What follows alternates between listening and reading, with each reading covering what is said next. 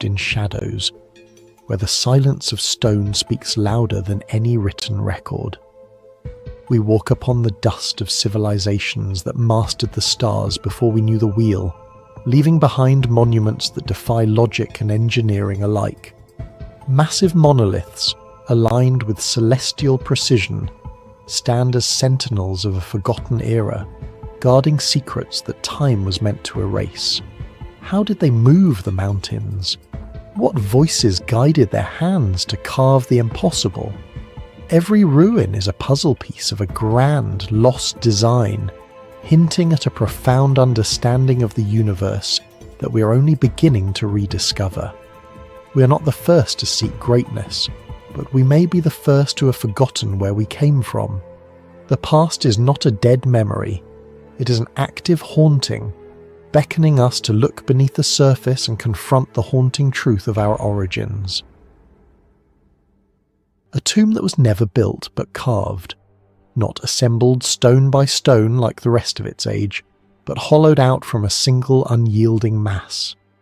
In the far north of Scotland, where Neolithic builders raise circles and chambers with carefully stacked slabs, one structure breaks every rule. It stands alone, silent and immovable, as if it were not constructed at all but revealed, cut out from the earth itself. And the question it leaves behind is unsettling in its simplicity. Why did this appear only once? The monument lies on the island of Hoy, part of the remote Orkney archipelago off the northern coast of Scotland. This region is one of the richest Neolithic landscapes in Europe, home to sites like Skara Brae and Maeshowe, where ancient communities built with precision using carefully arranged stones. These structures follow a pattern, deliberate, repeatable, and understood. But Dwarfy Stane does not belong to that pattern. It sits isolated in a barren valley, distant from ceremonial centres, detached from the architectural language of its time. The landscape around it feels less like a place of gathering and more like a place deliberately avoided. Unlike many ancient monuments, Dwarfy Stane was never truly discovered in the modern sense. It was always there, known to locals, embedded in folklore long before archaeology gave it context. Its name itself, Dwarfy, comes from old legends that attributed its creation to mythical beings, a reflection of how unnatural it must have seemed even to those who lived beside it. By the time antiquarians began documenting the site in the early modern period, it had already accumulated layers of history. Among them, an unexpected trace: Persian inscriptions carved into its walls by a 19th century traveller, a reminder that this place, though ancient, continued to draw curiosity across cultures and centuries. Closer examination reveals a structure that is deceptively simple, yet deeply perplexing. The monument is a massive block of old red sandstone, measuring roughly 8 meters in length. Instead of being assembled, it has been hollowed out to form a small chamber accessible through a narrow entrance. Inside, 2 stone platforms resemble beds, carved directly from the same rock, facing one another across a confined interior space. A separate slab, once used to seal the entrance, lies nearby, suggesting that the chamber could be closed off completely. No complex ornamentation covers the walls. No intricate carvings tell a story. And yet, the precision of the excavation is undeniable. The internal surfaces, though rough, are deliberately shaped. The proportions are controlled.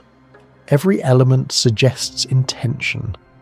Archaeological evidence points to a Neolithic origin, placing its creation around 3,000 years before the Common Era. But beyond that, the material record grows quiet. There are no clear burial remains, no definitive artifacts that anchor its purpose. What exists is the structure itself and the questions embedded within it. The central mystery of Dwarfy Stane is not what it is, but how it was made, and why it was made this way at all. Neolithic builders in Orkney were skilled, but their methods were consistent. They moved stones, shaped them, and assembled them into chambers. Here, that entire process is abandoned. Instead of constructing a space, someone chose to remove it from within a solid mass. This decision carries enormous implications. Carving into a single block of stone is labour-intensive, slow, and unforgiving. Every mistake is permanent. Every removal of material requires effort without the possibility of correction. And yet, the builders committed to this method, producing a space that, while small, is fully realised. The paradox is striking. The tools available at the time were primitive. Stone implements, perhaps supplemented by fire-setting techniques to fracture the rock. Against that limitation stands the result: a hollowed chamber with defined features, functional space, and structural coherence. It is not beyond the capabilities of Neolithic technology, but it pushes against its practical limits. Which raises a deeper question. If this was possible, why is it not seen elsewhere in the region? Interpretations of Dwarfy Stane remain divided. The most widely accepted theory identifies it as a tomb, a place of burial intended to house the dead in a sealed environment. The presence of the stone, beds, supports this view, suggesting spaces for bodies or ritual placement. Yet the absence of clear human remains complicates the narrative. If it was a tomb, it is an unusually silent one. Alternative theories propose that the structure served as a hermitage, a place of isolation for ritual or spiritual retreat. Its remote location, combined with its enclosed design, aligns with the idea of withdrawal from the world. Others suggest a more practical function, a temporary shelter adapted from an existing geological feature. But this interpretation struggles to explain the effort invested in shaping the interior. There is also the question of origin. Some researchers argue that the stone itself is a glacial erratic, transported to its current position by ancient ice flows. If true, this would mean the builders did not place the stone but selected it, choosing a solitary, out-of-place mass as the foundation for their work. This adds another layer of intentionality, suggesting that the monument was not only crafted but curated from the landscape. And then there is the broader cultural anomaly. In a region defined by constructed monuments, Dwarfy Stane stands as an outlier. No clear lineage connects it to earlier forms, and no tradition continues after it. It appears once, fully formed, and then disappears from the archaeological record. A singular experiment, or a lost idea. Dwarfy Stane does not overwhelm with scale. It does not dominate the horizon or command attention through size. Its power lies in its difference, in the quiet contradiction it represents. A structure that could have been built but wasn't. A method that could have been repeated but never was. In 1974, a group of farmers in northern China began digging a well during a drought. They were not searching for history, they were searching for water. What they found instead was the top of a human figure life-sized, carved from clay, staring upward from beneath the earth. At first, it looked like a broken statue. Within days, it became clear they had struck something far beyond a single artifact. Beneath their feet lay an entire army, buried for over 2,000 years, perfectly arranged, and completely forgotten. One of the greatest archaeological discoveries in human history did not begin with a planned excavation, it began with an accident. As archaeologists expanded the site, the scale of the discovery became almost impossible to comprehend. More than 8,000 soldiers emerged from the soil, arranged in precise military formation. There were infantry units, archers, cavalry, and chariots, each positioned as if awaiting orders. This was not a symbolic burial, it was a fully structured army. The soldiers were created to guard the tomb of Emperor Qin Shi Huang, the first ruler to unify China. But what makes this army unsettling is not just its size. It is the realization that it was designed to function, even in death, as an extension of imperial power. At first glance, the soldiers appear uniform. Look closer, and the illusion collapses. Every single face is different. Facial structures vary, hairstyles change, expressions shift subtly from calm to alert, from disciplined to almost humanly uncertain. This raises a disturbing question. Why invest such effort into individuality for figures that would never be seen?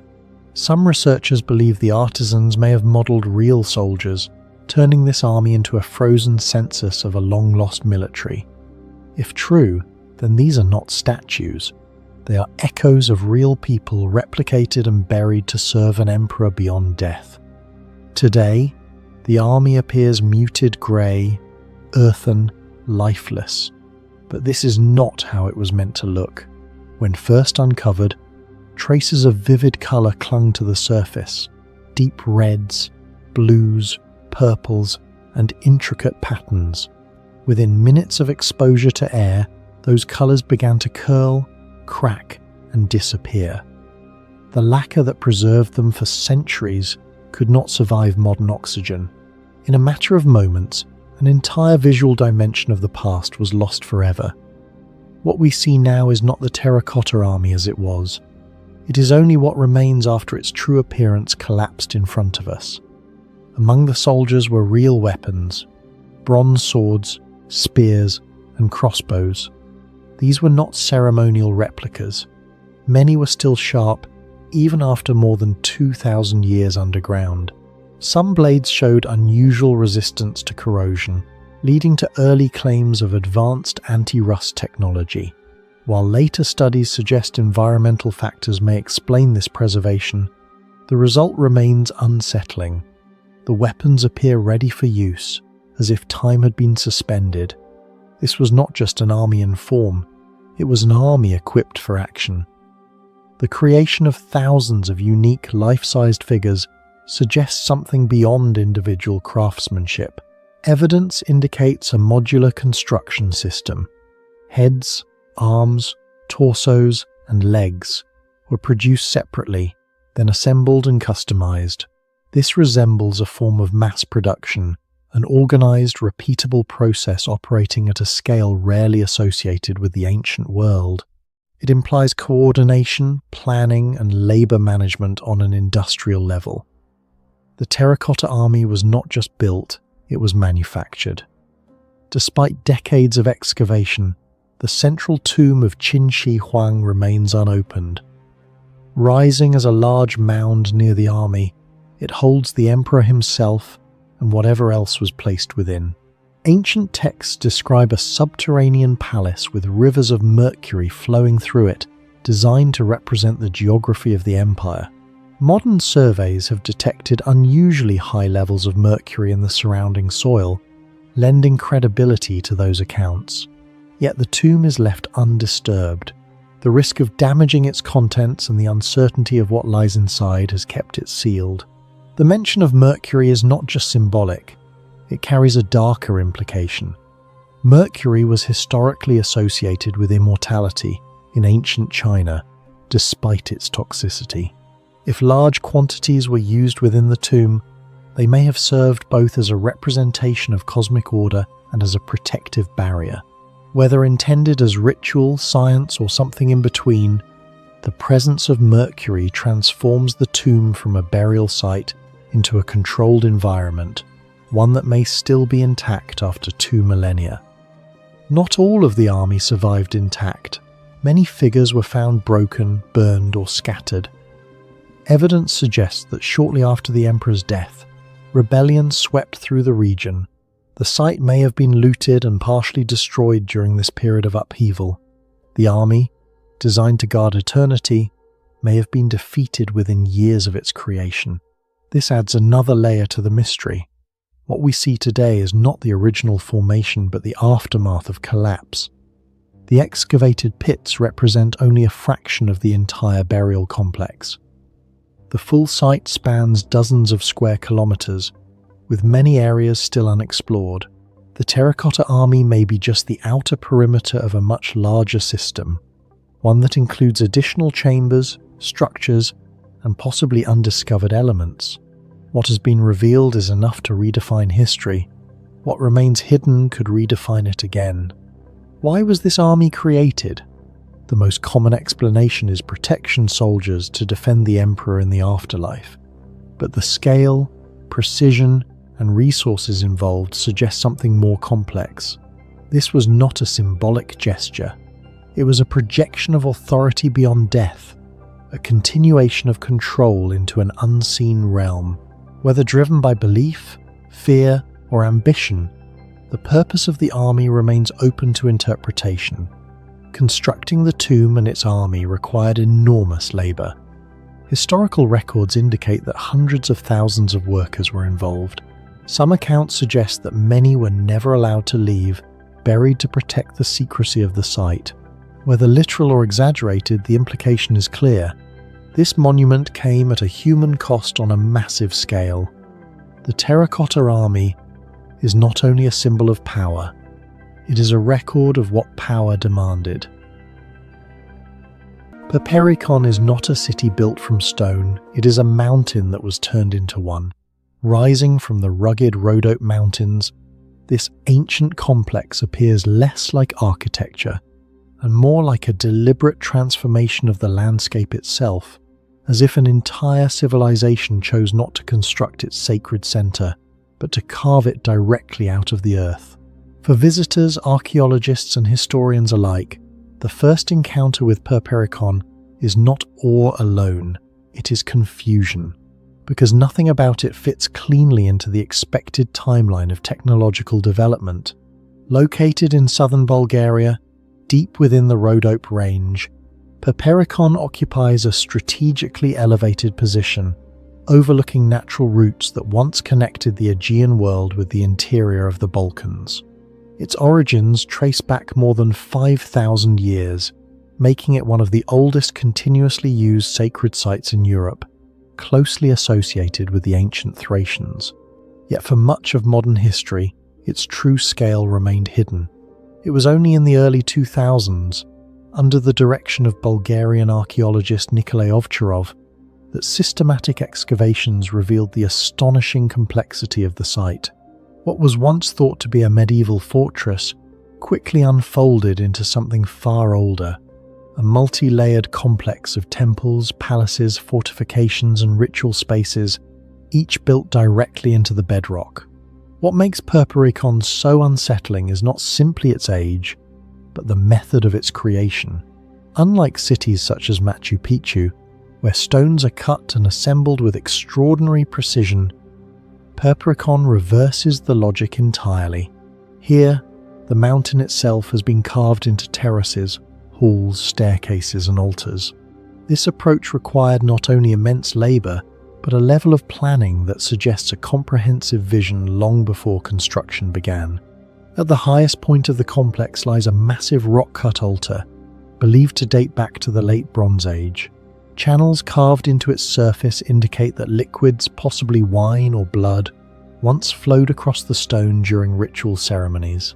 Some scholars have linked this altar to the legendary Temple of Dionysus, described in ancient Greek sources as a place where powerful prophecies were delivered. If true, Perperikon may have played a role in shaping decisions of rulers and empires, including those of figures like Alexander the Great, who was said to have sought divine guidance from such oracles. Excavations have also revealed a sprawling palace complex, carved into multiple levels of the mountain. The layout includes reception halls, living quarters, storage spaces, and defensive walls, all integrated into a single cohesive system. What is striking is the geometric consistency of these spaces. Despite being carved from hard volcanic rock, many surfaces are remarkably flat, and angles approach right precision, a result difficult to reconcile with the relatively simple tools attributed to the period. This creates a fundamental paradox. The technology assumed to exist at the time does not fully explain the results that can still be observed today. Further discoveries include an intricate network of staircases and passageways connecting different levels of the site. Some pathways lead to clearly defined functional areas, while others seem to end abruptly or serve no obvious purpose. These ambiguous routes have led to speculation that parts of Perperikon were designed not for practical movement, but for ritual procession guiding participants through a symbolic journey rather than a physical one. Archaeological layers at the site reveal continuous occupation across multiple civilizations. After its Thracian origins, Perperikon was expanded and reused during Roman and Byzantine periods, with fortifications and Christian structures added to the existing framework. However, the deeper layers, the oldest ones, remain the least understood. Unlike later editions, which follow recognizable architectural conventions, the earliest constructions appear to obey a different logic entirely, one that is still not fully deciphered. When compared to other ancient sites, Perperikon stands apart in both method and intention. While Petra is famous for its monumental facades carved into sandstone cliffs, its focus is largely external, a city of striking visual fronts.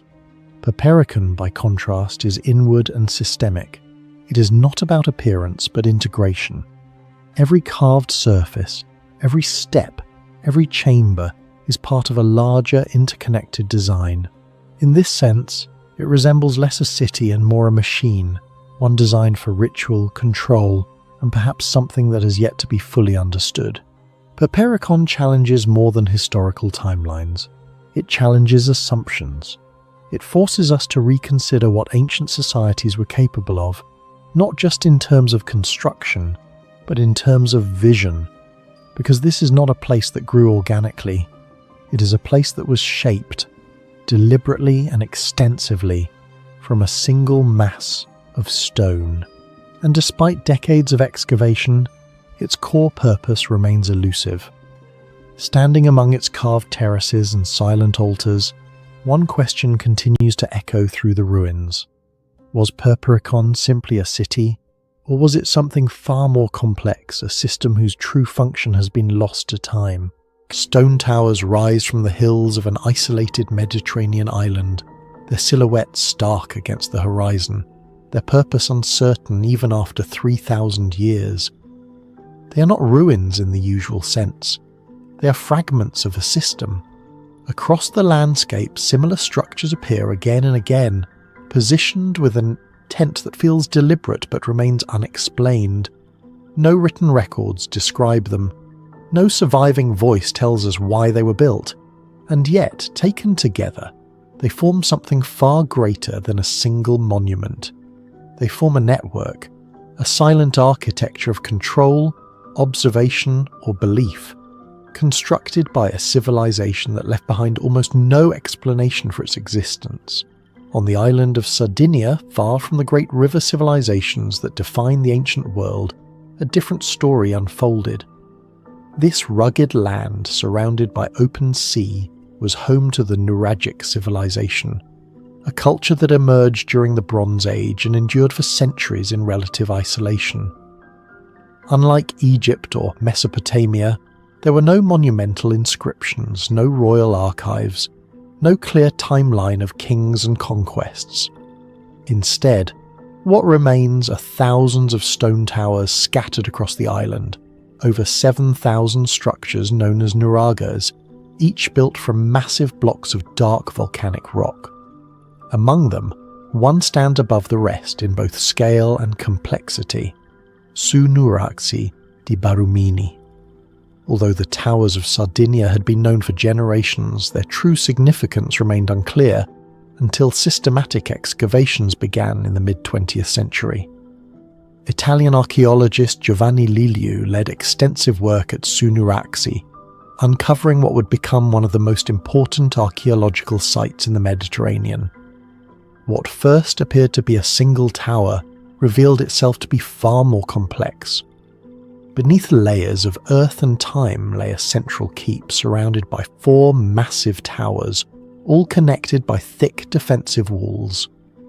Beyond this inner fortress, an entire village emerged, circular stone houses arranged in a dense, organic pattern, suggesting a thriving and organised community. The discovery transformed Sunuraxi from an isolated structure into the heart of a much larger system.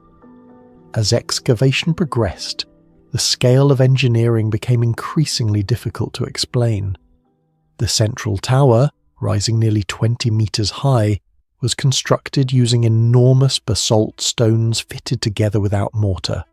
Inside, narrow staircases spiralled upward through multiple levels, leading to chambers that retained their structural integrity after millennia. The surrounding towers were integrated into a defensive ring, creating a complex that could be fortified and controlled. Evidence of continuous occupation suggested that the site evolved over generations, expanding and adapting rather than remaining static. Artifacts recovered from the surrounding village, tools, pottery, and evidence of daily life revealed a society that was not primitive, but highly organised. And yet the methods used to quarry, transport, and assemble such massive stones remain only partially understood, especially given the technological limitations of the Bronze Age. What makes Sunuraxi truly enigmatic is not the structure itself, but its relationship to the broader landscape. It does not stand alone. Across Sardinia, thousands of nuragis dot the terrain, often positioned within sight of one another. Around Sunuraxi, smaller satellite towers appear in patterns that suggest coordination rather than coincidence. These structures vary in size and complexity, but their distribution implies a system, one that may have connected distant communities across the island. The question is unavoidable. Why build so many? If these were purely defensive structures, their number seems excessive, especially in the absence of clear evidence for large-scale warfare. If they were symbols of power, the lack of inscriptions or identifiable rulers complicates that interpretation. Some researchers have proposed astronomical functions, noting that certain entrances and corridors align with solar events. Others suggest that the towers served as territorial markers, defining zones of influence in a fragmented landscape. But one of the most compelling possibilities is that they formed a communication network, an ancient system of visual signalling, where fire, smoke, or reflected light could transmit information across vast distances. Such a scenario, the island itself becomes a coordinated grid, each tower a node in a system designed to connect rather than isolate. Despite decades of study, no single theory fully explains the purpose of the nuragis. The debate remains open, shaped by the absence of written evidence and the ambiguity of the archaeological record. Some scholars argue that the structures represent a form of proto-urban organisation, a decentralised society capable of large-scale coordination without centralised authority. Others see them as ritual spaces, places where cosmology and architecture intersected in ways we no longer fully understand. There is also the question of technological capability. The precision with which the stones were placed, the stability of the corbelled vaults, and the longevity of the structures challenge assumptions about Bronze Age engineering. While not impossible within known techniques, the scale and consistency of construction suggest a level of expertise that is difficult to reconcile with the limited tools available at the time. Each new excavation adds detail, but rarely clarity. Instead, the mystery deepens, revealing a civilization that was both sophisticated and elusive. Today, the towers of Sardinia still stand, scattered across hills and valleys, enduring long after the people who built them have vanished. At Sunuraxi, the central fortress remains intact, its stones holding the memory of a system that once connected an entire island. There are no inscriptions to guide us, no definitive answers to resolve the questions, only architecture, silent, deliberate, and enduring. And perhaps that is the most unsettling aspect of all. A civilization capable of shaping its world on such a scale, chose not to leave an explanation. What remains is not a story, but a puzzle, one that has survived for 3,000 years, waiting for a voice that may never come.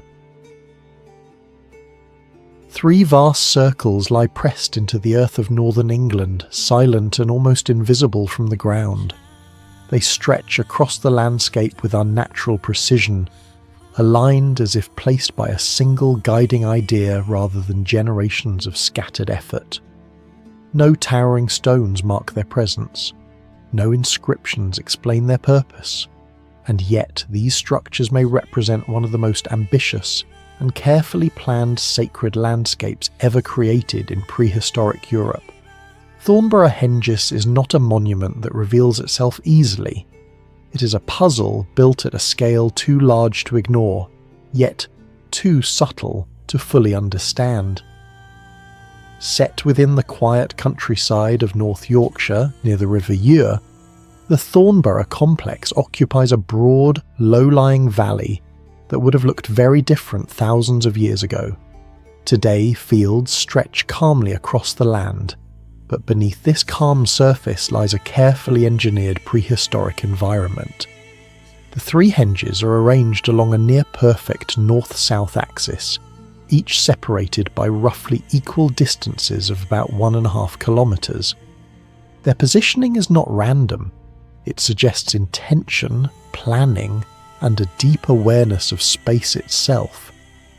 Surrounding the henges are additional features, long linear earthworks known as cursus monuments, burial mounds scattered across the landscape, and traces of human activity that hint at gatherings rather than permanent settlement. This was not simply a place where people lived, it was a place where something happened. Although the Thornborough Henges have been known for centuries, their true significance remained largely unrecognised until relatively recently. Early antiquarians in the 18th century noted the unusual circular earthworks, but without excavation or modern surveying techniques, their scale and alignment were poorly understood. It was only with aerial photography and systematic archaeological study in the 20th century that the full extent of the complex began to emerge. From above, the design becomes unmistakable. 3 massive circles, evenly spaced, aligned with striking accuracy. What once appeared as isolated features suddenly revealed itself as a coordinated system. This shift from scattered curiosity to unified landscape marked the beginning of a deeper question. Why would prehistoric communities invest so much effort into constructing something so vast yet so enigmatic? Archaeological investigations have provided fragments of insight, but never a complete answer. Radiocarbon dating places the construction of the henges in the late Neolithic period, roughly between 3500 and 2500 BCE. Excavations have uncovered evidence of human presence, animal bones, traces of burning, and deposits that suggest feasting or ritual activity. Yet something is conspicuously absent. There is little evidence of permanent habitation, no clear domestic structures, no signs of daily life unfolding over long periods. Instead, the evidence points toward episodic use, moments of gathering, of ceremony, of purpose that was not rooted in survival, but in meaning. Each henge itself consists of a circular ditch with an external bank forming a defined interior space. The labour required to construct these earthworks would have been immense, involving coordinated effort from large groups of people using only simple tools.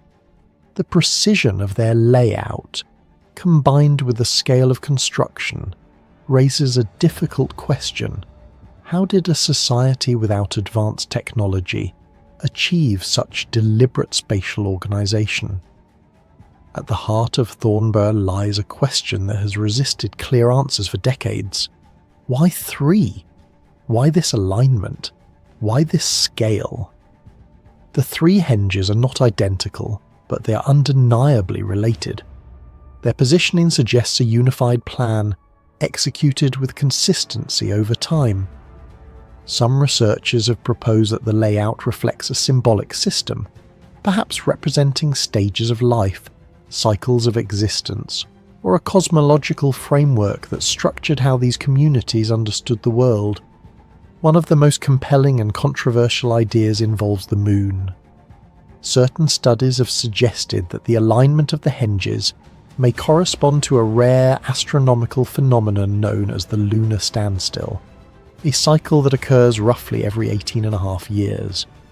During this cycle, the moon reaches its most extreme rising and setting points on the horizon. If Thornborough was designed to track or commemorate this cycle, it would imply a level of astronomical observation far more complex than traditionally attributed to Neolithic societies.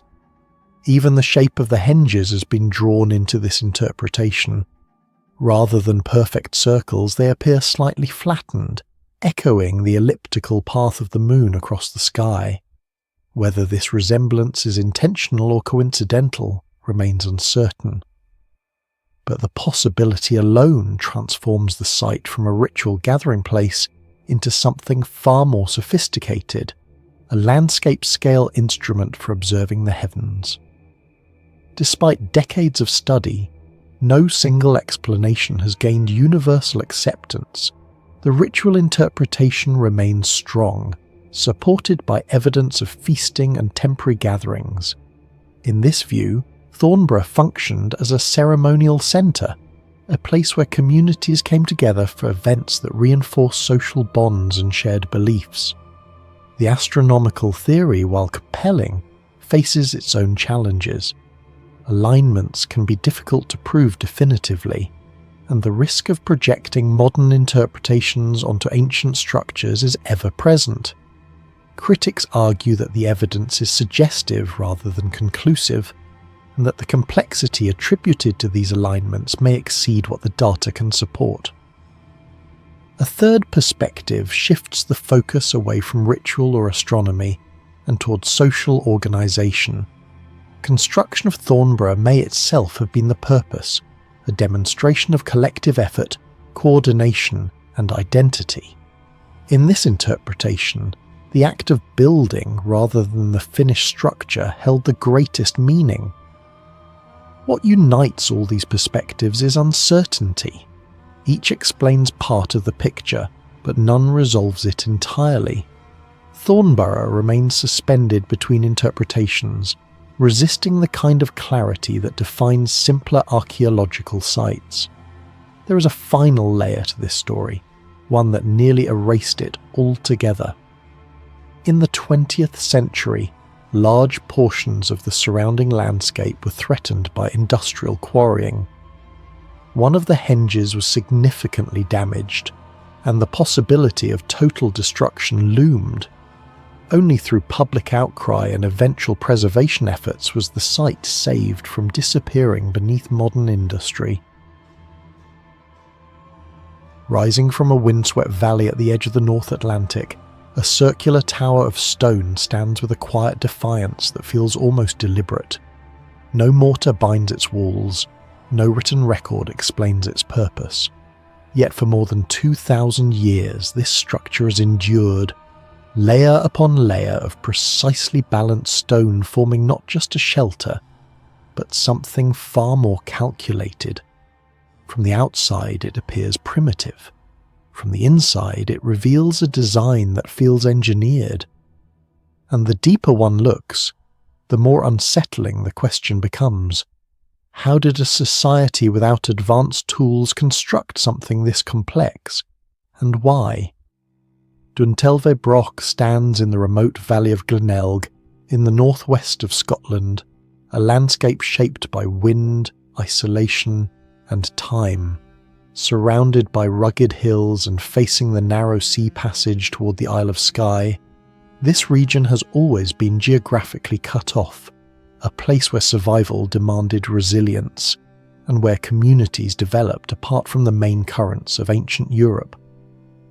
Nearby, another tower, Duntrodden Broch, rises from the same valley, forming a rare concentration of these enigmatic structures. Their proximity suggests intention, not coincidence, hinting at a broader system that once existed here, now almost entirely lost. Unlike monumental ruins buried beneath sand or jungle, Dun Telve was never truly lost. It remained visible across centuries, its silhouette embedded in the landscape long after the people who built it had vanished. Antiquarians in the 18th and 19th centuries began to document these towers, classifying them as brocks, a term now used to describe a unique type of Iron Age structure found almost exclusively in Scotland. Radiocarbon dating and comparative archaeology place their construction roughly between 500 years before the Common Era and the 1st century after it. Yet despite centuries of study, no written account survives from the builders themselves. There are no inscriptions, no blueprints, no narratives, only stone. Everything we know has been reconstructed from physical evidence, and even that evidence raises more questions than answers. Archaeological investigation has revealed that Dun Telve is not a simple tower, but a highly sophisticated piece of engineering. Its walls, more than 4 meters thick, are not solid. Instead, they are composed of 2 concentric layers of stone, creating a hollow interior space between them. Within this hidden cavity runs a staircase, spiraling upward inside the wall itself. Small chambers are embedded within the structure, accessible only through narrow openings, suggesting intentional design rather than accidental gaps. The construction method is equally remarkable. Built entirely from dry stone, without mortar, the broch relies on precise placement and weight distribution to maintain its stability.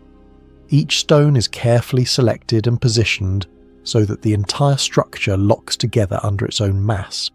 This is not crude stacking. It is controlled architecture. Evidence of occupation has been found at the base, including hearth remains and domestic artifacts, indicating that people once lived here. Yet the scale and complexity of the structure far exceed what would be necessary for simple habitation. Even more striking is the possibility that the tower once stood significantly taller than it does today, with upper levels that have long since collapsed. What survives may only be a fragment of its original form. At the heart of Dun Telve lies a contradiction. The people who built it are generally understood to have possessed relatively simple tools, iron implements, manual labour, and no advanced machinery. And yet the structure they created incorporates features that require planning, foresight, and an understanding of load distribution that feels unexpectedly advanced. Why construct a double-walled tower with internal staircases hidden within its own structure? Such a design demands that the builders conceive the entire system in advance. This is not a building that can be improvised. It must be planned from the ground up, every layer anticipating the next. The hollow walls are not decorative, they're integral to the design. They reduce weight, provide internal access, and create a structural system that distributes stress evenly throughout the tower.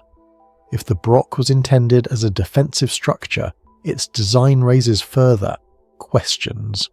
The narrow entrance and elevated heights suggest fortification, yet the internal layout is not optimized for sustained combat. If it was a dwelling, it is far more elaborate than necessary. If it was symbolic, then it represents an extraordinary investment of labour for a purpose we do not fully understand. The deeper one examines its architecture, the more it resembles not a simple building, but a deliberate statement, one whose meaning has been erased. Scholars have long debated the function of brochs like Dun Telve, and no single explanation has achieved consensus. One theory interprets them as defensive towers, built in response to social instability during the Iron Age. Another suggests they were high-status residences, symbols of power and prestige for local elites. A third proposes that they held ceremonial or communal significance, serving as focal points for ritual or identity. Yet each theory encounters limitations. The defensive model struggles to explain the absence of extensive weaponry or fortification systems beyond the tower itself. The residential theory cannot fully justify the immense effort required to construct such a complex structure for domestic use. The symbolic interpretation, while compelling, remains difficult to prove without written or cultural context. Perhaps the most unsettling aspect of the debate is not which theory is correct, but the realization that the knowledge behind these structures appears to emerge fully formed. Across Scotland, hundreds of brogs have been identified, each sharing core architectural principles yet exhibiting subtle variations. There is no clear evolutionary sequence, no gradual progression from simple to complex. Instead, the design appears suddenly, already refined, as if the builders were following a set of principles that has not survived. Dun Telve does not hide beneath layers of earth or myth. It stands in plain sight, its stones exposed to wind and rain, its structure open to inspection. And yet, it remains deeply mysterious, not because it is unseen, but because it is not understood. It challenges assumptions about the capabilities of the people who built it, forcing a reconsideration of what ancient societies knew and what they were capable of achieving. A tower without mortar, a design without a blueprint, a system without a surviving explanation. Dun Telve endures as a silent artifact of knowledge that once existed and then disappeared, and in that silence lies its most enduring question. If this level of understanding was possible 2,000 years ago, what else has been lost to time? Rising silently from the English countryside, a single stone stands taller than a two-storey building, its weight exceeding 40 tons, its purpose unknown, its origin unresolved. There are no inscriptions, no carvings, no obvious clues left behind by the people who placed it here. And yet, this monument has endured for thousands of years, defying weather, time, and perhaps most disturbingly, explanation. The Rudston Monolith is not simply an ancient object. It is a question carved into the landscape itself. How did a prehistoric society, without metal tools or advanced machinery, move and raise something this massive with such precision? And more importantly, why? The monolith stands in the quiet village of Rudston in East Riding of Yorkshire, England, embedded within the grounds of a medieval church, as if history itself has layered meaning upon meaning in this single location. Beneath the calm surface of the surrounding fields lies a chalk landscape, soft and easily worked, a stark contrast to the dense, coarse gritstone of the monolith itself. This geological mismatch is the first sign that something about this structure does not belong.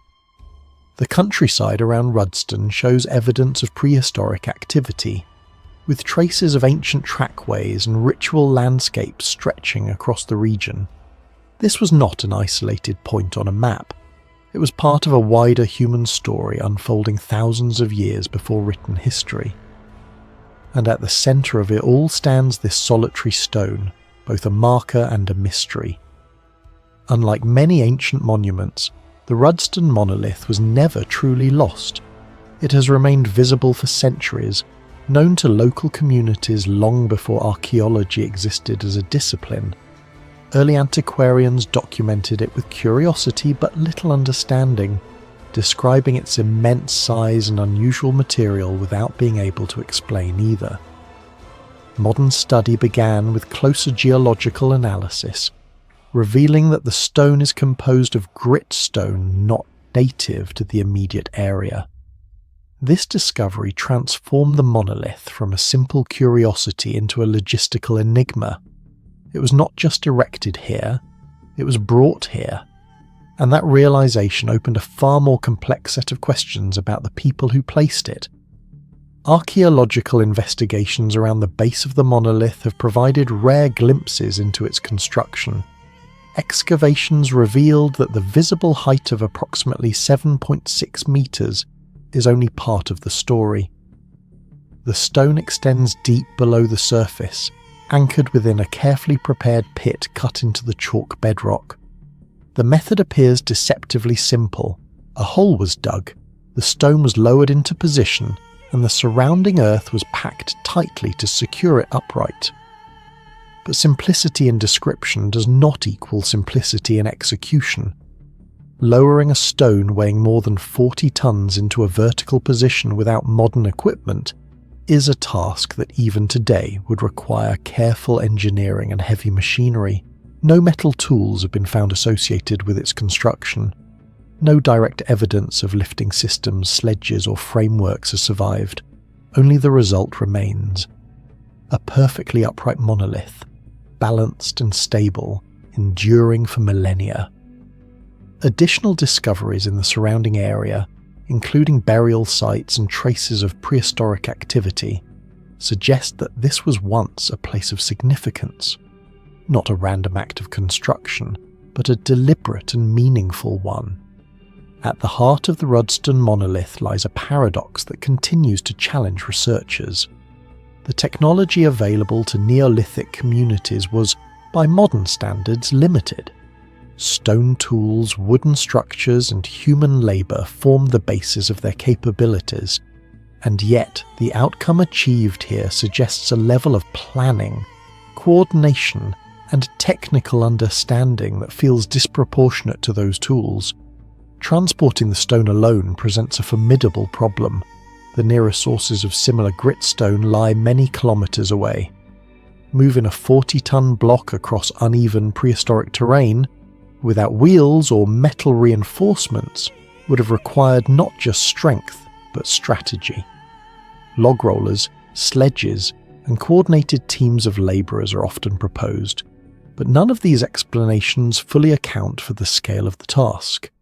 Then comes the act of raising the stone.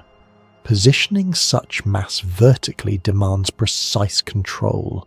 Too little support and the stone would fall. Too much force applied incorrectly, and it could fracture or sink unevenly into the ground. The balance achieved suggests not trial and error but knowledge that has not survived in any written form. And finally, there is the question of purpose. Unlike monuments such as Stonehenge, the Rudston Monolith stands alone, without an obvious arrangement or alignment that can be easily interpreted. Some theories suggest it served as a ritual marker, a focal point for ceremonies now lost to time. Others propose it marked territory or social identity, a declaration of presence and power. A few have attempted to link it to astronomical events, though the evidence remains inconclusive.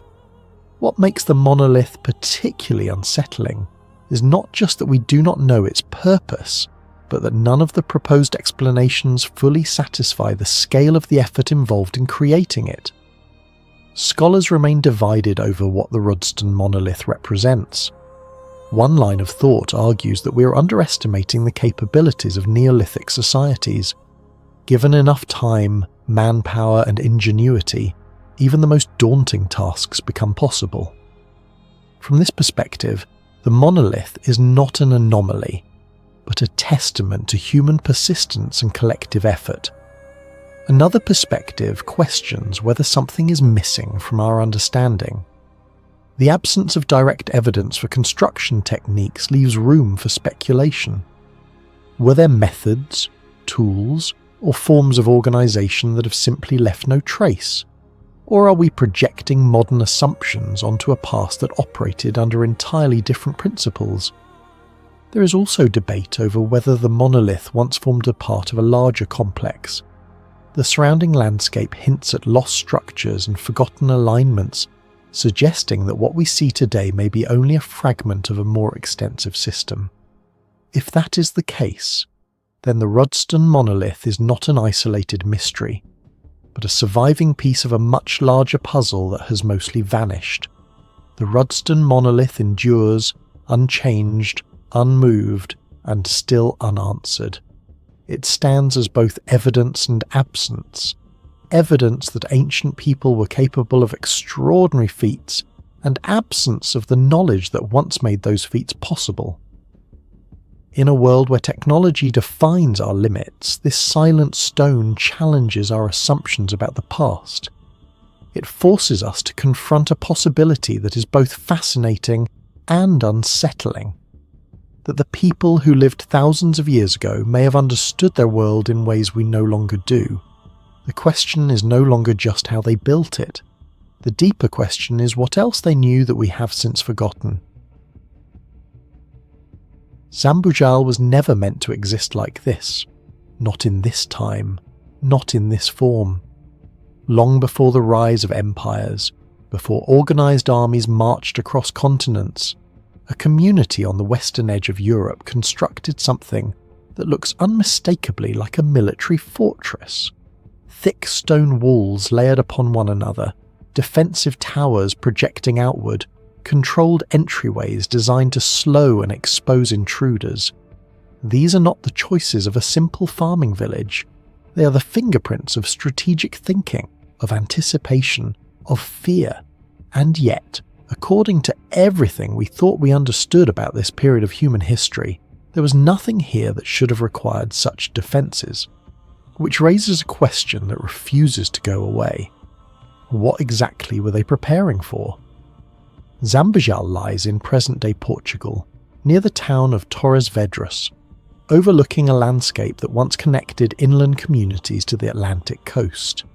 During the 3rd millennium before Christ, this region formed part of the Vila Nova de São Pedro culture, a network of settlements scattered across the Iberian Peninsula during the Copper Age. The environment was fertile, suitable for early agriculture, and strategically positioned along routes that facilitated the movement of goods, people, and ideas. From the outside, it should have been an ideal location for a modest settlement to grow gradually, quietly, without the need for monumental architecture. But Zambujal does not behave like a quiet settlement. It dominates its surroundings, not through size alone, but through design. Everything about its placement suggests control, surveillance, and preparation. The site first drew serious archaeological attention in the 20th century, when excavations began to reveal that what appeared to be a simple hilltop ruin was, in fact, a highly complex structure built and rebuilt over centuries. As layers were peeled back, archaeologists uncovered multiple phases of construction, each more elaborate than the last.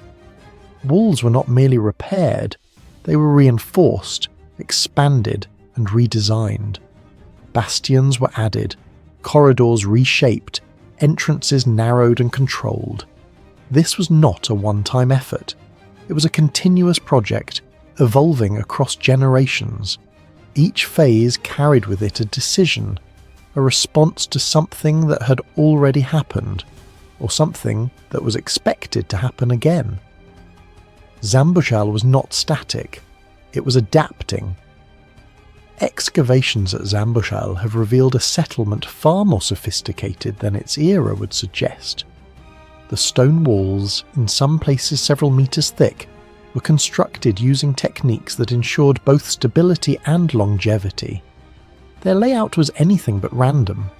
Defensive features such as overlapping lines of sight and protruding bastions indicate an understanding of how to control movement and maximize visibility over approaching terrain. These are principles associated with much later military architecture, yet here they appear in a prehistoric context. Within the site, archaeologists uncovered pottery of remarkable quality, carefully crafted and often decorated, suggesting a community with both skill and aesthetic awareness. Even more revealing were the materials that did not originate locally. Exotic goods transported across considerable distances point to Zambujal's role within a broader exchange network. This was not an isolated outpost. It was connected, integrated, and likely important. But the most unsettling discoveries came in the form of destruction layers. Evidence of burning, collapsed structures, and scattered projectiles indicates that the site did not simply decay over time. It was attacked, not once, but repeatedly. Each episode of destruction was followed by reconstruction, often with even stronger defences than before. The pattern is unmistakable. Conflict was not an anomaly. It was a recurring reality. The deeper the excavation went, the clearer the contradiction became. Zambujal exhibits all the hallmarks of a fortified stronghold designed to withstand sustained aggression, and yet it existed in a period when human societies are generally believed to have been relatively small, decentralized, and only sporadically violent. There is no clear evidence of large armies, no written records of organized warfare, no historical framework that comfortably accommodates what we see here. Why build walls this thick if the threat was minimal? Why redesign defences again and again if attacks were rare? Why invest so much labour into fortification if survival did not depend on it? One possibility is that Zambujal was not responding to isolated raids, but to a level of conflict far more structured and persistent than previously assumed. If true, this would push back the timeline of organised warfare in Western Europe by centuries, perhaps even millennia. Another possibility is that the fortress served a dual purpose, both defensive and symbolic, projecting power as much as it repelled enemies. But symbolism alone does not burn structures to the ground. Symbolism does not leave behind the physical scars of repeated assault. There is also the question of what was worth defending. The presence of trade goods suggests that Zambujal may have controlled access to valuable resources or key routes. If so, it would have been a target. But even this does not fully explain the scale of its defences. The architecture goes beyond necessity. It suggests anticipation of something relentless, something that required constant vigilance. Among archaeologists, Zambujal has become a focal point for a larger debate about the nature of early human societies. One school of thought argues that sites like this provide evidence that organised conflict emerged much earlier than traditionally believed. According to this view, the Copper Age was not as peaceful as once imagined. Instead, it was a period of increasing competition, where communities fortified themselves against both neighbours and outsiders in a landscape of shifting alliances and growing tensions. Another perspective challenges this interpretation, suggesting that the fortifications may have served as markers of status rather than purely functional defences.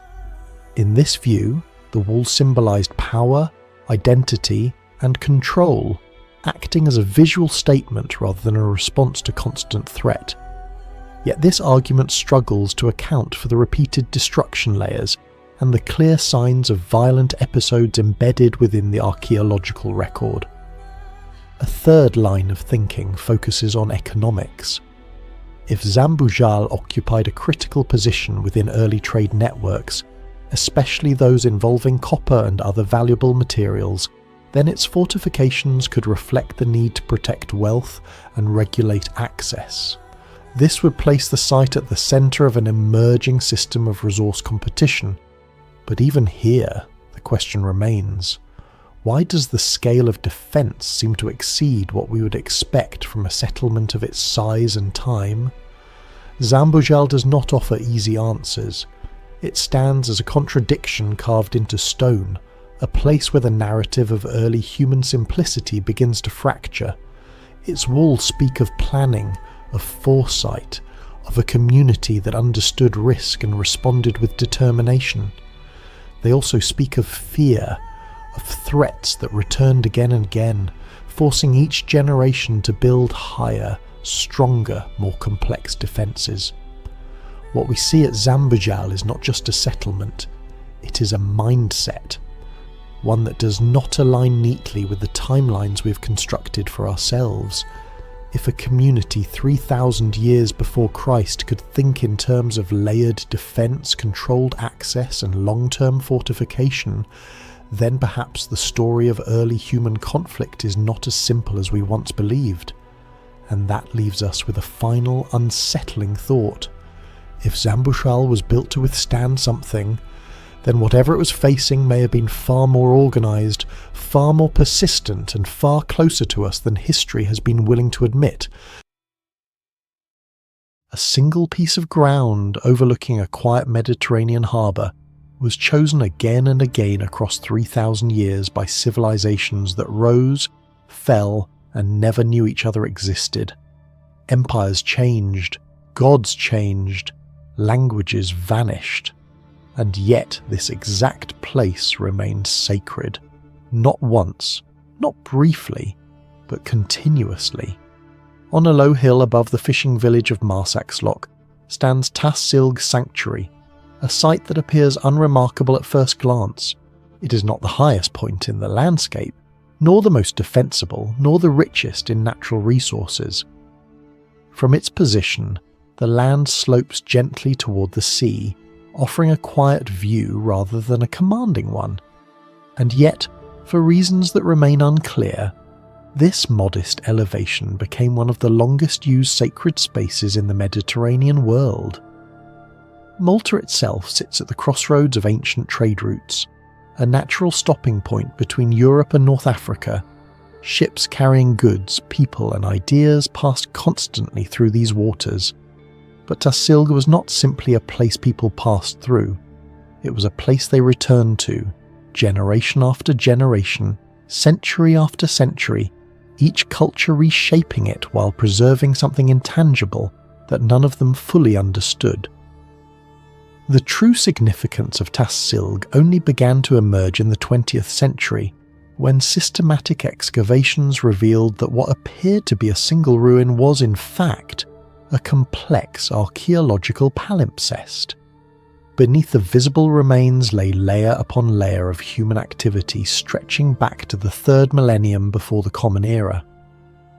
Early investigations uncovered massive stone blocks characteristic of Malta's prehistoric temple culture, a civilization capable of constructing megalithic structures long before the rise of Egypt's pyramids. These stones were not isolated fragments.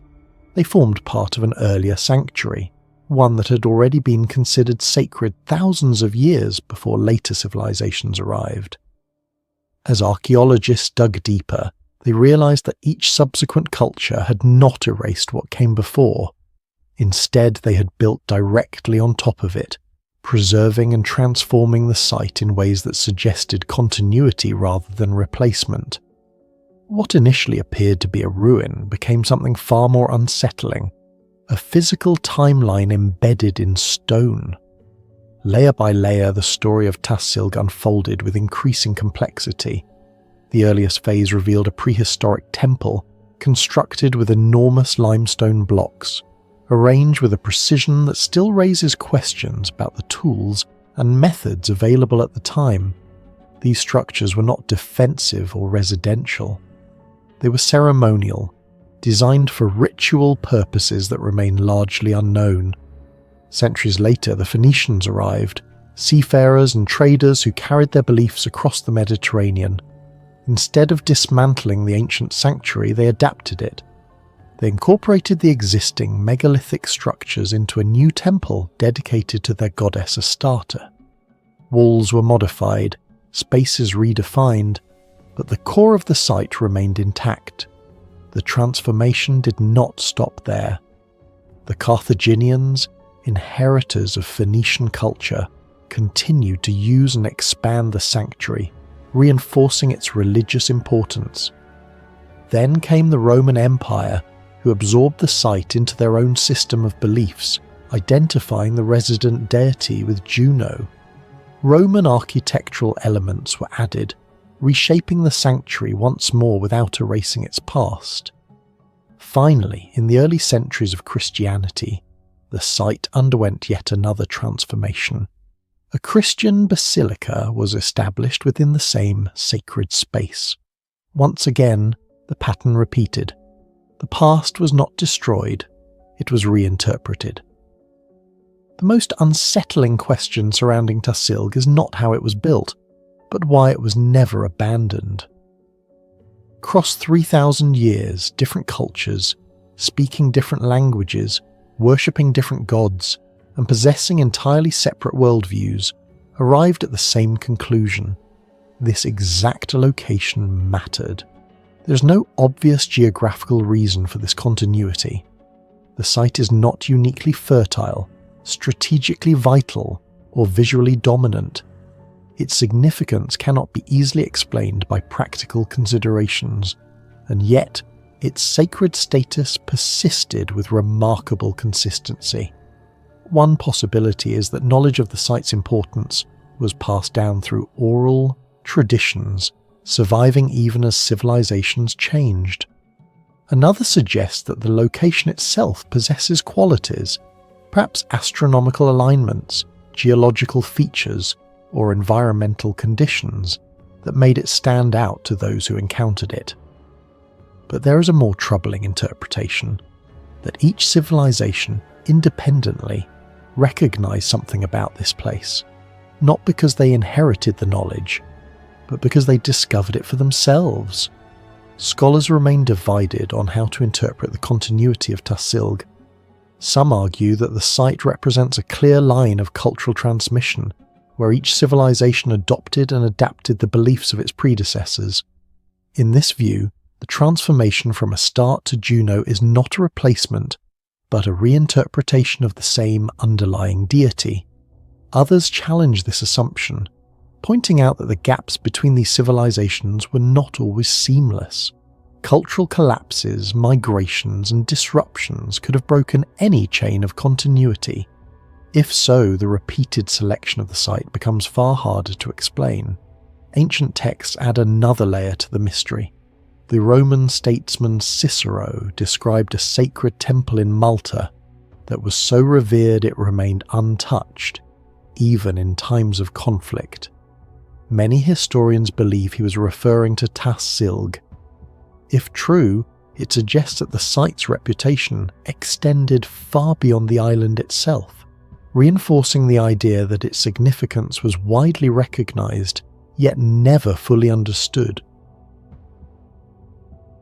The ritual had already begun. A young figure lay stretched across a stone platform, limbs drawn tight, the posture unnatural, deliberate. The air inside the chamber was thick with the residue of fire and something heavier. Anticipation, perhaps, or fear. Nearby, a blade rested within reach, its curved edge catching the faintest light. Around the chamber, others stood in fixed positions, each playing a role in a sequence that had likely been repeated before, refined over generations, understood only by those initiated into its meaning. Then the ground moved, not gently, not gradually, but with violent certainty. The stone walls trembled, cracked, and gave way. The ceiling collapsed in an instant. There was no time to flee, no time to react. The ritual stopped, not because it had ended, but because it was never allowed to continue, and in that single catastrophic moment, everything inside the temple was sealed, preserved, and hidden from the world for more than 3,000 years. What was happening inside that chamber would not be questioned again, until it was uncovered. On the northern slopes of Mount Juctus, overlooking the plains near Heraklion on the island of Crete, lies the fragmented remains of a structure that was never meant to be ordinary. The site sits elevated above the surrounding land, positioned with intent, facing outward across the valley as though it were meant to observe, or perhaps to be seen. This region formed part of the world of the Minoan civilization, a society that flourished during the Bronze Age, and left behind some of the most visually striking and architecturally advanced remains of the ancient Mediterranean. Their cities, such as Knossos, reveal a culture of complexity, artistry, and apparent stability. Yet Mount Juktas itself held a different kind of significance. It was not simply a geographic feature, it was sacred terrain.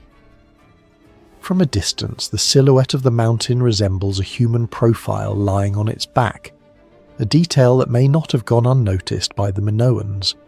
Some later traditions even associated it with the resting place of a god. Whether symbolic or coincidental, the mountain was deeply tied to ritual activity.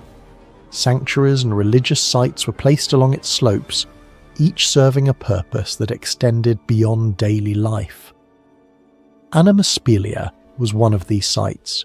Its placement, its isolation, and its structure all suggest that it was designed for controlled, intentional acts, rituals that required privacy, elevation, and connection to something beyond the visible world. In 1979, the quiet slope of Mount Juktas became the focus of a systematic excavation led by Greek archaeologist Yannis Sakellarakas. What began as a standard investigation into Minoan religious architecture quickly evolved into something far more unusual. As layers of soil and collapsed stone were removed, the outlines of a small temple began to emerge. Unlike many ancient structures that had been gradually worn down by time, this one told a different story. The walls had not eroded, they had fallen. The roof had not disappeared, it had collapsed inward. The destruction was sudden, violent, and complete. Further analysis pointed toward a powerful earthquake, likely occurring in the 17th century BCE, a period already known for seismic instability in the region. But the most extraordinary aspect of the discovery was not the cause of the destruction. It was what had been preserved because of it. Inside the temple, beneath the collapsed debris lay human remains. Not scattered randomly, not displaced by centuries of disturbance, but positioned in ways that suggested they had not moved since the moment the structure fell. It was as though time itself had stopped at the exact instant of catastrophe, capturing the final positions of those inside and holding them in place for millennia. This was not just a ruin, it was a scene.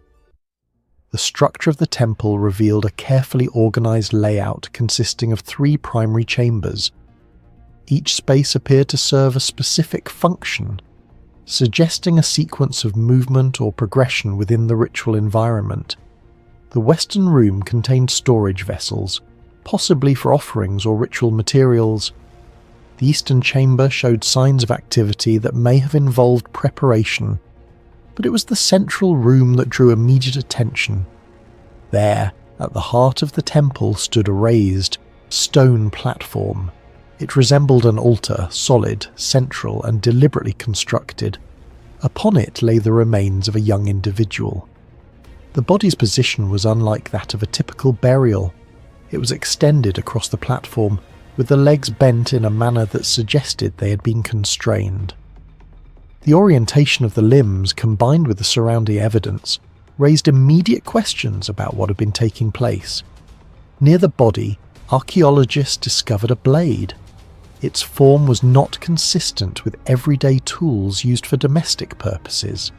Instead, it matched known examples of ceremonial implements, objects designed not for utility, but for ritual. Elsewhere in the chamber, another skeleton was found near what may have been a ritual installation or offering table. A third individual, possibly a priest or officiant, was located close to the central area, positioned in a way that suggested involvement rather than observation. Near the entrance, a 4th skeleton lay as though caught mid-movement, perhaps attempting to escape as the structure began to collapse. Evidence of burning was also present. Charred fragments and ash deposits indicated that fire played a role in whatever activity had been taking place. When combined with the spatial arrangement of the chambers, the positioning of the bodies, and the presence of ritual objects, the site began to present a coherent but deeply unsettling narrative. At the centre of Anemospilia lies a question that continues to divide interpretation. Was this a human sacrifice? The physical evidence appears to align with that possibility. A body placed upon an altar-like structure, limbs arranged in a way that suggest restraint, a blade positioned nearby, consistent with ceremonial use, a ritual setting interrupted at what seems to be a critical moment. If this interpretation is accurate, it would represent one of the clearest archaeological indications that the Minoans engaged in ritual human sacrifice. Such a conclusion would stand in stark contrast to the prevailing image of their culture, a society often portrayed as peaceful, refined, and largely devoid of violent practices in its surviving artistic record. To accept this interpretation would require a reassessment of that image. It would suggest that the absence of evidence in art does not equate to the absence of such practices in reality. It would imply that certain rituals, perhaps considered too sacred or too extreme, were never depicted visually, leaving only rare and accidental moments like Anemospilia to reveal them. And yet the evidence, while compelling, is not definitive. It invites interpretation, but does not demand a single conclusion. From the moment the findings were presented, the interpretation of Anemospilia became a subject of intense academic debate. Those who support the sacrifice hypothesis point to the convergence of multiple elements: the altar, the positioning of the body, the possible signs of restraint, and the presence of a ceremonial blade all suggest a ritual act that had progressed to a critical stage. The sudden destruction of the temple may have preserved this moment before it could be completed, offering a rare glimpse into a practice that would otherwise leave little trace. Others, however, argue for a more cautious approach. Earthquakes are chaotic events, capable of shifting bodies, collapsing structures, and altering spatial relationships in unpredictable ways. What appears to be intentional positioning may, in part, be the result of structural collapse. The interpretation of restraint is based on skeletal positioning rather than preserved bindings. The blade, while ceremonial in appearance, may not have been used in any act of violence. There is also the broader cultural context to consider. Minoan art, which provides much of the insight into their beliefs and practices, does not clearly depict human sacrifice. While absence of evidence is not evidence of absence, it complicates the argument. Accepting Anemospilia as a proof of such a practice would mean placing significant weight on a single site, one that is, by its nature, highly unusual. And yet it is precisely this unusual nature that keeps the debate unresolved.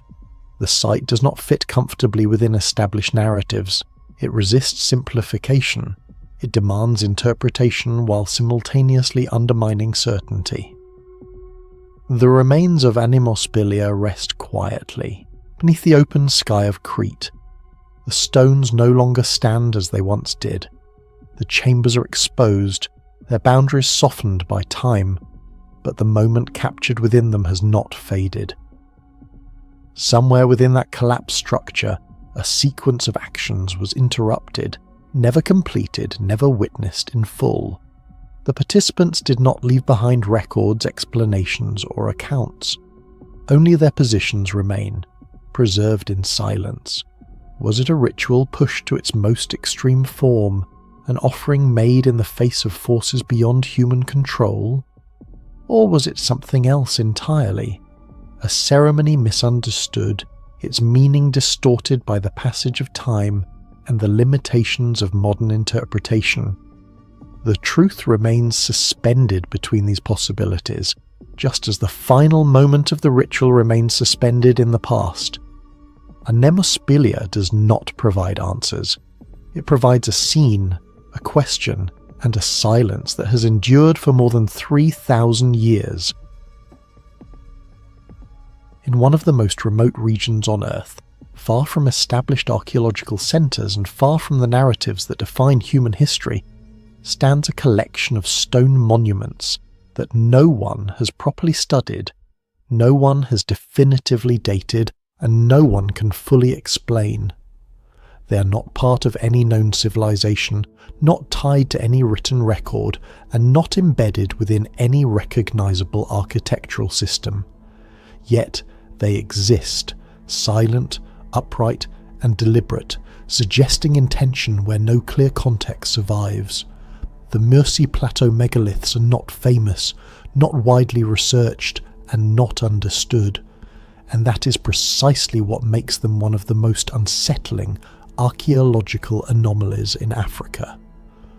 These stones are scattered across the highlands near the Upano Valley, a region known more for its living cultures than for its ancient ruins. This is the homeland of the Mercy people, a pastoralist community whose traditions have endured for centuries in relative isolation. The terrain is rugged, the infrastructure minimal and access limited even by modern standards.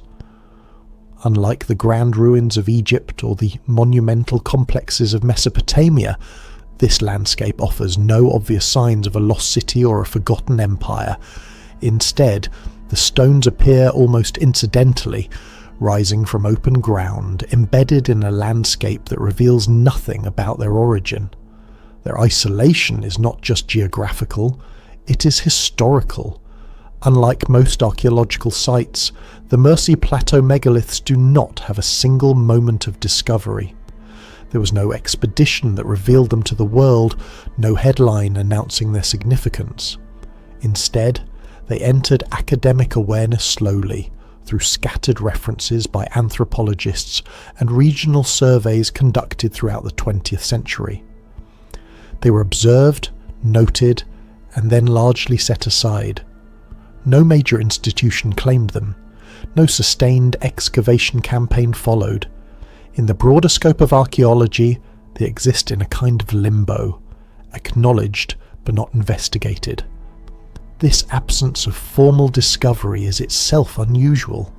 Most ancient structures gain importance through the act of being studied.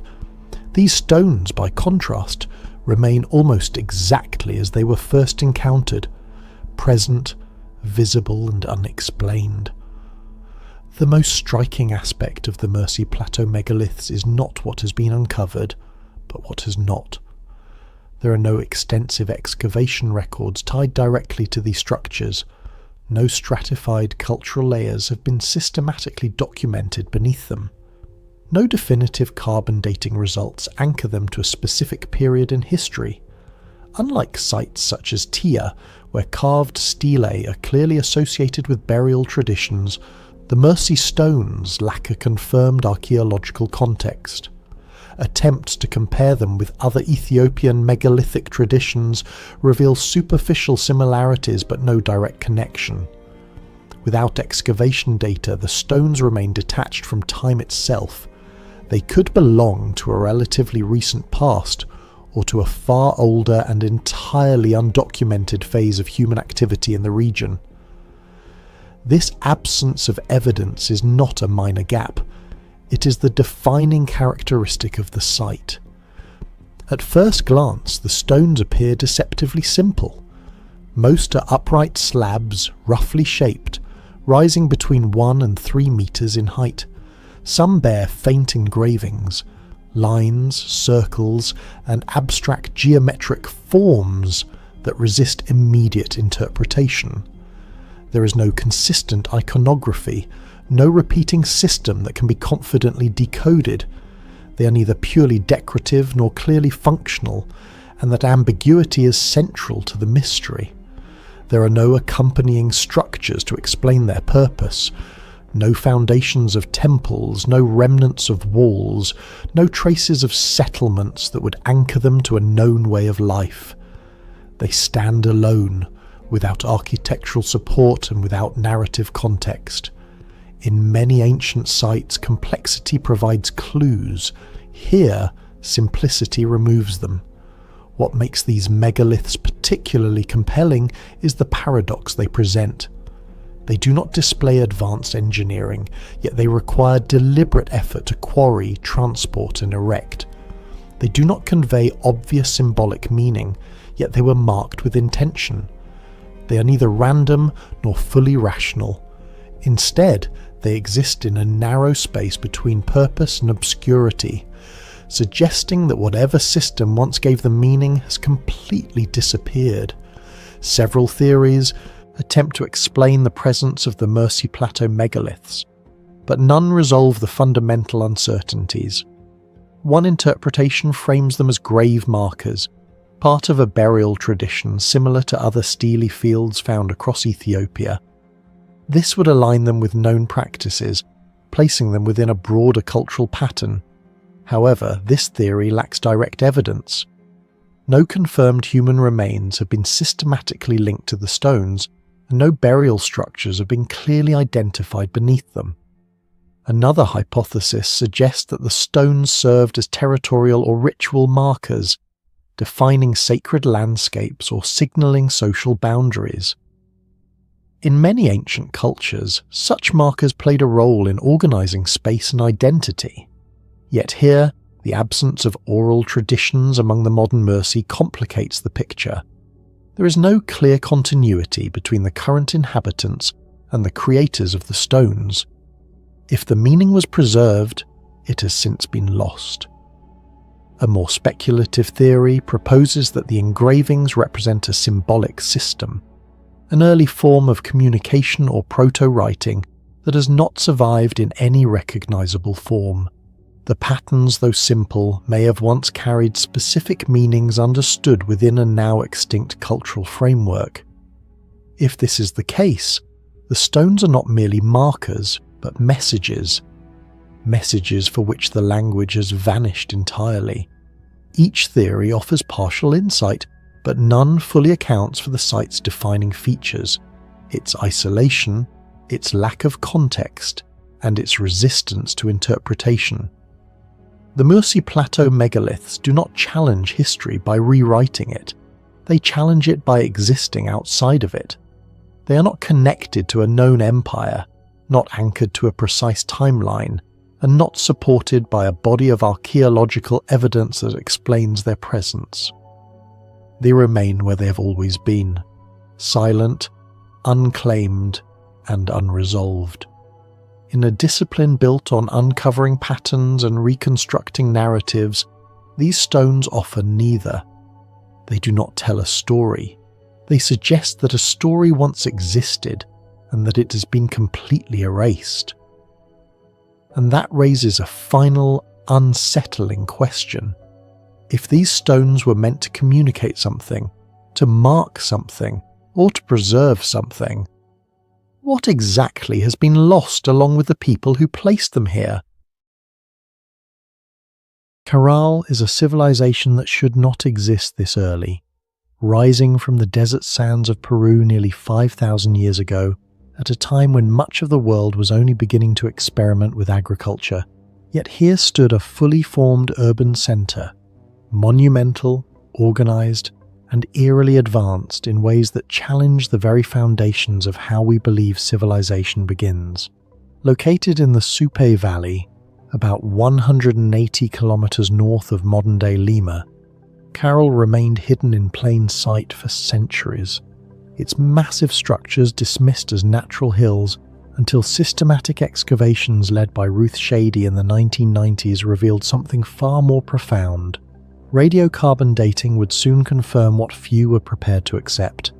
Caral dates back to around 3000 BCE, making it one of the oldest known cities in the Americas, contemporaneous with early phases of ancient Egypt, and even predating many urban developments in Mesopotamia.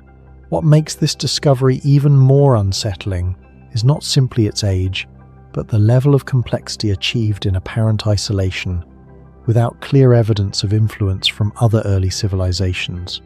The city itself spans approximately 66 hectares and contains at least 6 large pyramid structures, some rising over 28 meters high, surrounded by residential zones, ceremonial plazas, and carefully planned architectural alignments. Among its most striking features are the sunken circular plazas, perfectly proportioned depressions in the ground, lined with stone, designed in a way that suggests not only ceremonial use, but also an understanding of acoustics.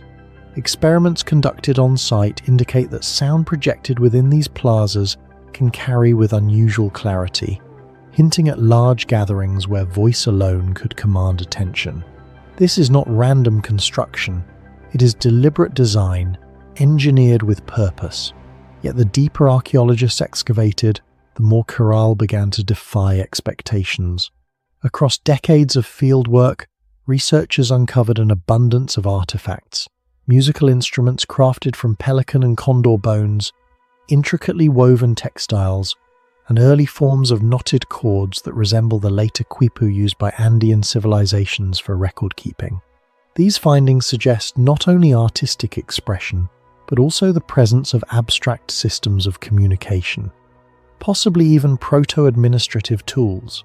However, one category of artifact remains conspicuously absent: weapons. No swords, no spearheads, no fortifications, no signs of defensive walls or organized warfare have been identified within the site. This absence forms the core of Caral's greatest mystery. How does a society mobilize the labor required to construct massive pyramids moving thousands of tons of stone, coordinating large-scale architectural projects without evidence of coercion, conflict, or militarization? In most early civilizations, from the fortified cities of Mesopotamia to the defensive structures of later Andean cultures, large-scale construction is closely tied to hierarchy enforced by power, often backed by violence. Caral, by contrast, appears to have functioned under a different paradigm, one where social cohesion may have been maintained through religion, shared ideology, or economic interdependence rather than force. The engineering itself adds another layer to the enigma. Excavations have revealed the use of shikra bags, woven fiber sacks filled with stones, used as foundational elements within the pyramids. These flexible units act as primitive shock absorbers, allowing structures to withstand seismic activity in a region prone to earthquakes. While simple in concept, this technique demonstrates a practical understanding of structural resilience that would not be formally articulated in engineering terms for millennia. The question is not whether this method works, it clearly does, but how such insight emerged so early in human history. Equally puzzling is Caral's economic foundation. Unlike other early civilizations that relied heavily on staple crops such as wheat or barley, Caral's sustenance appears to have been closely tied to maritime resources. Archaeological evidence points to a diet rich in fish, particularly anchovies and sardines, supported by extensive fishing networks along the Pacific coast. Cotton, cultivated inland, was used not for clothing but for manufacturing fishing nets, creating a symbiotic relationship between coastal and inland communities. This economic model, an urban civilization sustained not by large-scale agriculture but by marine exploitation, stands in stark contrast to traditional theories of how complex societies emerge. Over time, continued excavations have refined but not resolved these questions. Each layer uncovered adds detail without delivering closure. By around 1800 BCE, Caral was abandoned. There is no clear evidence of invasion or catastrophic destruction. Instead, gradual environmental changes, possibly linked to shifts in climate patterns or intensified El Niño events, may have destabilized the delicate balance upon which the civilization depended. Yet even in decline, Caral leaves behind no definitive explanation for its rise or its fall. Monte de Codi is a structure that should not exist where it stands. Rising from the quiet plains of northern Sardinia, it resembles a stepped pyramid or a Mesopotamian ziggurat, an architectural form that belongs thousands of kilometers away and thousands of years ahead in cultural development. Yet here it is, built between roughly 4000 and 3000 BCE, long before complex monumental architecture was expected to emerge in prehistoric Europe. To stand before it today is to confront a contradiction, a monument that appears too advanced, too deliberate, and too culturally displaced to fit comfortably within the timeline we think we understand. Location and discovery. Monte de Codi lies near Sassari on the island of Sardinia, surrounded by open fields that give little hint of the anomaly embedded within them. Unlike Egypt's monumental complexes or Mesopotamia's urban centres, this site exists in isolation, with no vast city, no defensive walls, and no obvious supporting civilization of comparable scale. For centuries, it remained overlooked, appearing little more than a weathered mound. It was not until the 1950s that Italian archaeologist Ercole Contiu began systematic excavations, revealing something far more deliberate beneath the surface. As layers of earth were removed, a massive stone platform emerged, complete with a long, straight ramp leading upward to a raised altar. The geometry was unmistakable. This was not a natural formation, nor a simple accumulation of debris. It was a carefully planned structure, built in stages, with an architectural logic that echoed far more complex societies. Radiocarbon dating placed its earliest phase in the late Neolithic, around 4000 BCE, with a later reconstruction occurring centuries afterward. What initially appeared to be a modest ritual mound transformed into one of the most perplexing prehistoric monuments in Europe. The mysteries and discoveries. Excavations revealed that Monte de Codi was not a single construction, but at least two distinct phases. The earliest version consisted of a smaller platform, already elevated and accessible by a ramp. At some point, this original structure was intentionally buried or dismantled, and a larger, more imposing platform was constructed directly above it. This second phase expanded the site's footprint and refined its form, suggesting not only continuity of purpose but a significant increase in organizational capability. The deliberate destruction of the earlier structure raises immediate questions. Why replace a functioning ceremonial platform with a larger one that follows the same conceptual design? Surrounding the main platform, archaeologists uncovered a series of ritual elements. A large stone altar sits prominently in front of the ramp, accompanied by the remains of animal sacrifices, including cattle and sheep. The scale of these offerings implies organized, repeated ceremonial activity rather than isolated events. Nearby, massive standing stones menhirs dot the landscape, some weighing several tons. Their placement appears intentional, possibly marking sacred boundaries or aligning with ritual pathways, though no definitive pattern has been universally agreed upon. The construction itself presents another layer of mystery. The platform is composed of large limestone blocks, carefully arranged to create a stable, elevated structure. The ramp, extending tens of meters in length, leads directly to the summit, where ceremonies likely took place in full view of participants gathered below. This design is strikingly similar to the ziggurats of ancient Mesopotamia, such as those found in cities like built more than a millennium later. The resemblance is not superficial. It lies in the conceptual framework of elevating sacred space above the natural ground, creating a physical and symbolic connection between earth and sky. Yet there is no clear evidence of direct contact between Sardinia and Mesopotamia during this period. Comparisons with other prehistoric European sites only deepen the enigma. Megalithic structures like Stonehenge, constructed around 3000 BCE, demonstrate advanced understanding of alignment and stone transport, but follow entirely different architectural principles. Stonehenge emphasizes circular arrangement and astronomical alignment, while Monte de Codi is linear, elevated, and platform-based. Similarly, early Mediterranean sites show evidence of communal ritual spaces, but none replicate the stepped, ascending form seen here. It is as though Monte de Codi belongs to an architectural lineage that does not exist anywhere else in Europe. Further excavations uncovered pottery fragments, tools, and traces of habitation, indicating that the site was part of a broader cultural landscape rather than an isolated monument. However, the surrounding settlements do not exhibit the same level of architectural ambition.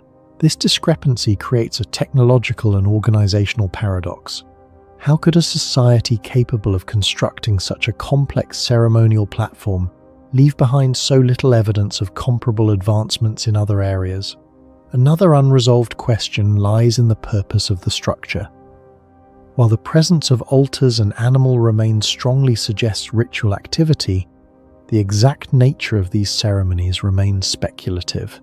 Some researchers propose that Monte Dakodi functioned as a central gathering place for dispersed communities, a site where social, religious, and possibly political activities converged.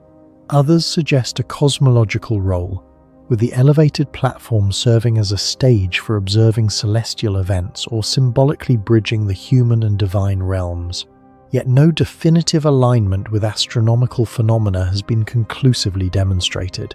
The site's isolation amplifies its mystery.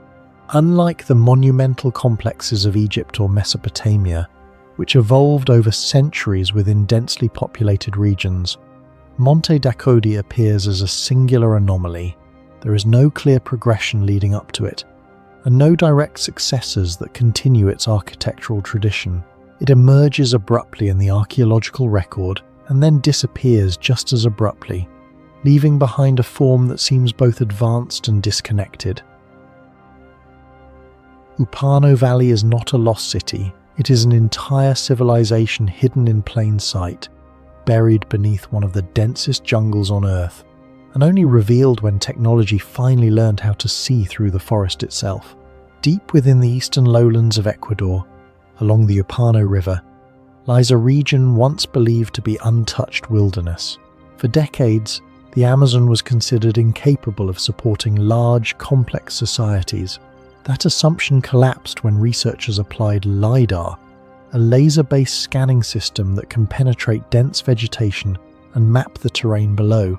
What emerged was not a few ruins, but an entire network of human-made structures, thousands of them arranged in patterns too precise to be natural. Archaeological surveys have identified more than 6,000 rectangular platforms built from earth and organized into clusters. Many rise several meters above the ground, forming stable foundations likely used for homes, communal spaces, or ritual structures. Their uniform shape and repeated layout suggest deliberate planning rather than organic growth. In several areas, these platforms form what appear to be neighborhoods, connected through a broader system. That system is defined by an extensive network of roads, long, straight causeways, some stretching for kilometers, link different clusters together. In places, these roads reach widths of 10 to 20 meters, cutting directly across uneven terrain. In a rainforest environment where vegetation quickly erases human traces, maintaining such straight and consistent routes would have required coordination, labor, and long-term organization. These are not simple paths, they are engineered connections, implying a level of infrastructure rarely associated with ancient Amazonian societies. Excavations and mapping reveal signs of hierarchy within this network. Larger platforms and mound-like structures appear at central points, possibly serving as ceremonial or administrative hubs. Surrounding them are smaller residential clusters, suggesting a structured layout rather than scattered habitation. The scale of construction implies a population potentially in the tens of thousands, far beyond what earlier models of Amazonian life considered possible. What makes this civilization particularly striking is how it achieved such organization using almost entirely earth. Unlike the monumental stone architecture of the Maya civilization or the precisely cut masonry of the Inca Empire, Upano Valley shows no reliance on durable materials like stone, yet the consistency of its platforms and the straightness of its roads indicate careful measurement and planning. This raises a critical question. How did a society without advanced tools or materials maintain such precision across a landscape of this scale? The alignment of structures also suggests intentional design. While research is ongoing, some patterns hint at standardized orientation, possibly linked to environmental or even astronomical references. In other ancient cultures, such precision often reflects deeper systems of knowledge. Whether Upano Valley followed similar principles remains uncertain, but the possibility adds another layer to its complexity. Equally mysterious is what has not been found. Despite the scale of the settlement, There is a relative absence of artifacts typically associated with advanced societies, no extensive metal use, no writing systems, and limited monumental art. This creates a paradox. A civilization capable of reshaping an entire landscape leaves behind minimal conventional evidence of technological advancement. It suggests that complexity here was expressed through organization and environmental adaptation rather than through durable materials. The disappearance of this society is just as unclear. There is no strong evidence of violent collapse or sudden destruction.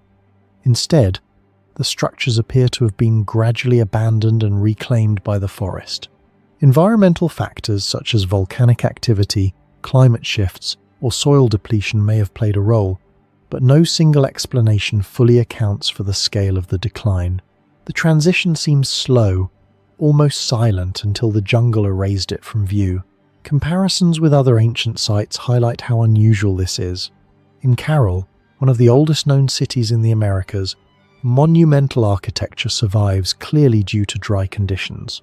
Upano Valley, by contrast, existed within one of the most aggressive ecological environments on Earth, where organic decay is rapid and visibility is nearly impossible.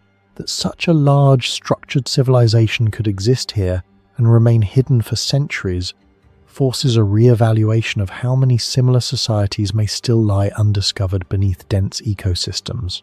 What Upano Valley ultimately reveals is not just a lost civilization, but a flaw in how we interpret absence. For generations, the Amazon was defined by what could not be seen. Now, with the forest stripped away digitally, a different reality emerges, one in which vast human systems once thrived where we assumed none could exist. If thousands of structures, kilometers of roads, and the remains of a large population can stay hidden for so long beneath a single stretch of rainforest, then the question is no longer whether other lost civilizations exist, but how many are still waiting, concealed beneath landscapes we have yet to truly understand.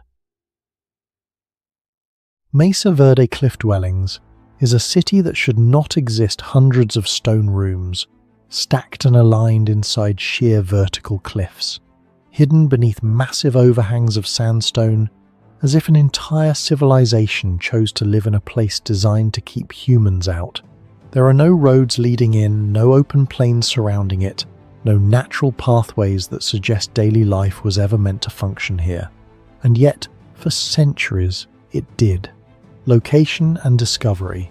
Located in the high desert of Colorado, Mesa Verde is a vast plateau carved by deep canyons and towering sandstone walls.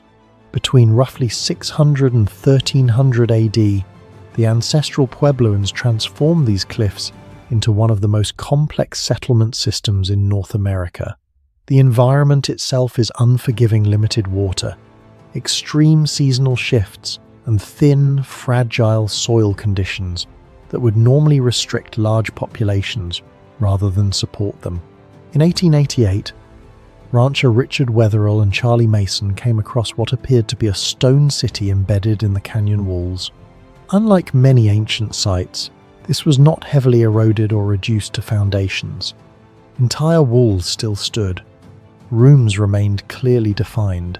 The overhanging cliffs had shielded the structures for centuries, preserving them in a state that felt less like ruin and more like abandonment. Archaeological research has since identified more than 600 cliff dwellings across the region. The largest, Cliff Palace, contains around 150 rooms and over 20 kivas, circular ceremonial chambers built partially underground. These were not temporary shelters. They were multi-level, organized communities constructed with deliberate planning and consistent technique. The mysteries. The first mystery is choice. Before moving into the cliffs, the ancestral Puebloans lived on the mesa tops above, where farming was easier and access was direct. Yet, in the late 12th century, entire communities relocated into vertical rock faces. This was not gradual adaptation, it was a coordinated shift.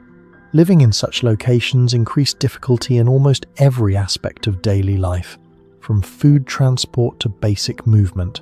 defense is often suggested. Cliff dwellings are difficult to reach, requiring steep climbs, ladders, and narrow entry points. Sites like Balcony House still demand physical effort to access today. But defensibility alone does not explain the scale. These were not hidden shelters, they housed hundreds of people. A society does not choose permanent difficulty on this scale without a deeper reason. Climate offers another explanation. Tree ring data indicates prolonged droughts during the late 1300s. The rock overhangs provide natural insulation, stabilizing temperatures and offering protection from the elements. Yet this raises another question: why build complex, multi-story structures inside cliffs instead of adapting existing settlements above? The solution seems disproportionate to the problem. The engineering itself deepens the mystery. Structures were built from shaped sandstone blocks bonded with mud mortar. Walls are straight, corners controlled, and many buildings rise multiple levels. Some include tower-like features, suggesting not just function but architectural intent. All of this was achieved without metal tools, wheeled transport, or large domesticated animals. Compared to many contemporary societies where construction remained simpler and less standardized, Mesa Verde demonstrates a level of precision that feels unexpectedly advanced for its context. The kivas introduce another layer of complexity. These circular, semi-subterranean chambers appear throughout the settlements in significant numbers. Each follows a consistent design, including ventilation systems that regulate airflow around a central fire pit. Their purpose is generally understood as ceremonial, but their uniformity suggests a deeper system of organization. The ratio of kivas to living spaces indicates that communal or ritual activity played a central role in daily life, though the full meaning of these spaces remains uncertain. And then there is the final mystery, the disappearance. By around 1300 AD, the cliff dwellings were abandoned. There is no evidence of widespread destruction or violent collapse. Instead, the departure appears organized. The inhabitants moved south, integrating into other Puebloan communities. Drought, resource pressure, and social change are often cited, but none fully explain why such a complex and carefully constructed system was left behind so completely. Hegra is not a city that was built. It is a landscape that was carved away, where precision was achieved not by adding stone, but by removing everything that did not belong, leaving behind monuments so exact they seem to defy the limitations of the ancient world. In the northwestern deserts of Saudi Arabia lies Hegra, once part of the powerful Nabatean kingdom. Unlike Petra, a dense monumental city, Hegra appears fragmented and strangely isolated. More than 100 tombs are carved directly into sandstone outcrops, some rising nearly 20 meters high, standing alone across the desert as if placed with intention, but without a visible urban core to justify their scale. Although known locally for centuries, Hegra was brought to wider attention in the 19th century, with systematic archaeological work intensifying only in recent decades.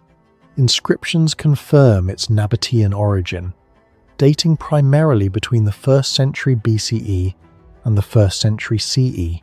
Yet excavation has revealed a contradiction. While clearly monumental, the site does not behave like a typical necropolis. The first mystery lies in how these structures were created. Each facade was carved from the top downward, a method that leaves no room for correction.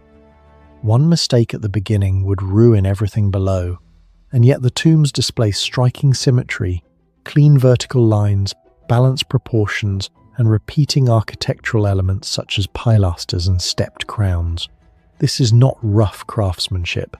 It is controlled, consistent, and almost standardized. The precision suggests not just skill, but a system. The question is not whether they could carve stone, but how they maintained alignment across vertical surfaces without modern tools. This becomes even more unusual when compared to Petra. There, structures are carved into continuous cliff faces, where alignment can be visually maintained. At Hegra, Many tombs are isolated, cut into individual rock formations with no shared reference surface, and still, the consistency remains.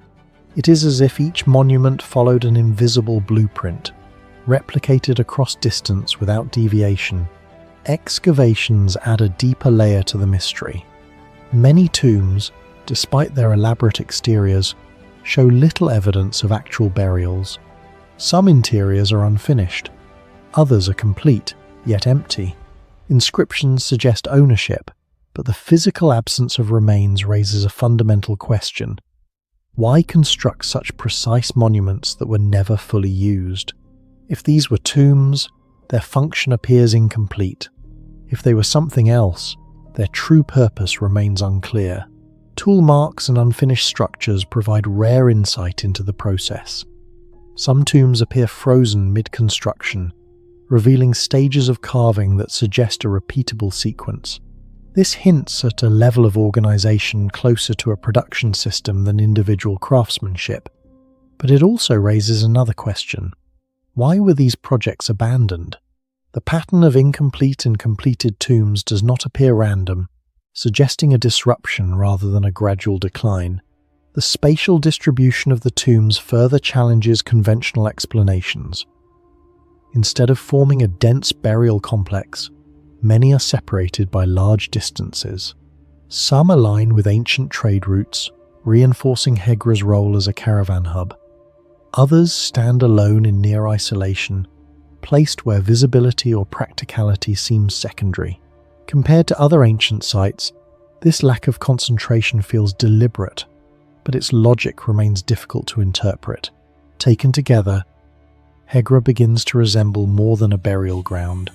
It appears as a controlled architectural system, one defined by precision, repetition, and intent, yet lacking a clear, functional explanation.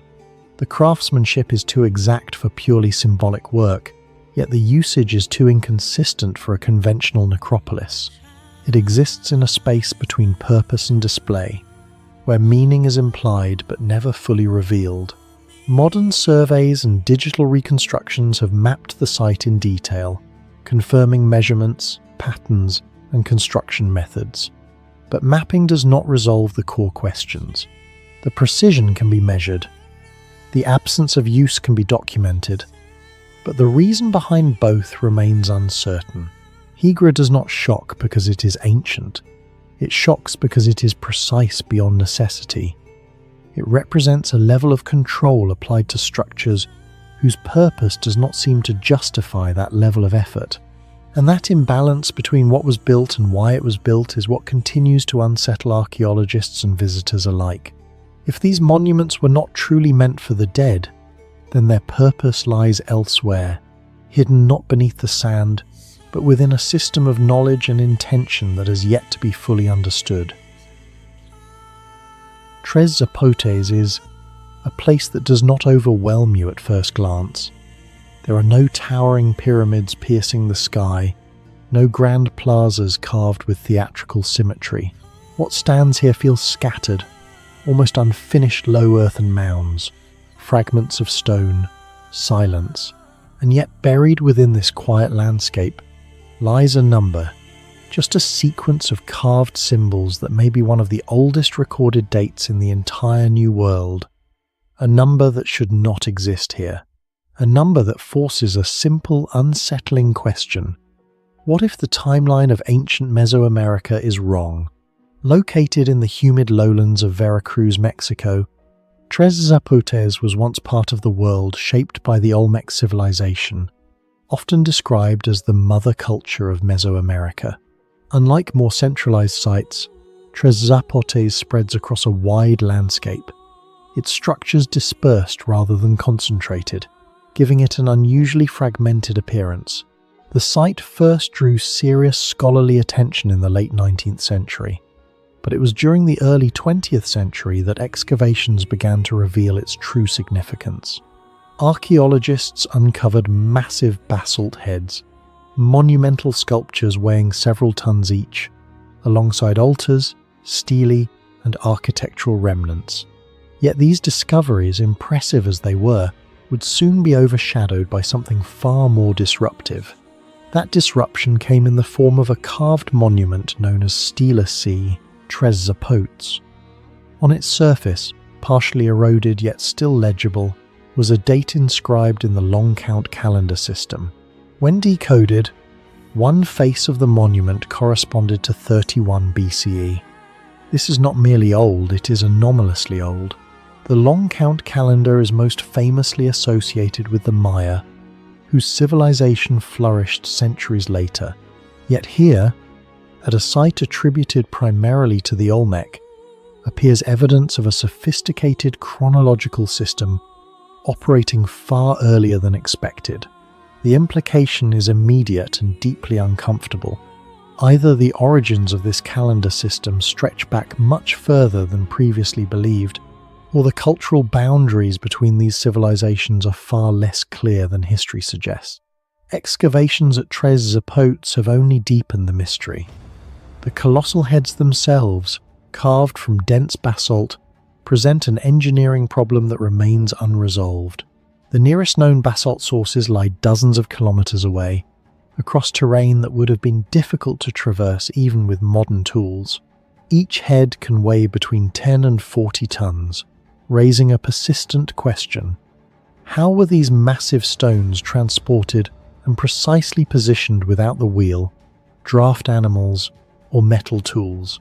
Similar questions arise at sites like San Lorenzo, another Olmec center, yet Tres Zapotes adds complexity through its dispersed layout.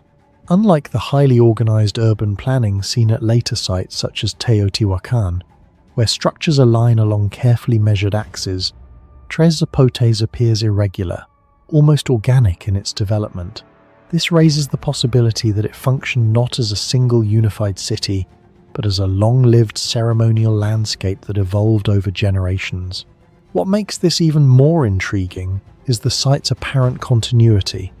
While many Olmec centers declined around 400 BCE, evidence suggests that Tres Zapotes remained active well beyond this period.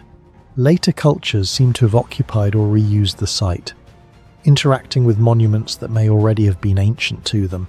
This creates a layered timeline, where different groups inherit, reinterpret, or perhaps misunderstand the structures left behind.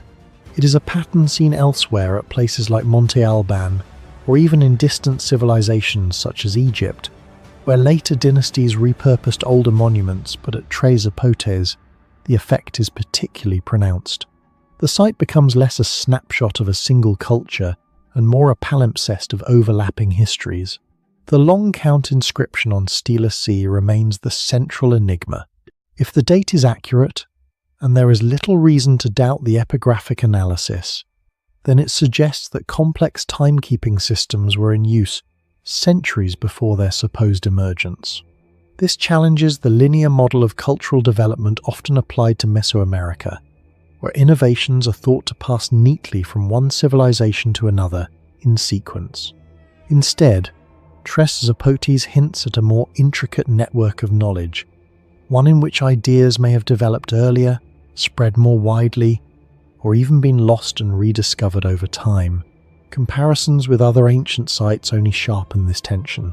At Monte Alban, for instance, early inscriptions also suggest advanced calendrical awareness, yet they do not reach as far back as the date recorded here. Meanwhile, the later Maya inscriptions, rich and precise, seem less like the beginning of a system and more like its refinement. Another layer of mystery lies in the symbolic language itself. The carvings on Stela C are not merely numerical, they are embedded within a visual system that blends iconography and abstraction. Deciphering these symbols requires not only linguistic analysis but cultural context that remains incomplete.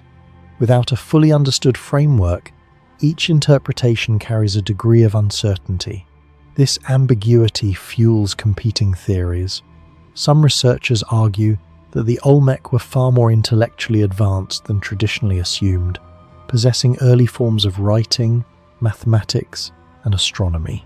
Others suggest that the knowledge represented here may have been part of a broader Mesoamerican tradition, shared across regions and refined over centuries. A more speculative view proposes that what we see at Tres Zapotes is a fragment of a larger, partially lost system of knowledge, one that survives only in scattered inscriptions and unexplained alignments. For visitors standing among the remains today, none of this is immediately visible. There is no single structure that reveals the full weight of the mystery. The experience is subtle, almost deceptive.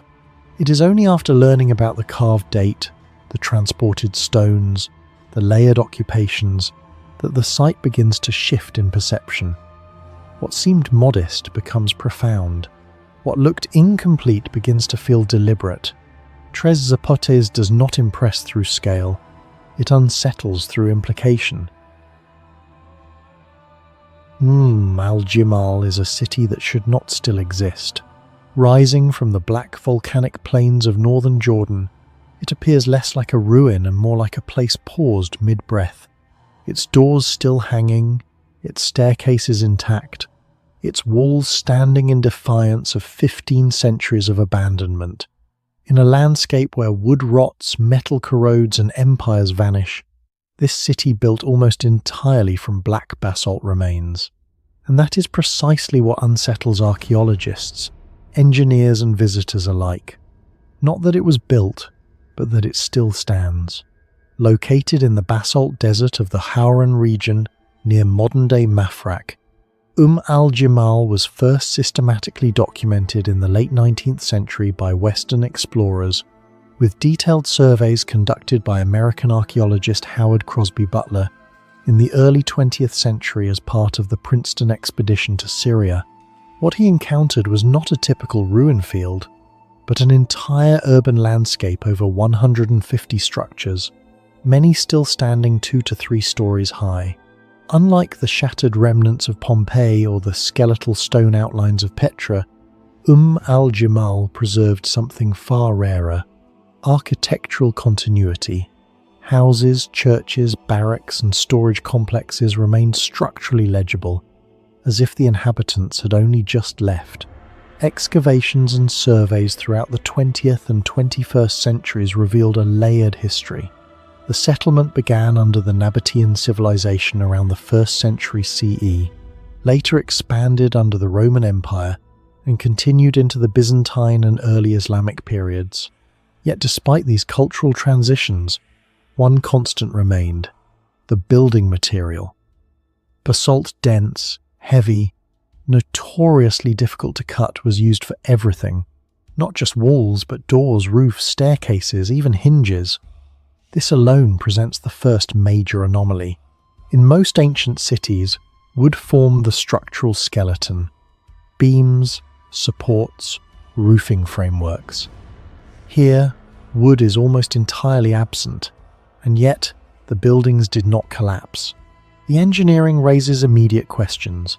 Many doorways are sealed with single slabs of basalt weighing hundreds of kilograms, pivoting on carved stone sockets that function as hinges. These are not symbolic or decorative, they still move. Staircases, carved from solid stone blocks, rise intact between floors. Roofs are formed by layering long basalt beams across spans without the use of arches, a technique that contradicts the dominant Roman architectural solution of the time. In cities like Jerash, Roman builders relied heavily on arches and vaults to distribute weight. At el-Jimal, weight is managed through precision placement and mass distribution alone. No mortar innovation, no visible reinforcement, just stone. The question is not whether this should work, but why it has not failed. Thermal behavior adds another layer to the mystery. Basalt absorbs heat during the day and releases it slowly at night, creating a natural temperature regulation system. Measurements inside some of the surviving structures show significantly cooler interiors compared to the surrounding desert during peak daylight hours. Thick walls, sometimes exceeding 1 meter in width, act as insulation. Yet there is no evidence that the builders possessed any formal understanding of thermodynamics. Still, the result mirrors principles that would only be scientifically described centuries later. Compared to mud brick settlements in Mesopotamia or limestone structures in Egypt, which often required constant maintenance against environmental degradation. El-Jimal's basalt architecture appears almost self-stabilizing. Water management presents perhaps the most counterintuitive achievement. The region receives minimal rainfall, yet archaeological surveys have identified an extensive network of cisterns, underground reservoirs designed to collect and store rainwater. Some of these cisterns are large enough to sustain entire neighborhoods. Channels carved into the urban layout directed runoff into these storage systems with remarkable efficiency. In contrast, other desert civilizations, such as those in Palmyra, depended heavily on oasis systems or long-distance water transport. El-Jimal, by comparison, appears to have engineered a self-contained hydrological solution. The precision required to calculate storage capacity against unpredictable rainfall suggests a level of planning that goes beyond improvisation. Excavation campaigns in recent decades have further complicated the picture. Detailed mapping has shown that the city was not randomly constructed but followed a coherent urban logic, with clustered housing units, communal spaces, and defensive towers. Some structures reach heights of over 10 meters and remain upright without modern stabilization. This level of preservation is unusual. Even in well-known sites like Pompeii, preservation is often the result of sudden burial under volcanic ash. El-Jimal experienced no such protective event. It was exposed continuously to wind erosion, seismic activity, and human absence. And yet, it endured. What makes this particularly unsettling is the gap between apparent technological simplicity and actual performance.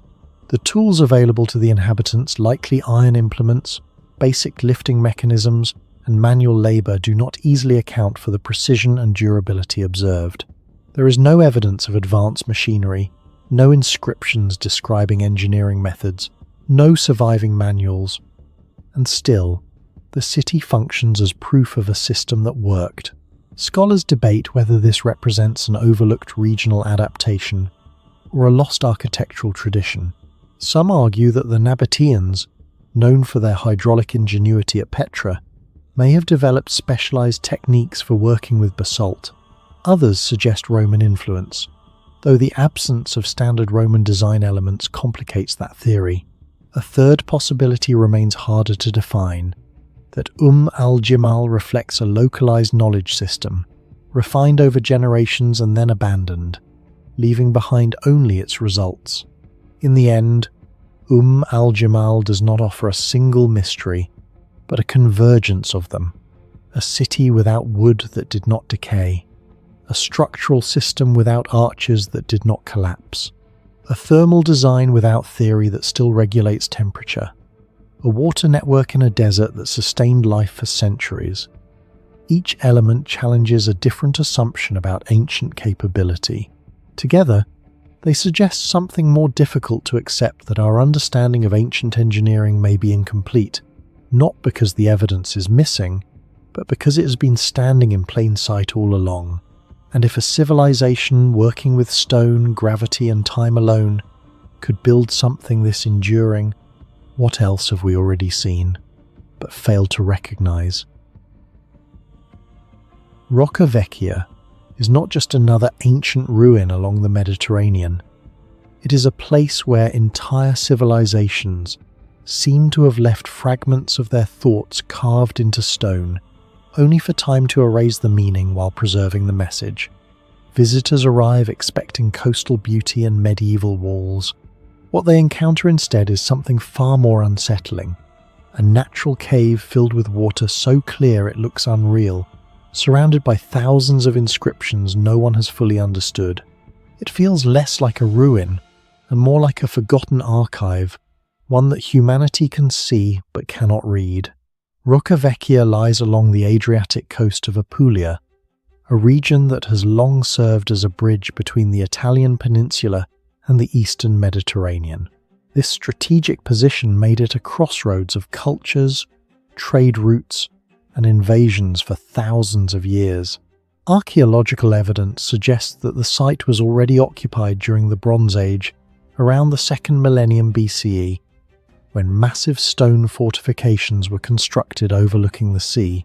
These walls, in some places several meters thick, indicate that Roca Vecchia was not a simple coastal settlement, but a significant defensive and possibly commercial hub. Systematic excavations began in the 20th century and revealed a continuous sequence of occupation, from Bronze Age communities to the Messapian civilization, followed by Greek influence, Roman presence, and eventually medieval fortification. Each layer added complexity, but also confusion. Instead of replacing what came before, later inhabitants often built around or directly on top of earlier structures, preserving fragments of the past in unexpected ways. Among these discoveries, none proved more enigmatic than a nearby natural cavity known today as Grotta della Poesia. The Grotta della Poesia appears at first glance to be a geological formation of striking beauty, a collapsed cave filled with seawater, forming a circular pool of intense turquoise, yet its true significance lies not in its appearance, but in its walls. Archaeologists have documented thousands of inscriptions carved into the limestone surfaces, spanning centuries and even millennia. These inscriptions include texts written in Messapian, an ancient language that remains only partially understood, as well as Greek and Latin. The sheer density of writing is extraordinary. In comparison, even well-known inscribed sites such as Pompeii contain graffiti that, while abundant, are largely interpretable due to the survival of Latin. At Roca Vecchia, however, entire sections remain undeciphered, transforming the site into a puzzle rather than a record. One of the most perplexing aspects is the choice of location. Unlike monumental inscriptions carved onto temples or stelae designed for visibility and permanence, these texts were etched into the walls of a cave exposed to humidity, erosion, and the constant movement of water. From a purely practical perspective, it is an irrational place to preserve information, and yet, generation after generation return to this same location to add new carvings. This continuity suggests that the cave held a meaning that transcended utility, possibly ritualistic, symbolic, or even intellectual, in a way that modern frameworks struggle to interpret. Excavations around the site have uncovered Bronze Age ceramics, imported Mycenaean-style pottery, weapons and tools, indicating long-distance connections across the Mediterranean. The presence of such artifacts reinforces the idea that Roca Vecchia was integrated into broader cultural networks. However, the inscriptions themselves do not conform to a clear administrative or economic function. They lack the structured repetition expected of records or inventories. Instead, they appear fragmented names, phrases, symbols suggesting something closer to personal expression, collective memory, or coded communication. This raises a deeper question. Was the Grotta della Poesia a sacred site? A place of ritual where individuals inscribed offerings or invocations to deities? Many scholars support this interpretation, noting parallels with other ancient cave sanctuaries across the Mediterranean. Yet the volume and diversity of inscriptions at Roca Vecchia exceed what is typically observed in purely religious contexts. Alternatively, some propose that it functioned as a communal space of expression, an ancient equivalent of a public archive or message board. But if that is the case, why is there no consistent system? Why do the inscriptions resist coherent interpretation? Number 4. The comparison with sites such as Lascaux Cave highlights the difference. At Lascaux, the imagery follows symbolic and artistic patterns that, while mysterious, are visually structured. At Roca Vecchia, the inscriptions are textual, fragmented, and linguistically unstable. They promise meaning but withhold clarity. Even today, despite advances in epigraphy and linguistic reconstruction, Messapian remains only partially decoded. Some inscriptions can be tentatively translated, revealing names or dedications, but others remain silent, locked behind a language that has not fully survived. Another layer of mystery lies in the temporal span of these carvings. They were not created in a single moment, but accumulated over centuries. This suggests continuity of significance, an enduring reason why people kept returning, yet that reason itself is lost. The cave may have been seen as a threshold between worlds, a place where water, stone, and human intention converged. Or it may have served a more pragmatic but equally enigmatic role as a site where knowledge, identity, or memory was recorded in a form that did not require full comprehension by outsiders. For modern visitors, the experience can be unexpectedly disorienting. Standing at the edge of the pool, the contrast is striking. Below, crystal clear water reflecting the sky. Around, walls covered in marks that resemble writing, yet resist understanding. It creates a paradoxical sensation of being surrounded by information but unable to access it. In an age defined by data and instant interpretation, Roca Vecchia confronts us with the opposite, a dense concentration of meaning that remains fundamentally inaccessible. Lanzarote Meadows is the only confirmed place in North America where Europeans set foot nearly 5 centuries before Columbus, and yet everything about it feels incomplete, as if history itself stopped mid-sentence and walked away.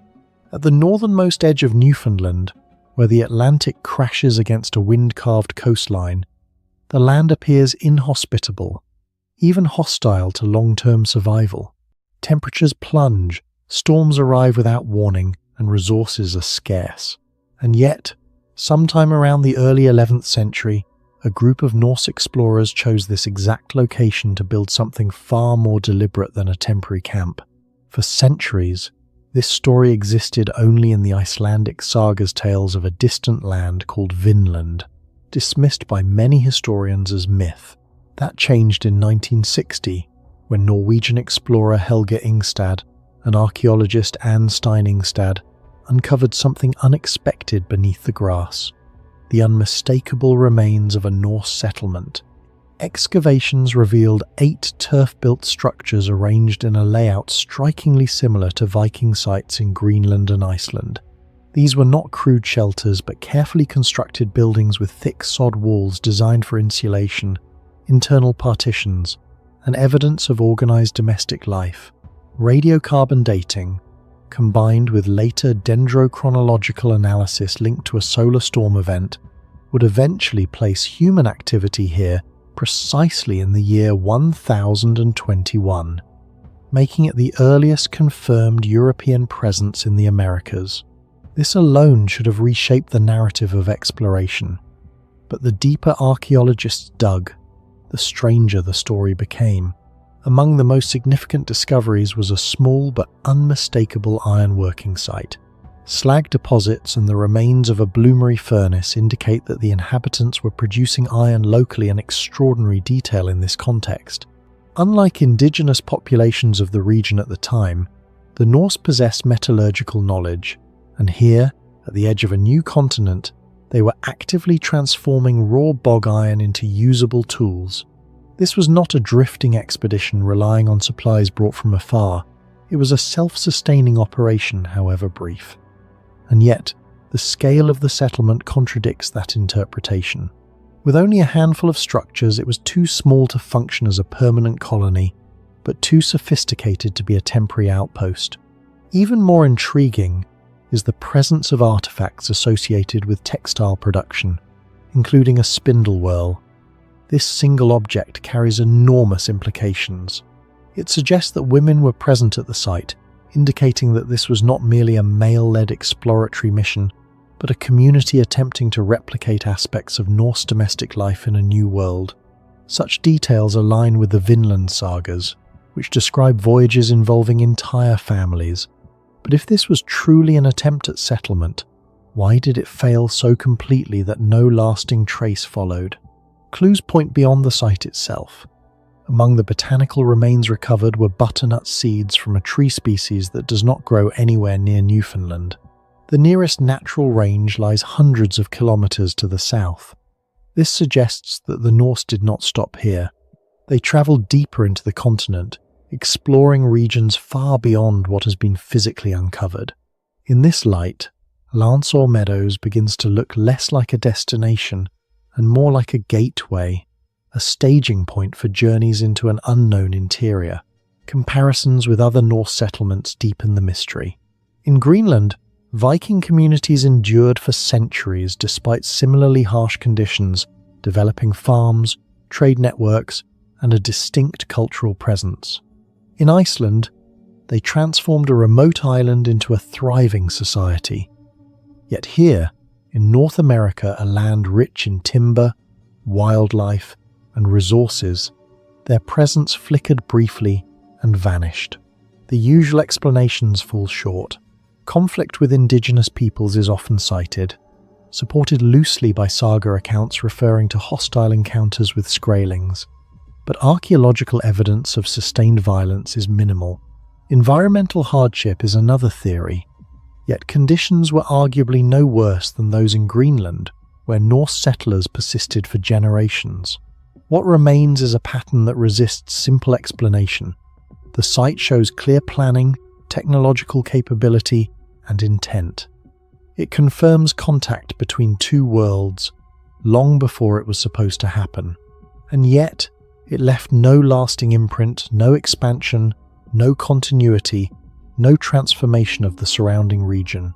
It is as if the Norse arrived, tested the limits of this new land, and made a deliberate decision to withdraw. Modern research has only sharpened the enigma. The precise dating to 1021 anchors the site firmly in history, eliminating uncertainty about its timeline. It proves that transatlantic voyages were not only possible but successfully executed centuries earlier than once believed. And still, beyond this point, the trail goes cold. No chain of settlements stretches southward. No hybrid culture emerges. No record explains why such a monumental discovery failed to alter the course of history. L'Anse aux Meadows stands today not just as an archaeological site, but as a question carved into the landscape.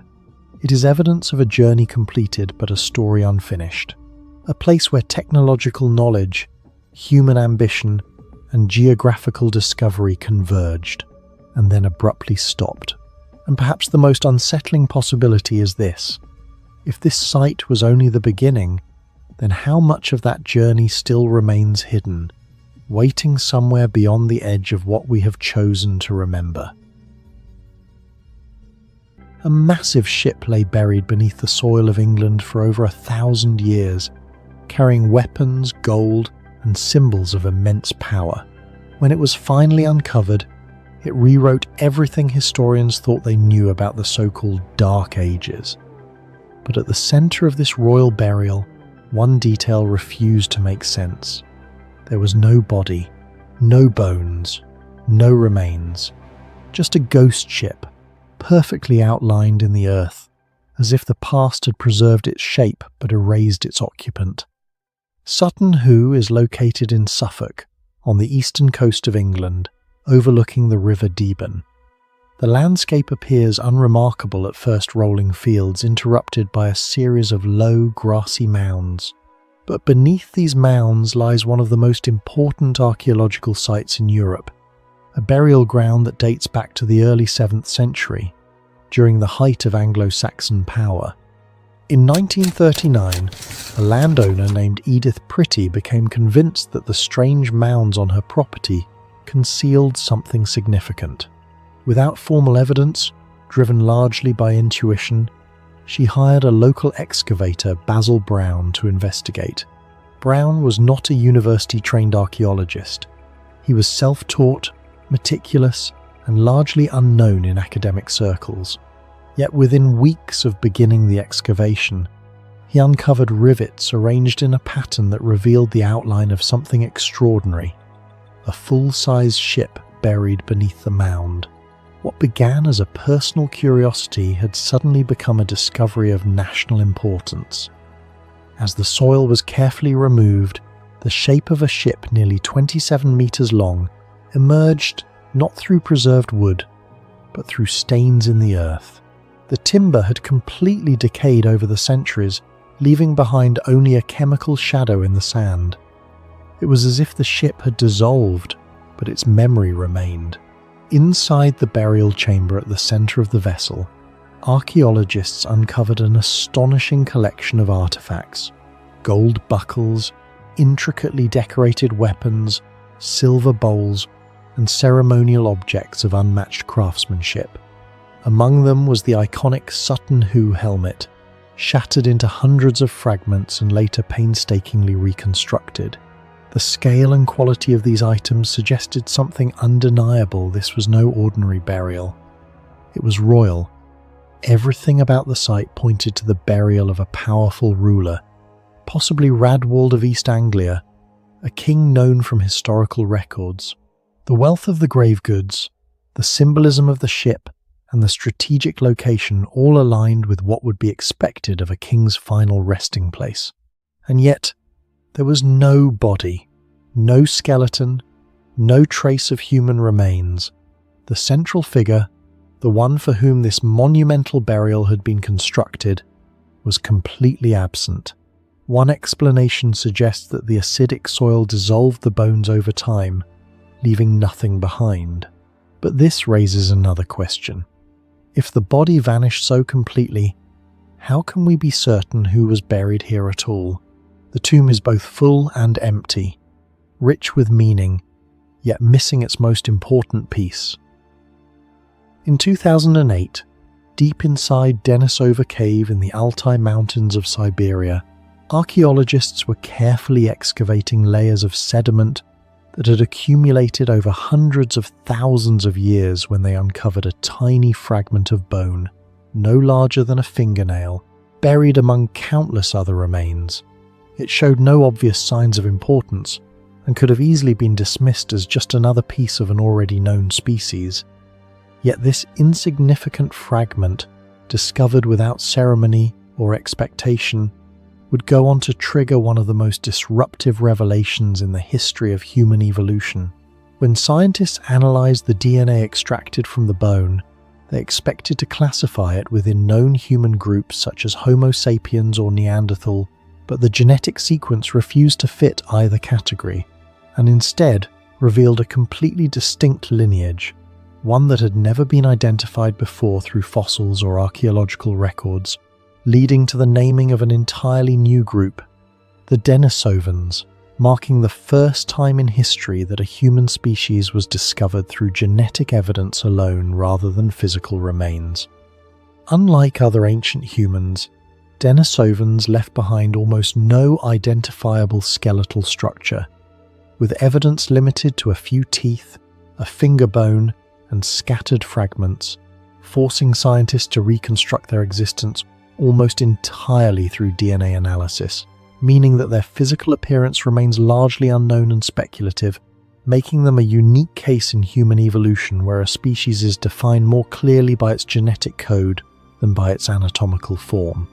Denisova Cave turned out to be far more than the resting place of a single mysterious group, as evidence within its layers revealed that it had been inhabited by multiple human species, including Homo sapiens, Neanderthals, and Denisovans, all occupying the same space at different times and potentially overlapping, suggesting that these groups were not isolated branches but coexisting populations, sharing the same environment, fundamentally challenging the idea that human evolution followed a simple, linear path.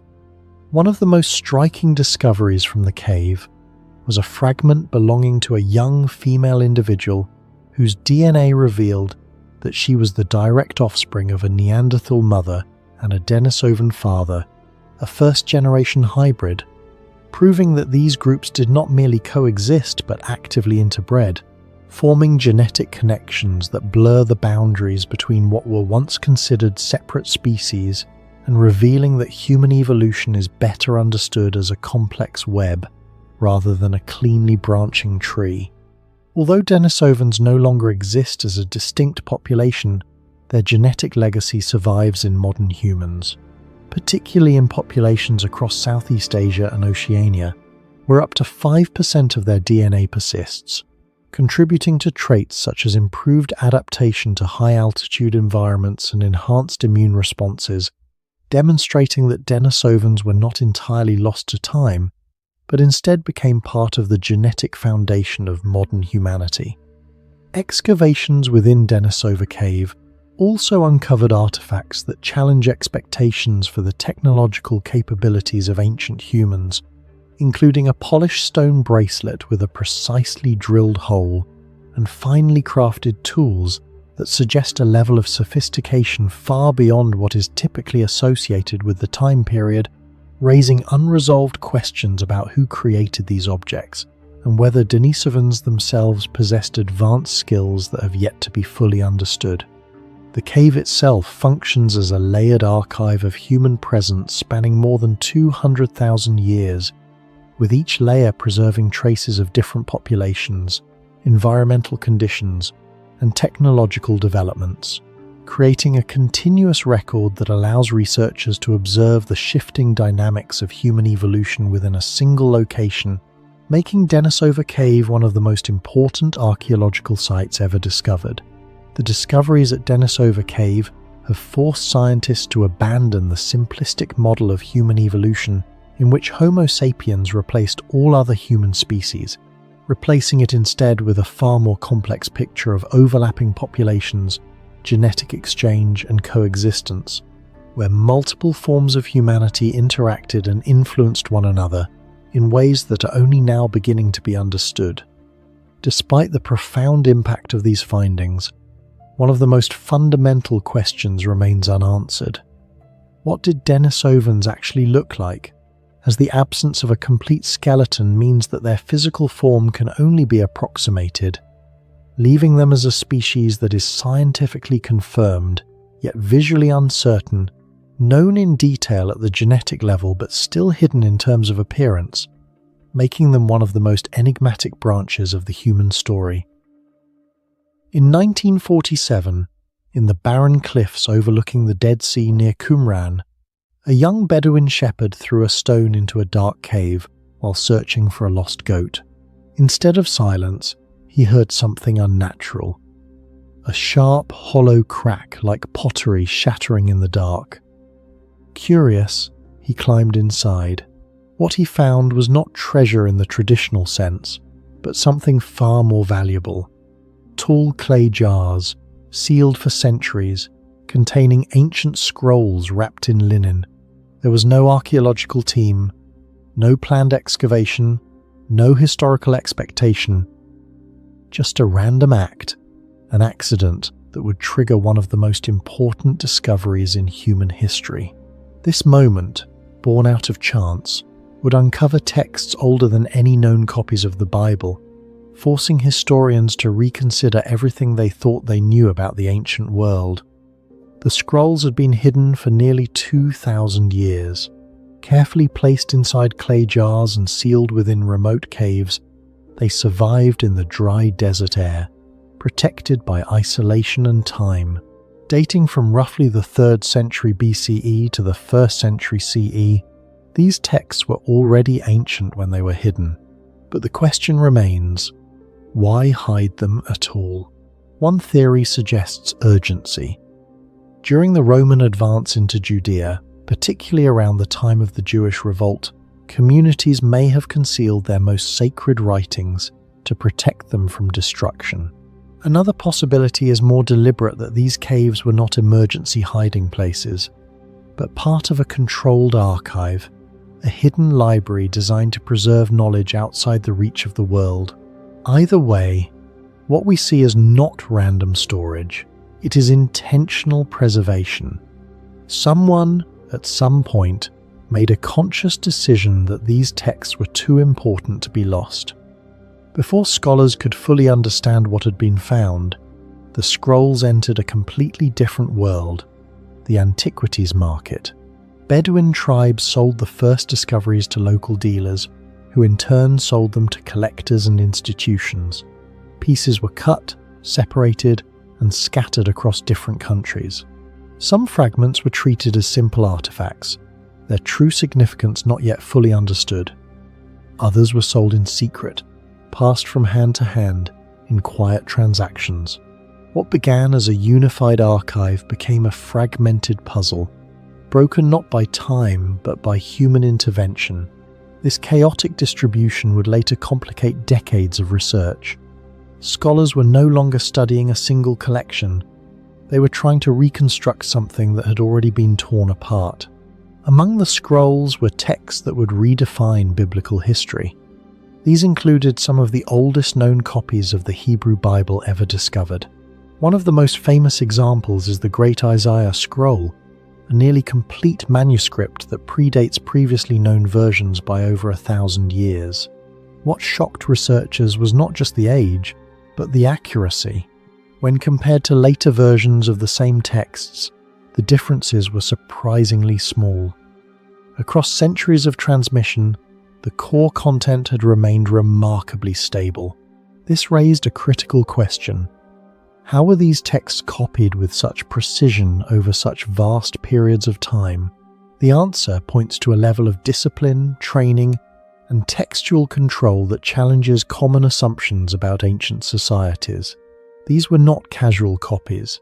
They were part of a system, one that valued consistency at a level that borders on the extraordinary. The leading theory connects the scrolls to a Jewish sect known as the Essenes. According to historical accounts, they lived in isolated desert communities, practiced strict discipline, and followed a highly structured way of life. The nearby ruins at Qumran suggest the presence of such a community. The layout, the artifacts, and the environment all point toward a group capable of producing and preserving written material on a large scale. But the evidence is not definitive. Some scholars argue that the scrolls may have come from multiple sources, perhaps collected from different groups and hidden together during a time of crisis. Others question whether the Essenes alone could have produced such a wide range of texts. The identity of the authors remains uncertain, and that uncertainty keeps the mystery alive. Not all of the scrolls match the structure of the modern Bible.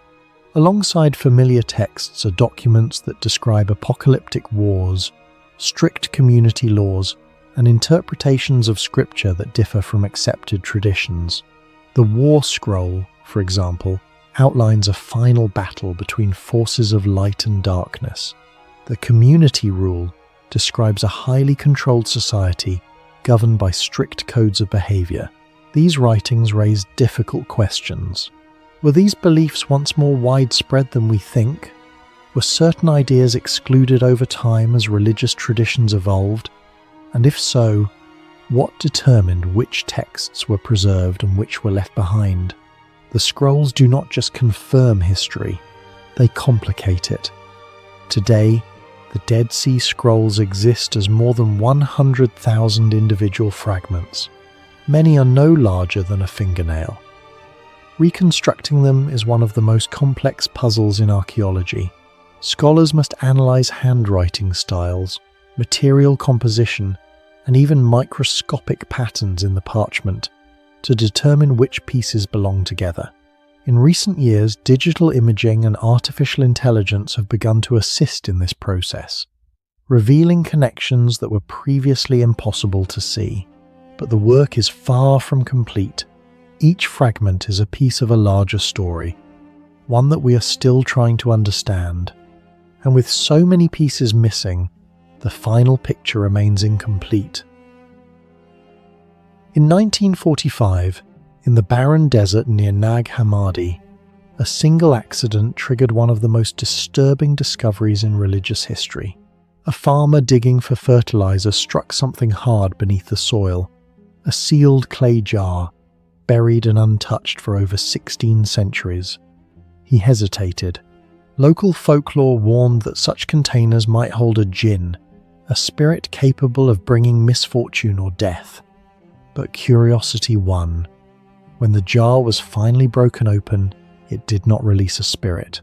It released something far more dangerous, knowledge that had been deliberately hidden from the world.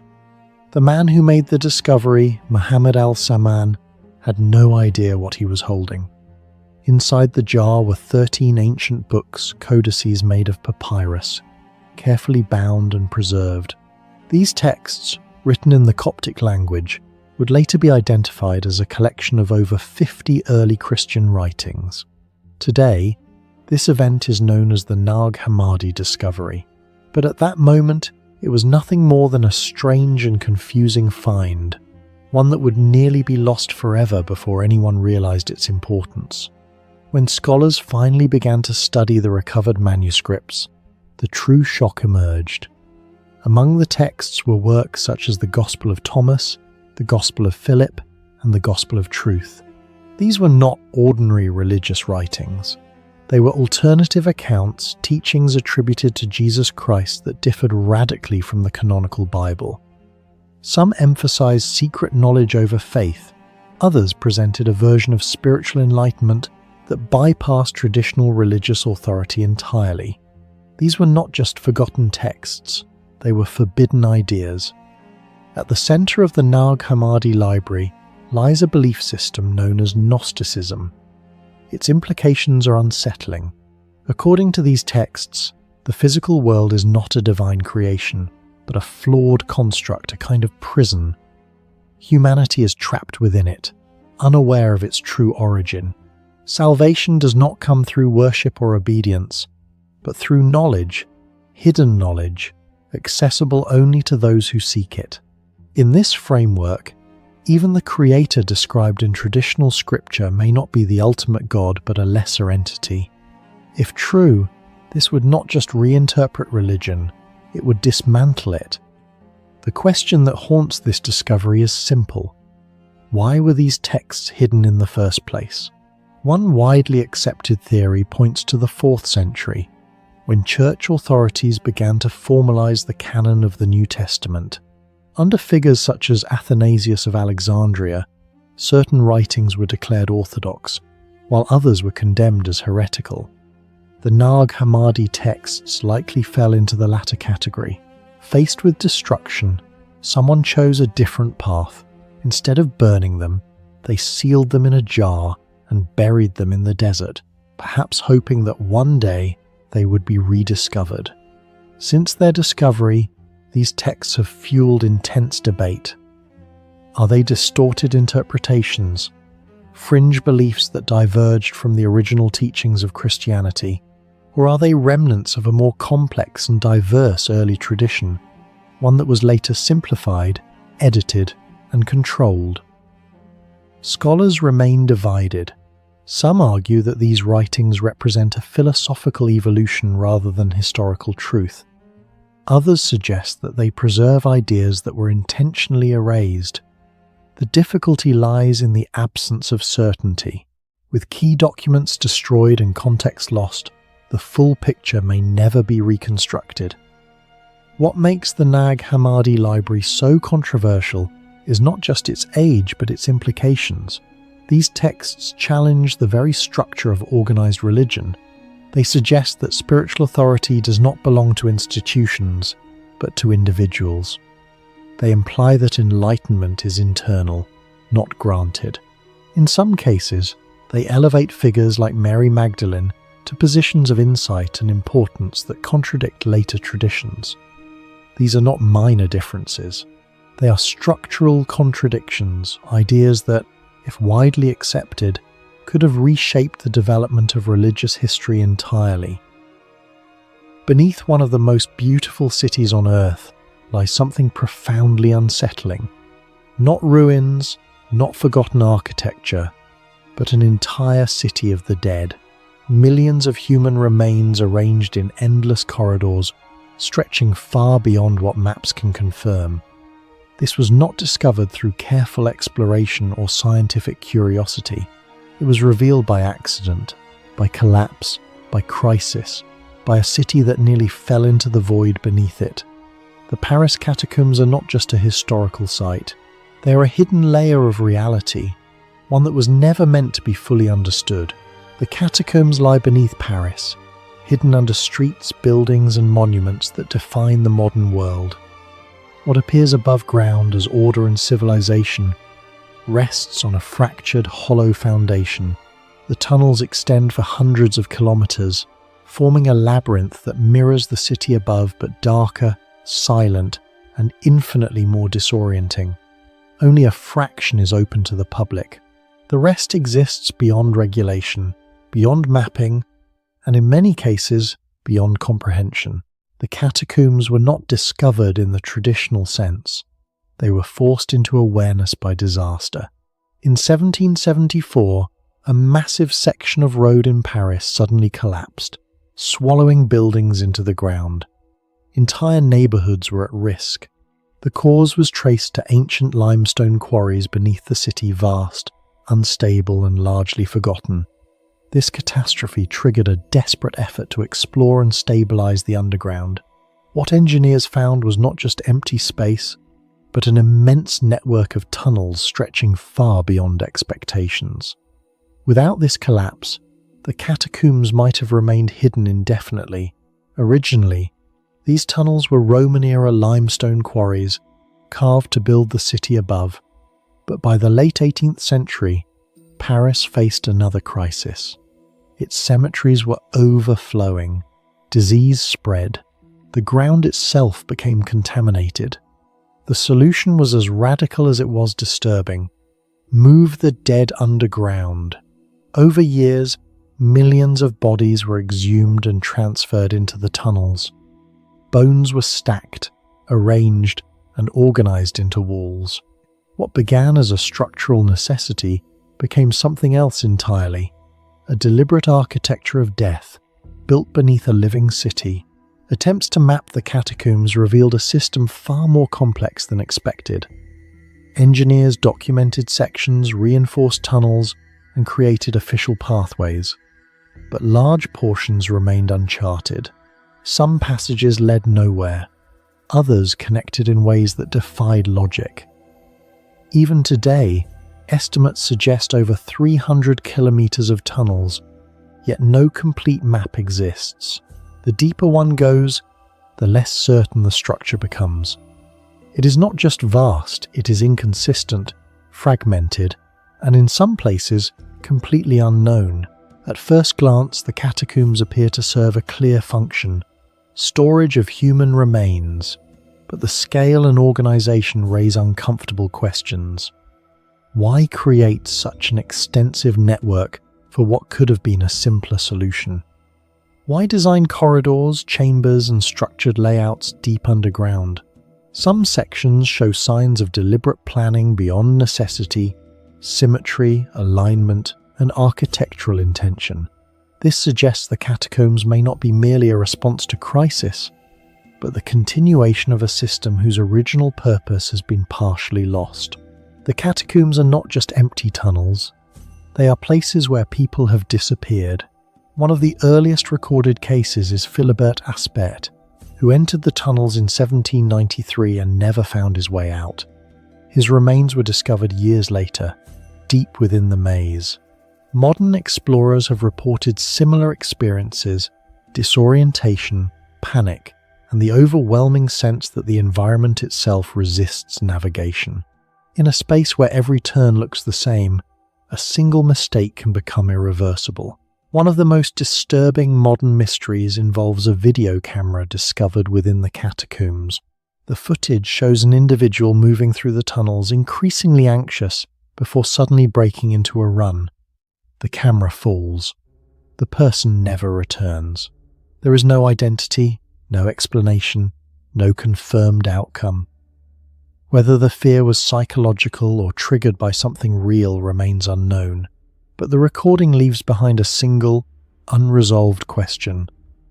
What caused that level of panic in a place that should, in theory, be empty? Beyond the known pathways, explorers have discovered rooms that challenge official understanding. Fully constructed chambers, complete with seating, walls, and signs of habitation. In 2004, authorities uncovered an underground cinema equipped with a screen, electrical wiring, and infrastructure. It had been operating in secret, deep within restricted zones. When officials returned days later, it had vanished. Equipment removed, access points sealed. No group claimed responsibility. No explanation was provided. Mainstream explanations frame the catacombs as a combination of quarry remnants and organized ossuary space. From this perspective, everything has a logical origin. But this does not account for the scale, the inconsistencies in layout, or the persistent discovery of undocumented areas. Some argue that the system evolved over time, absorbing different functions. Others suggest that parts of it may predate official records. The debate remains unresolved, not because of lack of study, but because complete knowledge of the system does not exist. The Paris Catacombs are not a closed chapter of history. They are an active mystery, existing beneath millions of people who may never fully understand what lies below them. Every collapse, every accidental discovery, reveals another fragment of a structure that resists complete explanation. The deeper truth may not be that the catacombs are dangerous, but that they are incomplete, both physically and historically.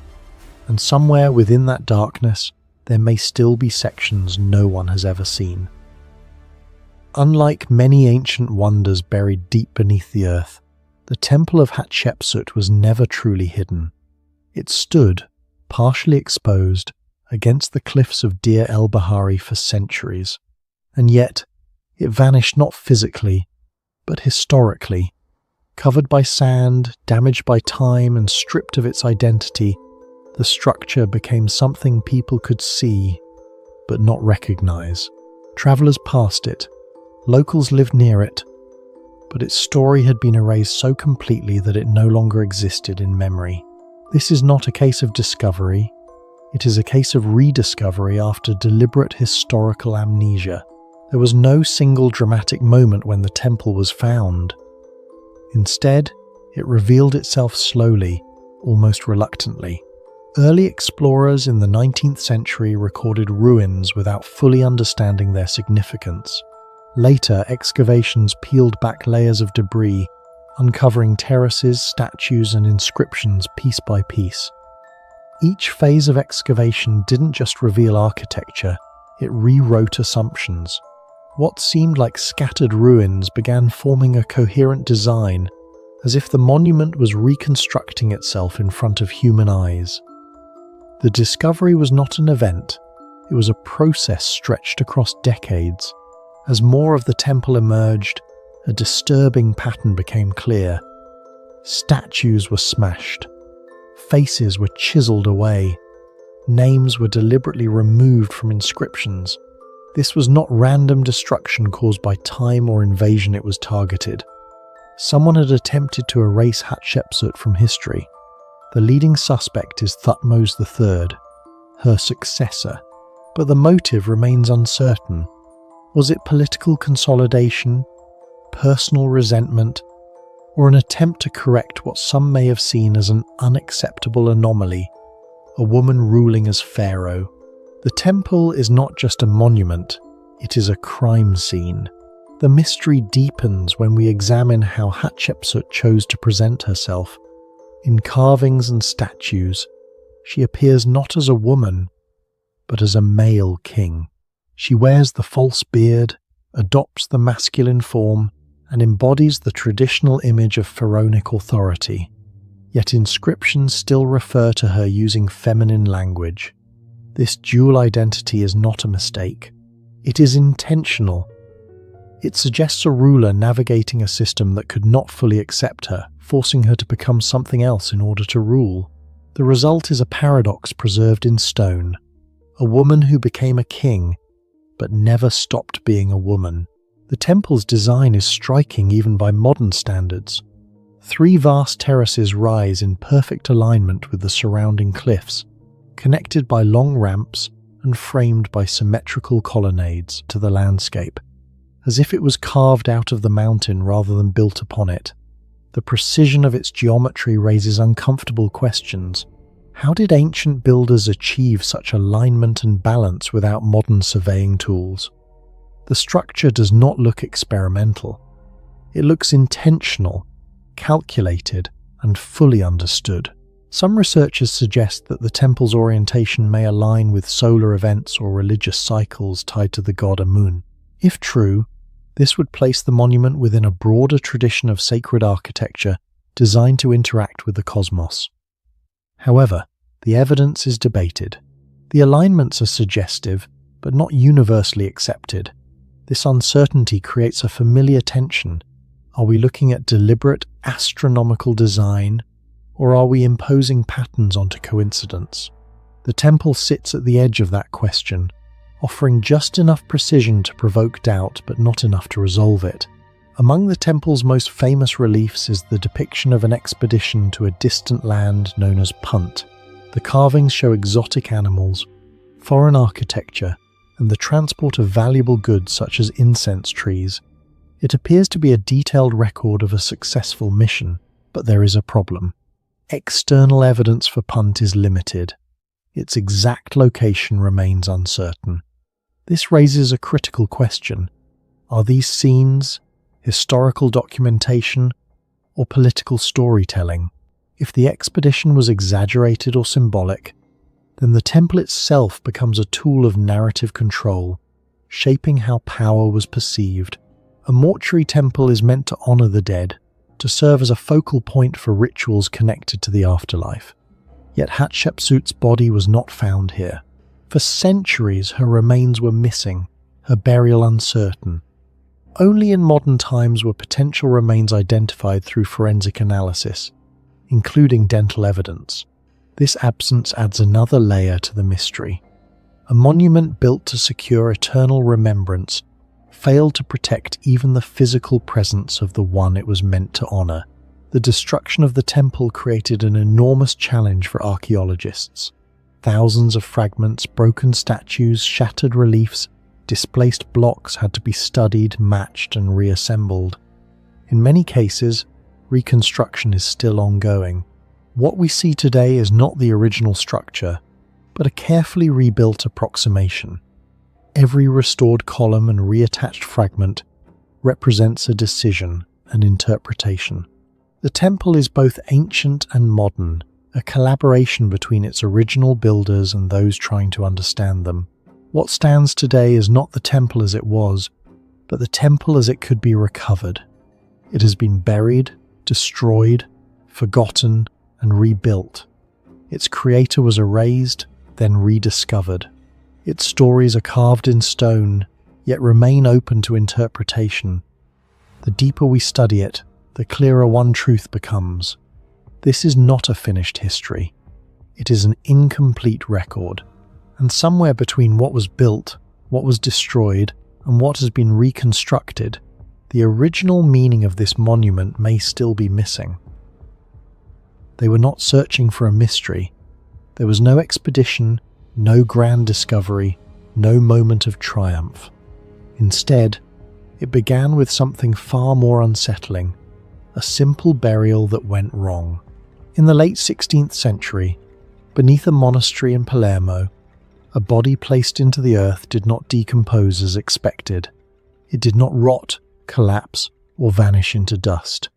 It dried, it remained. It resisted time itself.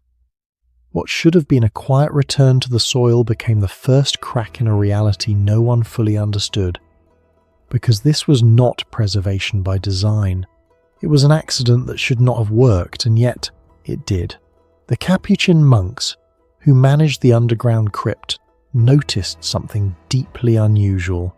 The environment inside the chamber, its airflow, humidity, and temperature had created conditions where decay slowed dramatically.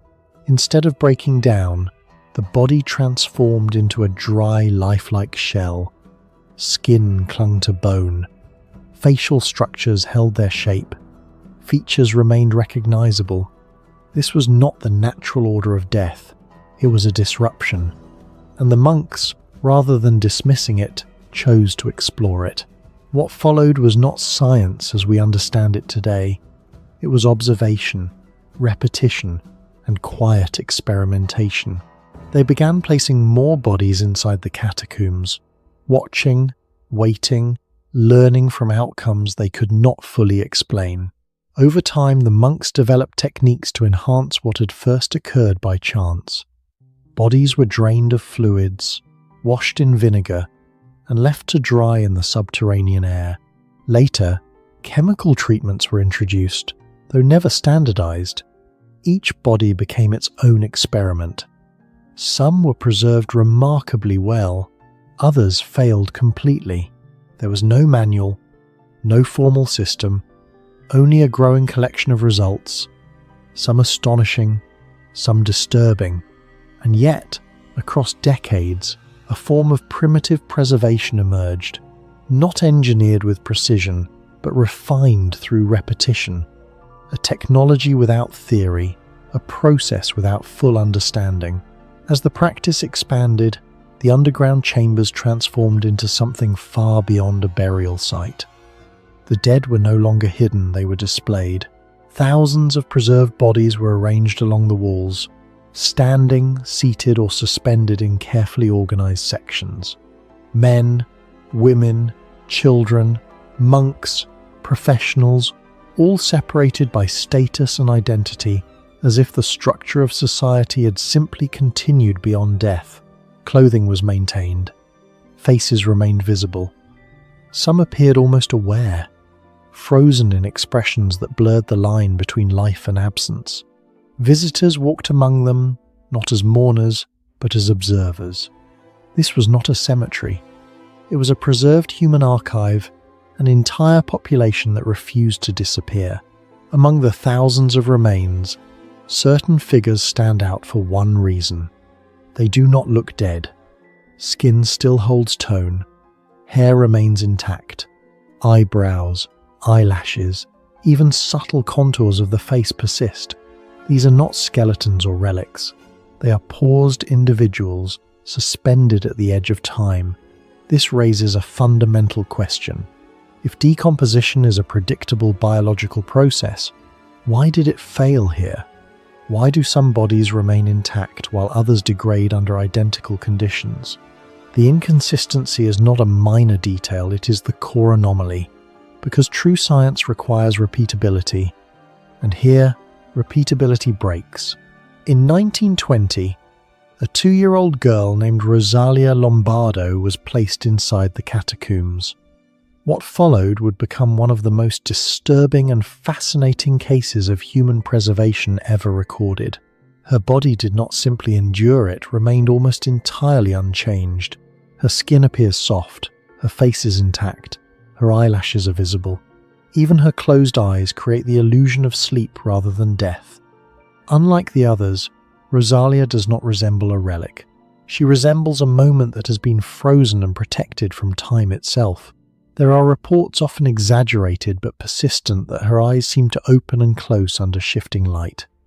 While this is likely an optical effect caused by her preserved eyelids, the impact is undeniable.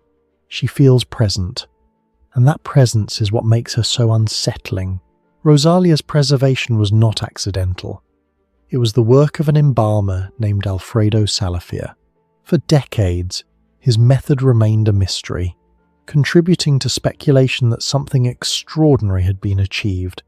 Eventually, fragments of his formula were uncovered: formalin to kill bacteria, alcohol to dehydrate, glycerin to prevent excessive drying, and zinc salts to stabilize the body.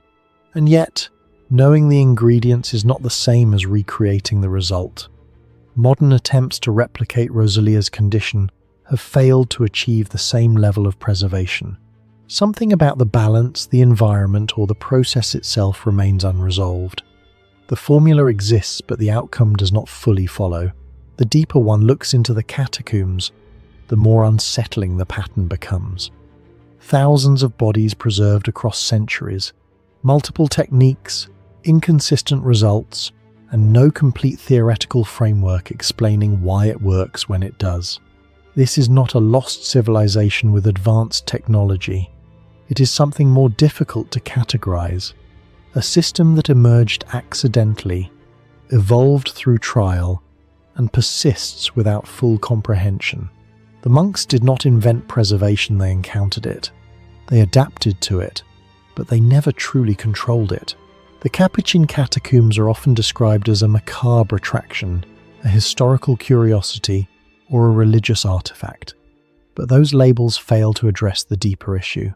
This place exists because something unexpected happened, and no one has completely explained it since.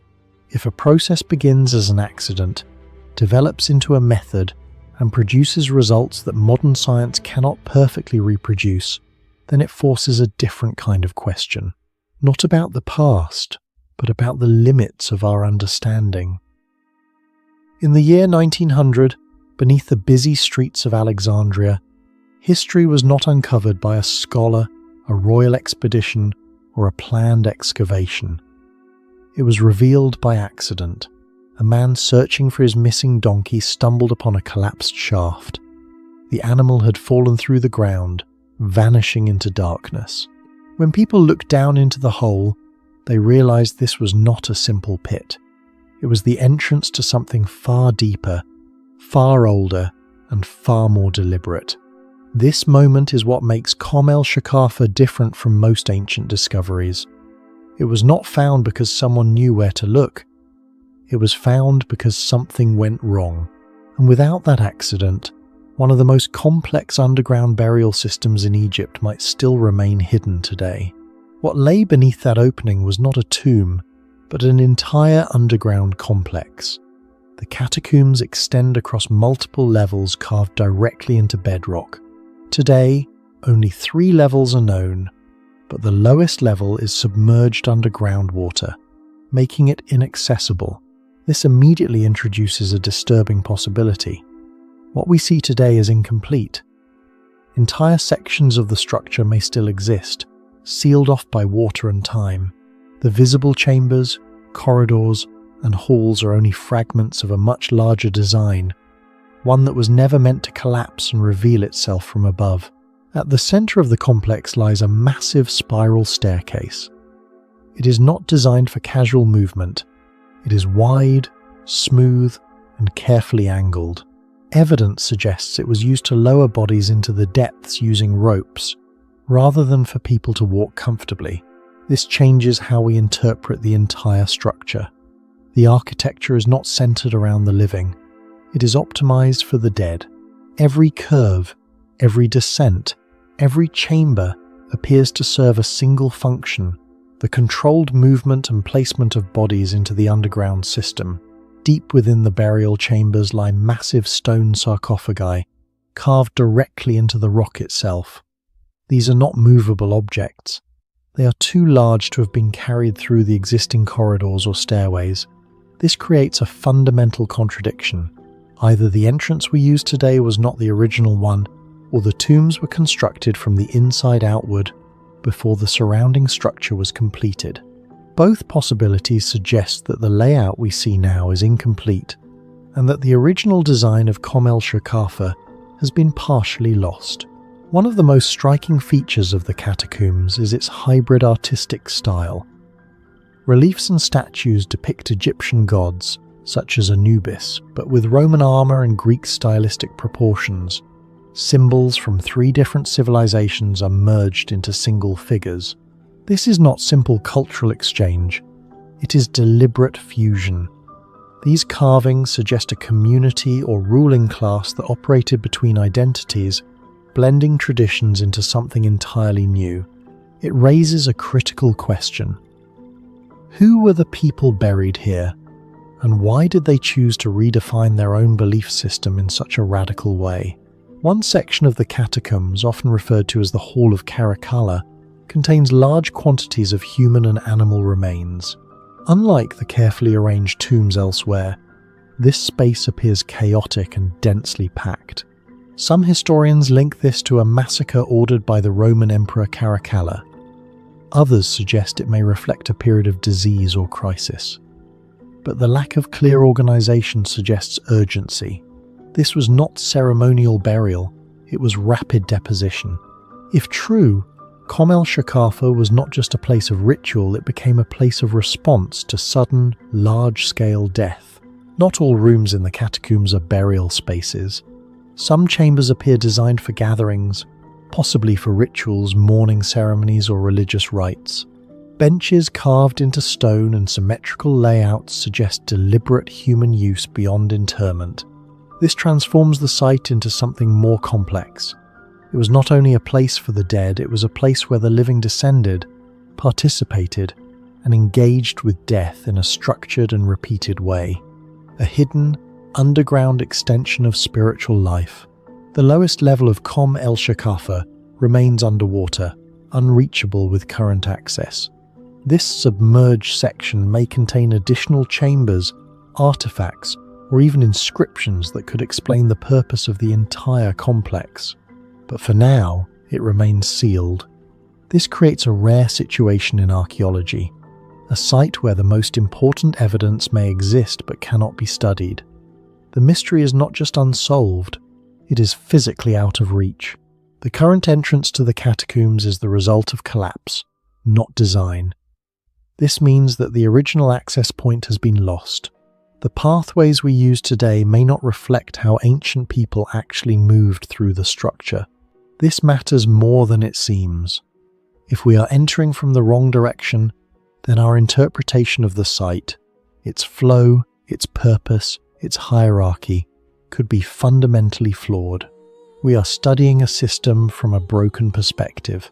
Despite its scale and complexity, Kom El Shoqafa is barely mentioned in surviving historical texts.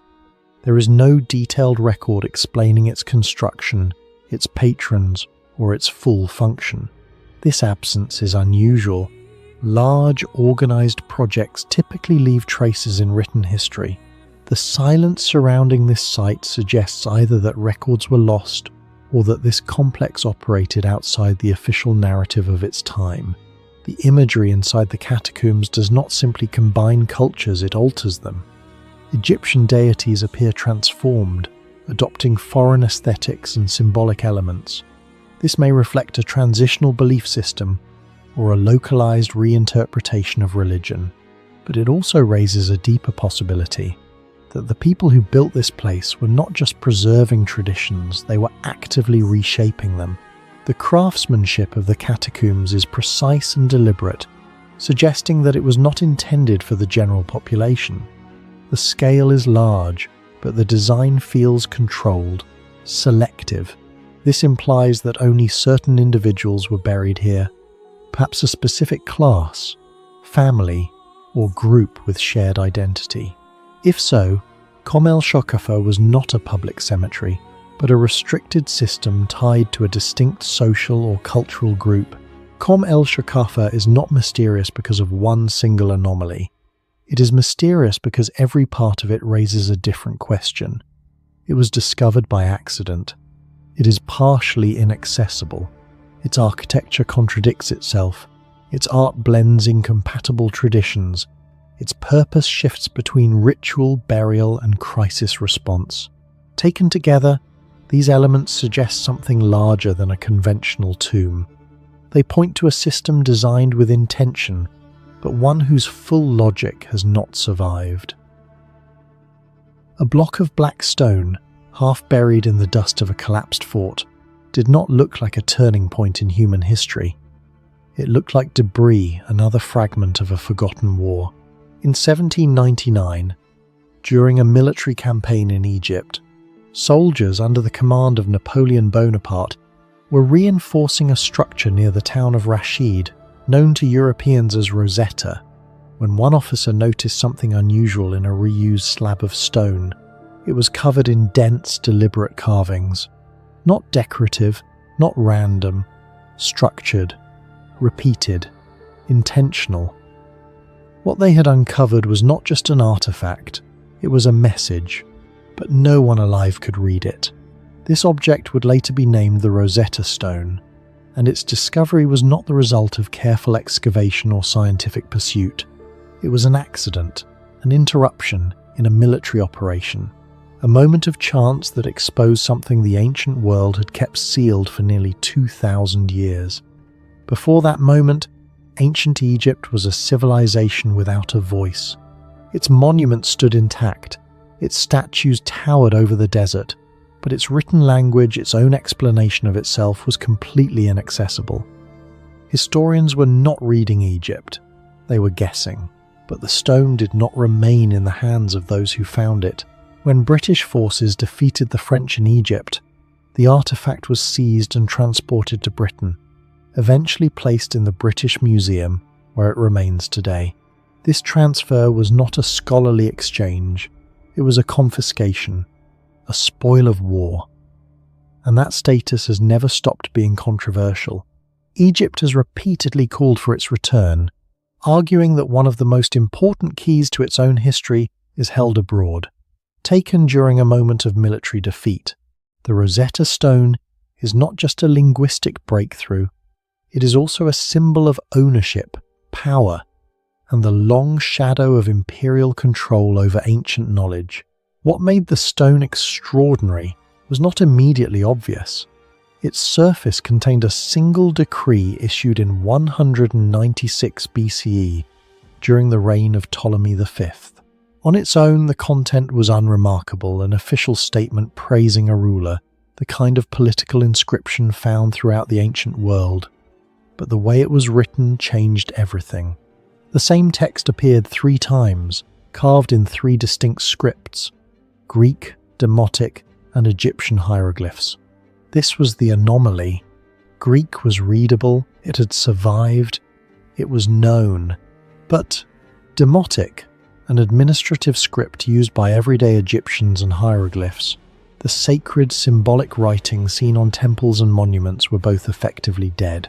No one could interpret them. For centuries, scholars had assumed hieroglyphs were purely symbolic, perhaps even mystical, representing ideas rather than sounds.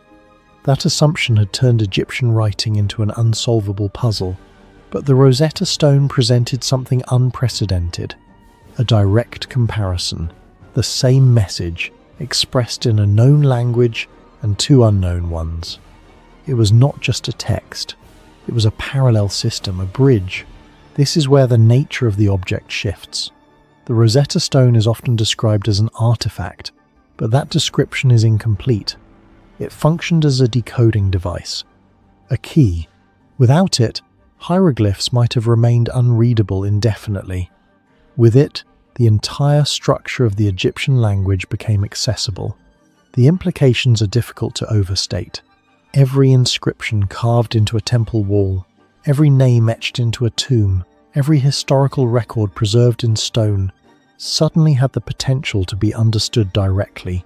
Without translation through Greek or Roman interpretations, the past was no longer being interpreted from the outside.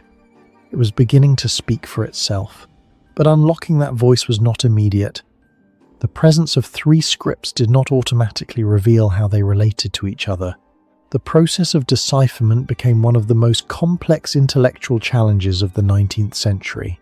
Among those who pursued it, one figure stands out: Jean-François Champollion. He had been studying ancient languages since childhood, driven by a singular goal to read Egypt. The breakthrough came not from translating entire sentences, but from identifying patterns. Champollion focused on cartouches, oval shapes that enclose specific groups of symbols. He hypothesized that these represented royal names. By comparing the Greek version of the text, where the name Ptolemy appeared, with the repeated symbol clusters inside the cartouches, he began to assign phonetic values to individual hieroglyphs. This was the turning point. Hieroglyphs were not purely symbolic. They encoded sound. They functioned as a hybrid system, part phonetic, part ideographic. This realization dismantled centuries of incorrect assumptions. Even then, the work was far from complete. The system was vast, inconsistent, layered with exceptions and context-dependent meanings. It took over 2 decades of sustained effort to build a working understanding of the language. And even after Champollion's success, refinement continued. The stone had opened the door, but stepping through it required reconstructing an entire linguistic framework from fragments. There is another complication, one that is often overlooked. The Rosetta Stone is incomplete. The top portion, where the hieroglyphic text would have been most extensive, is missing. What survives is only a partial version of the original inscription. This raises a question that cannot be resolved. What was lost? The existing text was enough to trigger a breakthrough, but it is possible that additional lines, perhaps clarifications, perhaps variations, were part of the original message. We are not working with the full key, we are working with a broken one. That detail changes the framing. The Rosetta Stone did not perfectly restore the voice of ancient Egypt. It enabled it partially, conditionally, through reconstruction. Every translation that followed is built on a foundation that began with a damaged object recovered by chance in the middle of a military campaign. A civilization that lasted for millennia, reduced to silence by the loss of its language, began to speak again because a single artifact survived, fractured, displaced, and almost overlooked, which leads to a final, unresolved implication. If one accidental discovery could unlock an entire system of knowledge, how many others remain sealed? How many scripts, inscriptions, or encoded records exist without their equivalent of a Rosetta Stone? And more importantly, how much of what we currently believe about the ancient world is not wrong, but incomplete waiting for a key that has not yet been found? High above the forests of Sulawesi, the dead do not rest beneath the earth. They remain suspended between worlds. Along sheer limestone cliffs, rows of silent figures stare outward with unblinking eyes, their presence frozen in time. These are not statues placed for decoration. They are the dead themselves, given form, positioned to watch the living long after life has ended. In this place, burial is not disappearance, it is exposure. And what it reveals challenges everything we think we understand about death. In the mountainous highlands of Tanah Toraja, an isolated region shaped by steep valleys and dense jungle, a culture developed with a relationship to death unlike anywhere else on Earth. European explorers first documented these cliffside burials in the early 20th century, but what they encountered was not an abandoned relic of the past. The burial sites were active, maintained, and deeply integrated into daily life. Carved niches cut directly into vertical rock faces held wooden coffins, some intact, others decayed with age, revealing fragments of human remains within. Above them, arranged in deliberate rows, stood wooden effigies, Tau Tau, each one carved to resemble a specific individual. The initial interpretation framed these as symbolic markers of status or ancestor worship. But as further observation continued, it became clear that this was not simply symbolic. It was systemic. Death here followed rules, sequences, and expectations that extended far beyond the moment of biological end. Detailed surveys of sites such as Lemo and Londa revealed layers of burial practices evolving over centuries. Earlier coffins were placed inside natural caves where humidity and darkness slowed decomposition. Later, more complex interventions appeared. Rectangular openings were cut into vertical cliff walls, forming burial chambers that required both planning and precision. Wooden beams were inserted into the rock to support hanging coffins, many of which have since collapsed, leaving remnants scattered at the base of the cliffs. In some cases, entire galleries were carved with multiple levels accommodating generations of a single family. Inside, skeletal remains were found not in isolated positions, but in accumulations, bones reorganized over time as space was reused. The process was not static, it was continuously managed.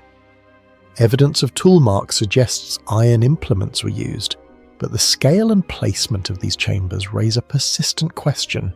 How were heavy coffins and bodies transported and secured at such heights without any visible infrastructure? No remnants of scaffolding systems remain, and the cliff surfaces themselves offer minimal natural support. At the centre of this system lies a concept that fundamentally alters the definition of death. Within the culture of the Toraja people, a person is not considered fully dead immediately after biological death. Instead, they enter a transitional state, referred to not as death, but as illness. During this period, which can last months or even years, the body is kept within the household. It's preserved, cared for, and treated as if still alive. Food is offered, conversations continue, daily routines incorporate the presence of the deceased. Only after an elaborate and resource-intensive funeral ceremony does the individual transition into the status of the dead. This creates a dual existence, one physical, one social, where the boundary between living and dead is not defined by biology, but by ritual completion. The cliff burial is not the beginning of death.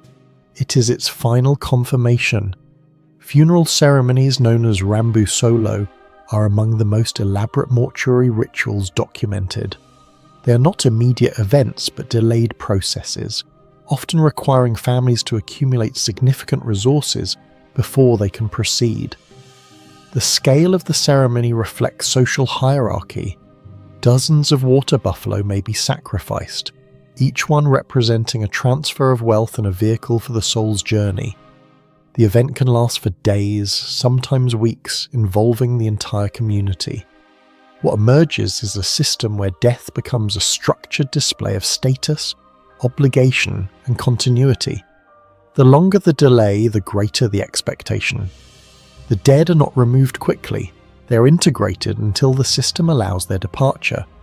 This inversion of urgency transforms death from a private moment into a prolonged social negotiation. Positioned along the cliff ledges, the Tautau figures introduce a visual and psychological dimension that remains difficult to fully interpret. Carved from wood, often with detailed facial features and clothing, they are designed to represent the deceased as they were in life. But their placement is precise. They are not hidden. They are exposed facing outward, aligned as if observing the landscape below. Over time, weathering has altered many of these figures, creating expressions that appear distorted or intensified, yet their purpose remains consistent. They serve as a continued presence, not symbolic memory, but active representation. The effect is immediate and unsettling. The dead are not concealed. They are positioned to remain visible, to participate in the world they have left. This raises a critical question. Are these figures meant to protect, to witness our semnes, or simply to remain? The physical execution of these burials presents a problem that remains unresolved. Many of the cliff faces are steep with limited access points. Modern visitors require ladders or carved steps to approach the sites, yet many coffins are located in positions that appear inaccessible, even with such assistance. The absence of preserved construction systems, no rope remnants, no anchoring structures, limits reconstruction of the original methods. The weight of a single coffin, combined with the body and ceremonial materials, would require coordinated effort and stable support. Hypotheses range from temporary bamboo scaffolding to advanced climbing techniques passed down through generations, but without direct evidence, these remain speculative. The result is a persistent gap between what is visible and what can be explained. Interpretations of these practices vary widely. Some researchers emphasize environmental adaptation, arguing that cliff burials protect remains from animals and flooding. Others focus on symbolic elevation, suggesting that placing the dead above ground brings them closer to a spiritual realm. A more critical perspective examines the role of social pressure, where the cost and scale of funerals enforce hierarchy and reinforce community structure. Yet none of these explanations fully address the continuity of the system or its resistance to external influence. Despite modernization and increased contact with global culture, the core elements persist. The question is not why the practice began, but why it continues with such precision and consistency. What maintains it is not just belief, but function. Across these cliffs, the dead remain visible, arranged in silent rows that overlook the living world below. Their presence is not hidden or abstract. It is direct, deliberate, and enduring. In this landscape, death does not remove a person from society. It relocates them within it. The system is complete, internally consistent, and still active. And that is what makes it difficult to categorize. It is not an ancient anomaly preserved in isolation. It is a parallel model of existence, operating by its own logic, where the final stage of life is not disappearance but placement, The question is no longer how these graves were built or why they were created. It is what they reveal about a possibility we rarely consider, that the line between the living and the dead may not be a boundary at all, but a structure we have yet to fully understand. Coyolxauhqui stone was placed exactly where bodies landed after being thrown from the top of Templo Mayor. The carving on its surface shows a dismembered figure, head severed, limbs detached, torso broken apart, arranged in the same chaotic pattern those bodies would take on impact. This is not symbolic resemblance, it is structural alignment. The ritual above and the image below were designed to match, which means the act of sacrifice was not just performed, it was calibrated to recreate a specific moment, the violent dismemberment of a goddess. At the heart of what is now Mexico City once stood the sacred center of the Aztec world, Templo Mayor. This was not merely a temple, it was the axis of a cosmology built on motion, sacrifice, and balance. Twin shrines rose at its summit, dedicated to opposing but intertwined forces, rain and fertility on one side, war and the sun on the other. Every stone in this space carried symbolic weight. Every stairway functioned as a path between realms, and at the base of those stairs, placed with intention, lay a circular monolith that would come to define the darkest edge of that worldview. In 1978, during routine electrical work beneath the streets of Mexico City, workers struck something solid. What emerged was not debris nor a foundation, but a massive carved disc over 3 meters in diameter. As layers of earth were cleared, the image revealed itself piece by piece. A female figure, dismembered, her body separated into distinct sections, each rendered with extraordinary detail.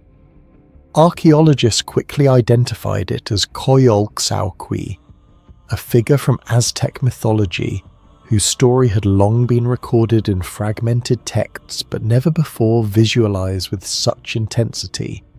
The discovery did more than uncover an artifact, it redefined the site.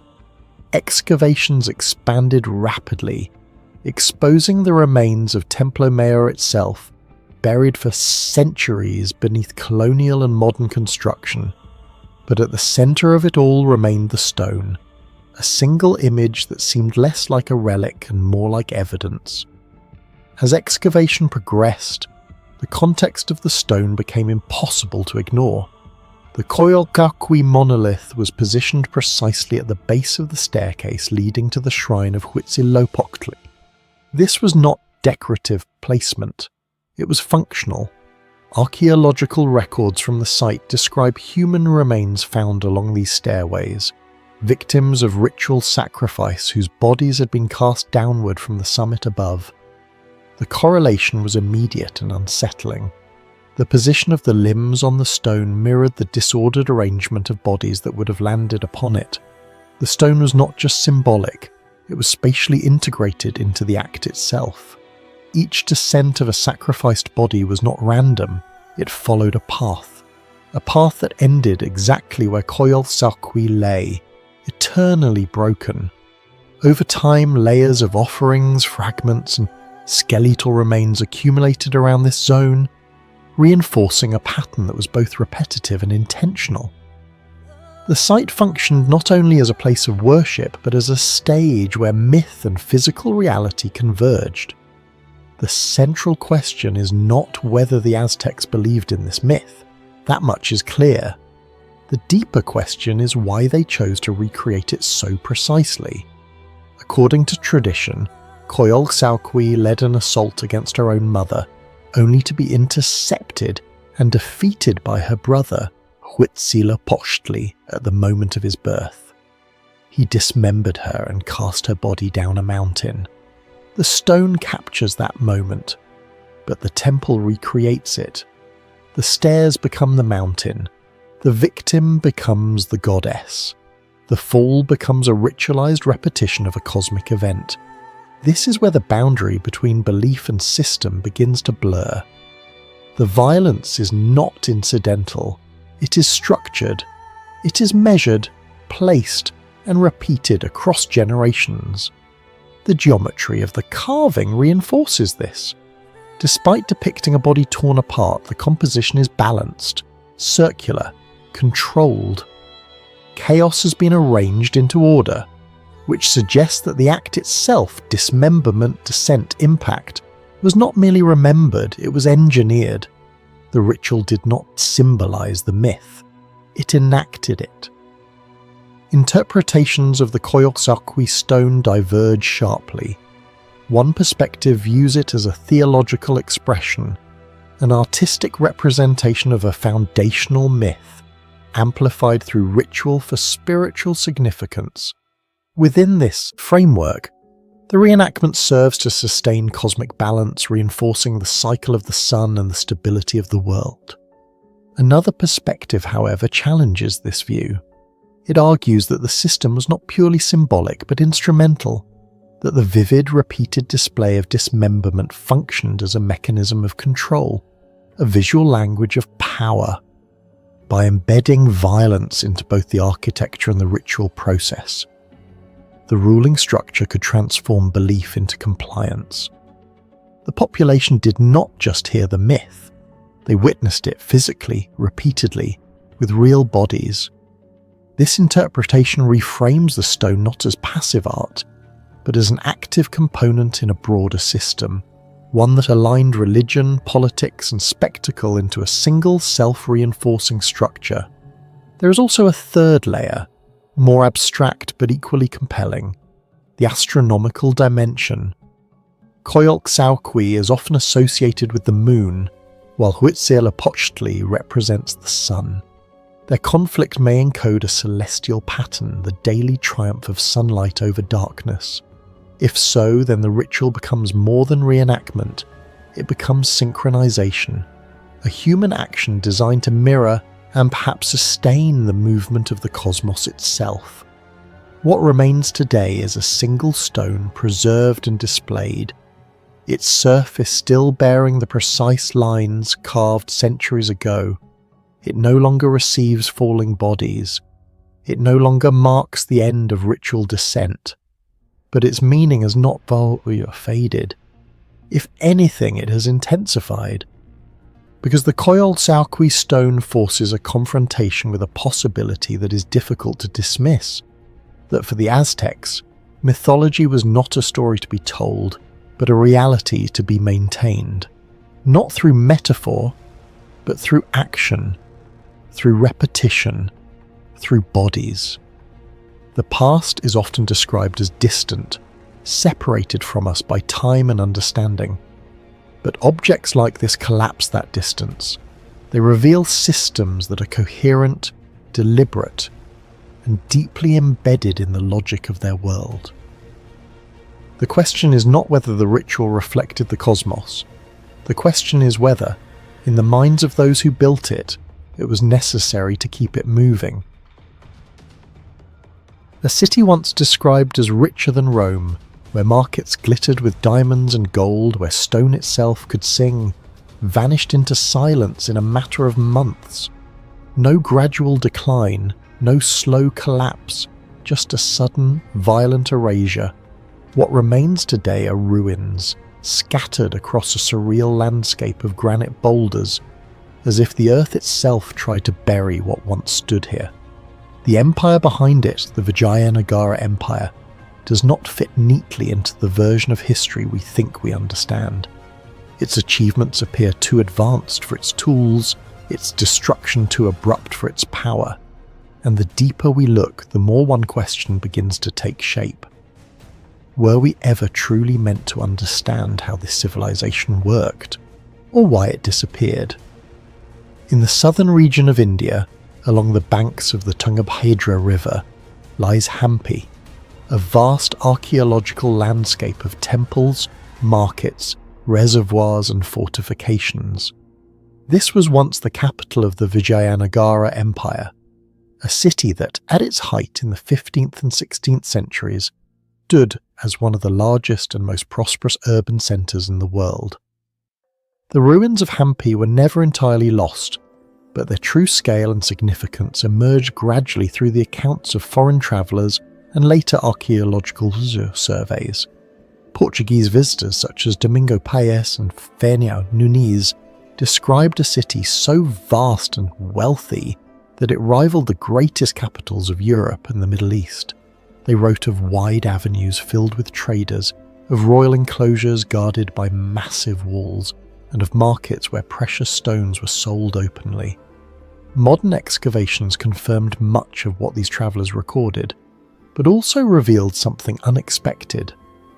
Beneath the surface of what seemed like a powerful medieval empire lay systems of planning, engineering and construction that appeared far more sophisticated than the historical narrative would suggest.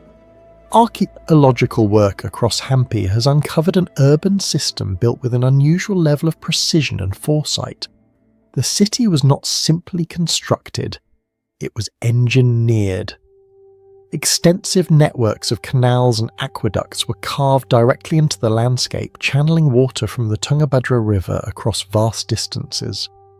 These systems fed into reservoirs and stepped tanks, some of which were geometrically perfect with symmetrical tiers descending into the earth. Their alignment was not random. They were positioned to maximise water retention during monsoon seasons and maintain supply during long periods of drought. The scale alone suggests planning for a population in the hundreds of thousands. At the same time, massive stone structures rose across the terrain. Temples, gateways and platforms were constructed using granite blocks, some weighing several tons, placed with a level of accuracy that minimised the need for binding material.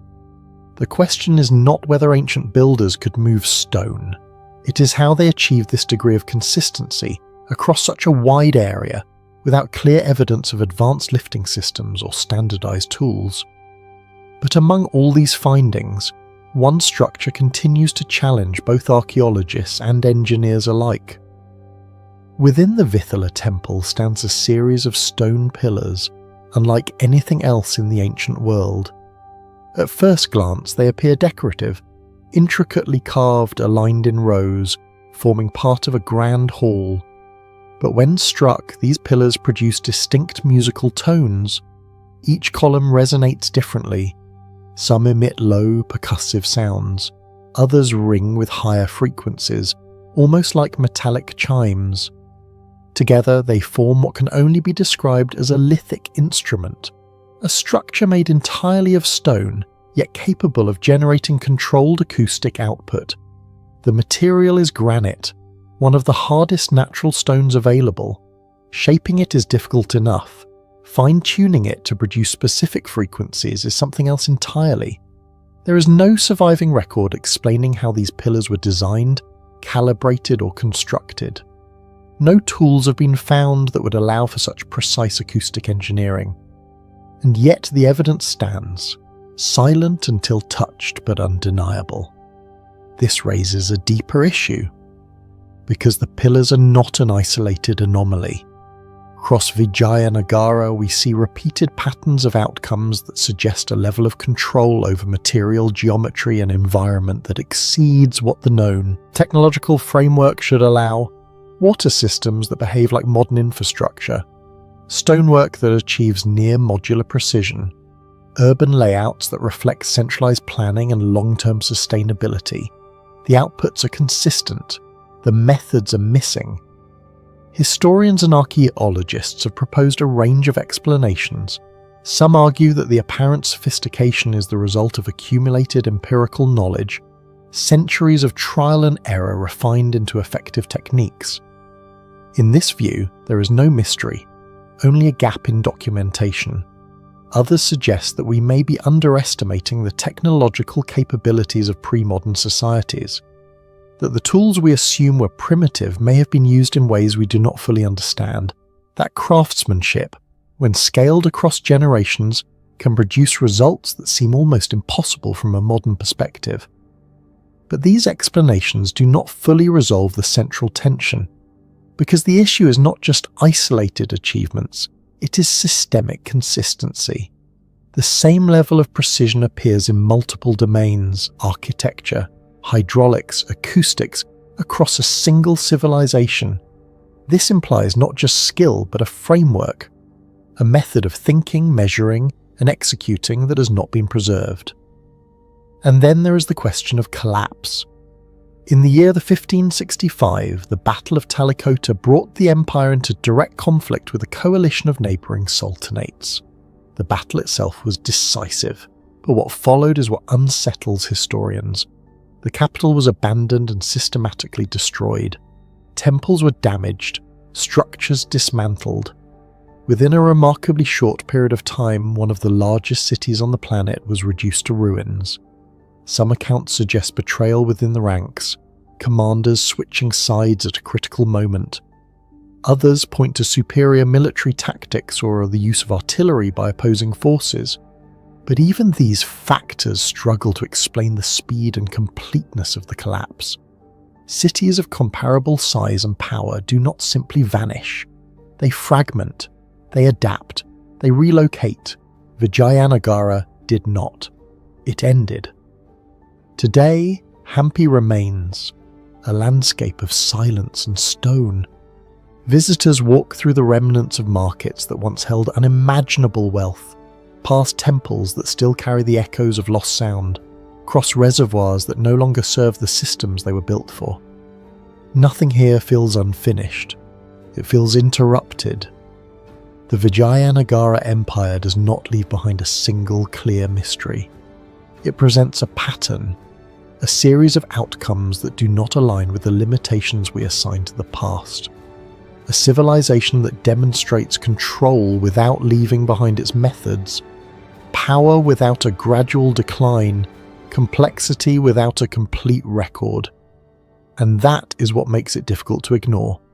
Because if the structures are real and the engineering is undeniable, then the only variable left is our understanding of the people who built them. And right now, that understanding is incomplete.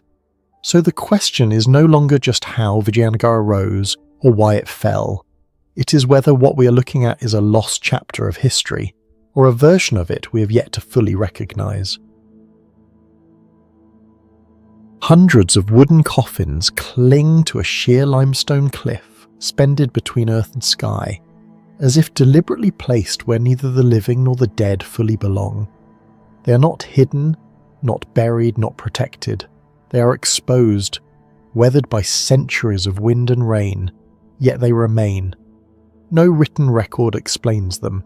No surviving blueprint details how they were installed. And yet, for generations, people climb these vertical walls carrying their dead, performing a ritual that appears less like burial, and more like a reenactment of something far older, far more violent, something encoded in belief, repeated until its meaning was forgotten. High in the Cordillera Mountains of northern Luzon, within the remote town of Sagada, the cliffs of Upano Valley rise abruptly from dense forest below. It is here, along these near vertical rock faces, that the coffins hang, some only a few meters above the ground, others positioned at heights that would challenge even modern climbers. The terrain is unforgiving, jagged limestone, narrow ledges, and sudden drops. There are no natural paths leading to many of the burial points, no carved stairways or permanent scaffolding. From below, the coffins appear almost weightless, fixed to the rock as if gravity itself had been negotiated. To outsiders, the hanging coffins were first documented during the late 19th and early 20th centuries, when Spanish and later American observers began recording the customs of the indigenous highland groups. But for the local people, particularly the Igorot people, these were not discoveries. They were continuations of a practice already ancient by the time it was first written about. Oral traditions speak of ancestors who believed that the dead should not be buried beneath the earth, where the body would decay among roots and soil but elevated, placed closer to the sky, where the spirit could transition more easily into the next realm. The cliff was not simply a location, it was a boundary. Unlike typical archaeological sites, there has been no large-scale excavation of the hanging coffins. Their placement makes direct study difficult, and their cultural significance limits intrusive investigation. What researchers have been able to observe reveals a pattern both consistent and unsettling. The coffins are carved from hardwood, often hollowed logs shaped to fit a human body curled into a compact position. In many cases, the individuals inside were placed in a fetal posture, knees drawn to chest, arms folded inward, before being sealed within containers that appear almost too small. Some coffins bear markings, symbols, or simple carvings, though these are not standardized. Others are entirely plain, suggesting differences in status, time period, or personal identity.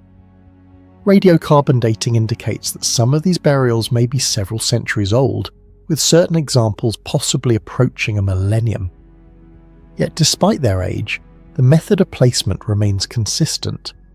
Wooden pegs driven into the cliff face, platforms attached to rock, or coffins wedged into natural crevices, each requiring precision, coordination, and an acceptance of extreme physical risk. The central question is not why the coffins are there. The belief system offers a clear explanation: elevation as spiritual proximity, separation from decay, protection from animals. The deeper mystery is how, and what that how implies. To transport a body up a vertical cliff without modern equipment requires more than strength. It requires planning, tools, and a repeatable method. Yet there is no surviving documentation of such a system, no preserved scaffolding, no clear traces of the mechanisms used to lift, secure, and position the coffins in locations that even today would demand advanced climbing techniques. But beyond the engineering paradox lies something more disturbing. The act itself, the compression of the body into a fetal state, the elevation onto exposed rock, the deliberate positioning between ground and sky, resembles not just a burial, but a symbolic gesture. In many cosmologies, creation begins with rupture, with the separation of sky and earth, with bodies torn apart or transformed. Here, the dead are not returned to the ground. They are suspended in a state of tension, as if reenacting that primordial division. The ritual becomes a performance, one that encodes an idea of death not as descent but as violent transition. Scholars remain divided on how to interpret the hanging coffins. One perspective treats the practice as a practical adaptation, a way to protect remains from flooding, erosion, and scavenging animals in a mountainous environment. Another emphasizes social structure, suggesting that only certain individuals, elders, leaders, or those of higher status, were granted cliff burials, turning the act into a post-mortem display of hierarchy. Yet a more controversial interpretation focuses on symbolism. The fetal positioning of the body suggests rebirth, a return to an origin state. The elevation suggests ascension. But the method, the physical struggle required to place the coffin, the danger involved, the exposure to the elements, introduces an element of violence. Not violence inflicted upon the dead, but reenacted through the act of burial itself. In this view, the ritual becomes a dramatization of cosmological ideas, death as a rupture, a crossing, a forced passage between states of existence. There are also modern tensions. Tourism has brought increased attention to Sagada, leading to concerns about preservation and respect. Some coffins have fallen or deteriorated, others have been disturbed. The very visibility that makes them compelling also makes them vulnerable. Today, the practice of hanging coffins has largely faded. New generations have adopted different burial methods, influenced by external cultures and changing beliefs. The cliffs remain, still lined with the silent evidence of a worldview that no longer fully exists. What survives is the image, wooden coffins suspended in impossible places, defying gravity, defying expectation, resisting simple explanation. They are often described as a tradition, a custom, a cultural artifact. But that description feels incomplete, because what these cliffs preserve is not just a method of burial, but a way of thinking about death. one that transforms it from an end into an event, from a quiet departure into a deliberate physical act. And perhaps the most unsettling question is not how they were placed there or even why. It is whether the people who performed this ritual understood something about death that has since been lost, something encoded in the act itself, repeated for generations until the meaning remained, but the explanation disappeared. They carved him with wings, outstretched, precise, deliberate, not as decoration, not as myth in the abstract, but as something that appears to have been observed, remembered, and repeated. Across a civilization that left no written language, the same figure emerges again and again, a human form merging with a bird of prey, frozen mid-transformation, and beneath the earth, in carefully arranged burials, bodies were placed in patterns that echo that same shape. This is not a coincidence. It is a system, and whatever that system represented, it was powerful enough to demand not just belief, but lives. At the heart of this mystery lies Cahokia, a vast pre-Columbian city rising from the floodplains near the Mississippi River, flourishing between the 11th and 14th centuries. At its peak, it rivaled the largest urban centres on Earth. Monumental earthen mounds dominated the landscape, aligned with celestial events, structured with an architectural precision that implies planning, hierarchy and control. But what makes Cahokia different is not its size, it is the silence. No written records, no direct explanations, only symbols, repeated with unsettling consistency.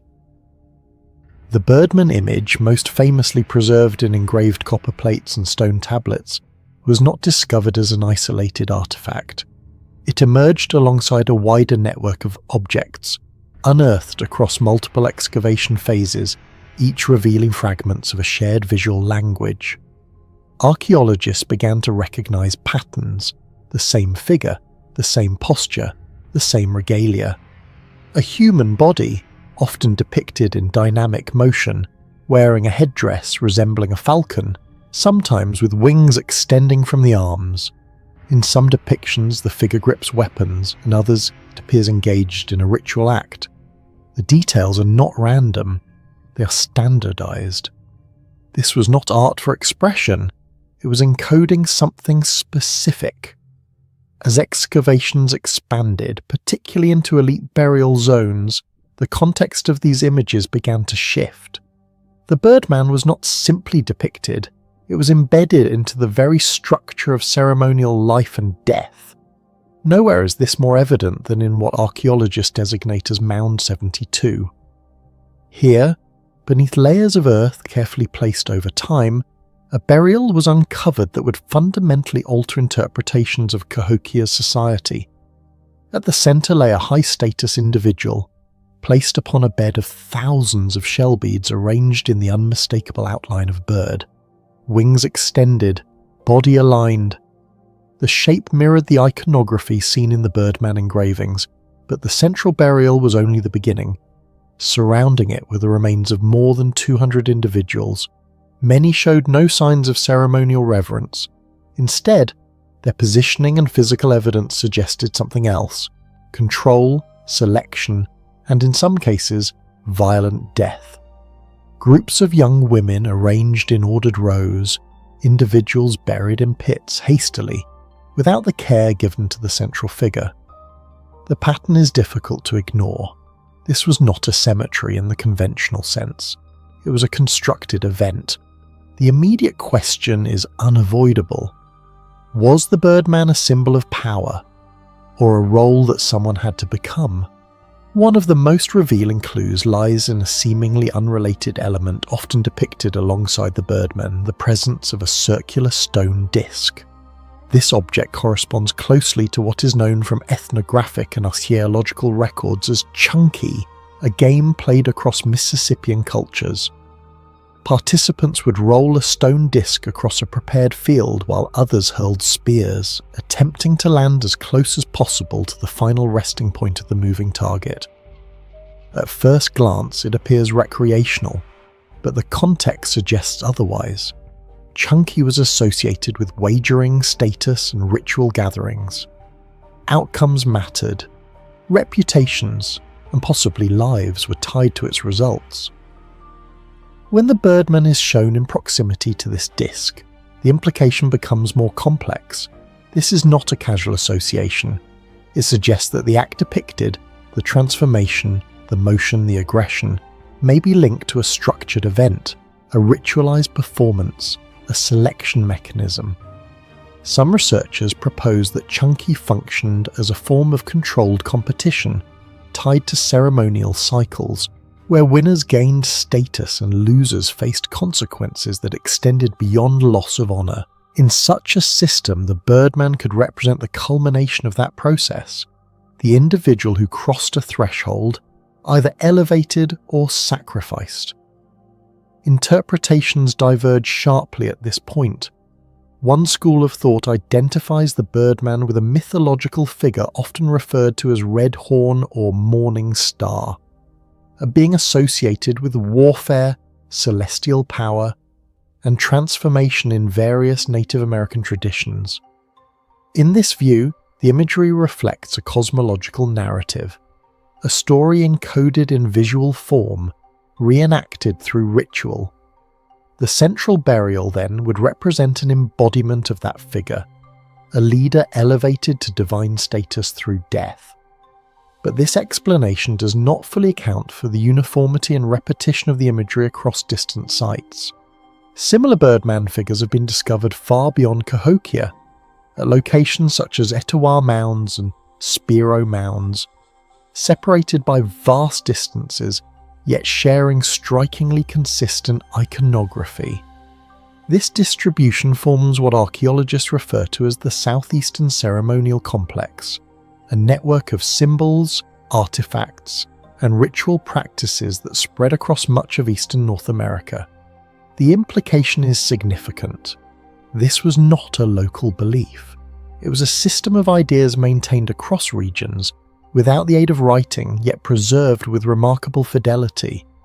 Such consistency suggests structure, it suggests transmission, and most importantly, it suggests that the Birdman was not an abstract concept, but a defined role within that system.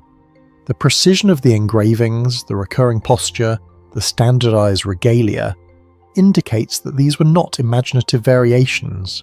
They were representations of something known, something performed, possibly something witnessed. This leads to a more unsettling possibility. What if the Birdman was not a god being depicted, but a process being documented? In this interpretation, the imagery captures stages of transformation, physical, symbolic, or both. The headdress becomes more than ornamentation, it is a marker of identity. The wings are not literal, but they signify a shift in status, a departure from ordinary human roles. The association with weapons suggests conflict or trial. The presence of the chunky disc implies a structured event preceding this transformation. And the burial evidence at Mound 72 provides the outcome. One elevated, many extinguished. If this is correct, then Cahokia was not merely a political or economic centre. It was a place where transformation was engineered, where individuals entered a system that could elevate them to near-divine status or reduce them to offerings within a larger ritual framework. The Birdman, then, is not a figure of mythology alone. It is the visible endpoint of that system, and yet critical uncertainties remain. There is no written account confirming these interpretations, no direct testimony from those who participated. Everything is inferred from material remains, objects, alignments, patterns. It is possible that the Birdman represents a purely symbolic figure, disconnected from actual human roles. It is equally possible that the burials reflect political power structures rather than ritual sacrifice. The evidence supports multiple narratives, none of which can be proven conclusively. But one fact resists simplification. Across Cahokia and beyond, a civilization without writing developed and maintained a complex symbolic system capable of encoding identity, hierarchy, and belief with extraordinary precision. The Birdman stands at the centre of that system, consistent, deliberate, and unresolved, and perhaps that is the most significant detail. Not what the Birdman was, but what it required. Because whatever this figure represented, it was important enough to be carved into metal and stone, repeated across thousands of kilometres, and echoed in the arrangement of the dead. A human figure carved into the earth at a scale that defies subtlety. 55 metres tall, fully exposed, frozen in a pose that is neither passive nor decorative, but confrontational. It holds a weapon, it displays exaggerated anatomy, and it dominates the hillside with a presence that feels less like art and more like an act. For centuries, this figure has existed in plain sight, yet its purpose remains unresolved. Because nothing about it aligns cleanly with the cultures that are supposed to have created it. It is too explicit for medieval symbolism, too deliberate for satire, too large to be accidental, and too persistent to be meaningless. But the most unsettling possibility is this. What if this figure is not a symbol at all? What if it is the final stage of a ritual? One that was meant to be repeated, not explained. A reenactment, carved permanently into the land, preserving not just an image, but an action. The figure lies etched into a steep chalk hillside above the village of Kerne Abbas in Dorset, England. The terrain itself is essential to its existence. Beneath a thin layer of soil lies a bed of bright white chalk, which becomes visible when the surface is cut away. This natural contrast allows the figure to emerge, not as something added to the landscape, but as something revealed from within it. From ground level, the lines are disjointed, abstract, almost meaningless. Segments of white cutting through grass with no obvious form. But from a distance, the image resolves into a complete figure. A man, simplified yet unmistakable. This duality is critical. It means the figure was designed with perspective in mind. Not the perspective of someone standing on the hillside, but of someone observing from afar, or from above, and that introduces a problem. Because at the time this figure was likely created, there was no practical way to view it from the sky. The design assumes a vantage point that did not exist. Unlike buried ruins or lost cities, this figure was never discovered in the traditional sense. It was always there, visible, dominant, impossible to ignore, and yet its historical footprint is strangely absent. The first reliable written references to the figure appear only in the 17th century. By that time it was already established, already recognised as part of the landscape. But before that, there is nothing. No medieval records, no Roman descriptions, no early accounts that mention a structure of this scale and visibility. This absence is not a minor detail, it is a contradiction, because a figure this large carved into a hillside in a populated region should have been documented. The silence suggests one of two possibilities. Either the figure did not exist before that time, or it existed in a form that was deliberately ignored, altered, or erased from record. Modern scientific analysis has attempted to resolve the mystery of its origin. Techniques such as optically stimulated luminescence dating have been used to determine when the chalk was last exposed to sunlight. The results point toward a time frame between the 10th and 12th centuries, placing its creation in the Anglo-Saxon period.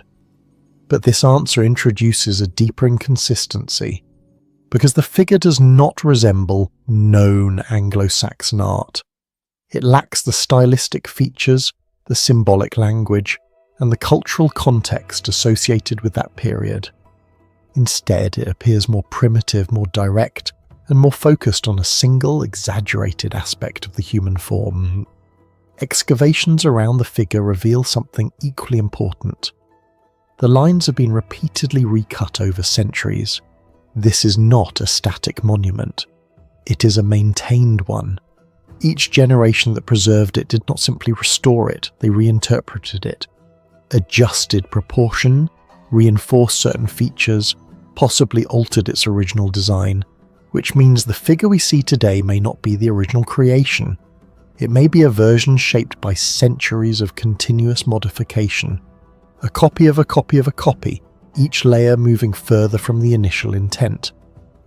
The most widely accepted explanation is that the figure represents fertility, a symbol of reproduction, abundance, and life. Local traditions support this idea. Stories persist of couples visiting the site in hopes of conceiving, interacting with the figure as part of a ritual believed to influence fertility. But this explanation fails to account for the intensity of the design. Fertility symbols are typically stylized, abstract, suggestive rather than explicit. This figure is none of those things. It is direct, exaggerated, almost aggressive in its presentation. To understand this, it may be necessary to shift perspective, not to view the figure as a symbol of life, but as a representation of the force that creates it. In many ancient cosmologies, creation is not a peaceful process. It is violent, a tearing apart of the old to form the new. Myths describe primordial beings dismembered to create the world, gods who impose order through force. Creation in this context is not separate from destruction, it is dependent on it. The figure's posture reflects this. The raised weapon, the rigid stance, the exaggerated anatomy. It is not passive, it is active. It suggests an act being performed, not a state being represented. If this is a ritual, then it is not commemorative. It is performative, a reenactment of the moment of creation itself, a symbolic act of domination over the land, where the earth becomes both the stage and the participant. The figure is not placed onto the landscape, it is carved into it as if the land itself is being shaped by the act, and the scale reinforces this interpretation. At 55 meters, this is not meant for individual experience. It is meant to be seen from a distance, to be witnessed. But by whom? Because the intended perspective, the one from which the figure fully resolves, suggests an observer positioned above the landscape. An observer that the creators themselves could not physically become. Interpretations of the figure remain deeply divided. Some argue that it represents the classical hero Hercules, identified by the club it holds. This would align the figure with Roman influence, suggesting it is a remnant of a broader cultural system imposed during occupation. Others reject this, pointing to the lack of Roman-era documentation and the inconsistency in style. Instead, they propose a much later origin, possibly as late as the 17th century, suggesting it was created as a form of political satire targeting figures like Oliver Cromwell. In this interpretation, the exaggerated anatomy becomes a tool of mockery rather than ritual significance. But this explanation struggles to account for the effort required to create and maintain the figure. This is not a temporary statement, it is a long-term commitment, a structure that demands continuous upkeep across generations. A third perspective suggests that the figure is far older than current dating methods indicate, but has been repeatedly altered, obscuring its true origin. In this view, what we see today is not the original figure, but a layered construct, each generation preserving something they no longer fully understood, maintaining a ritual whose meaning had already been lost. The figure on the hillside remains unresolved, it does not fit neatly into history, it resists classification, and it continues to exist not because we understand it, but because it has been continuously maintained. This is what makes it different. It is not just an artifact, it is an action that has been repeated over centuries, a process rather than a product. If it began as a ritual, then that ritual has outlived its meaning, preserved through habit, tradition, or something deeper, something less conscious. And that leaves a final possibility, that the figure was never meant to be understood, only repeated. Because if it is a reenactment of creation, of force imposed onto the world, then its purpose is not to explain that moment, but to ensure it is never forgotten. Nothing about this document should exist in the form that we see it today. It does not begin where knowledge is supposed to begin.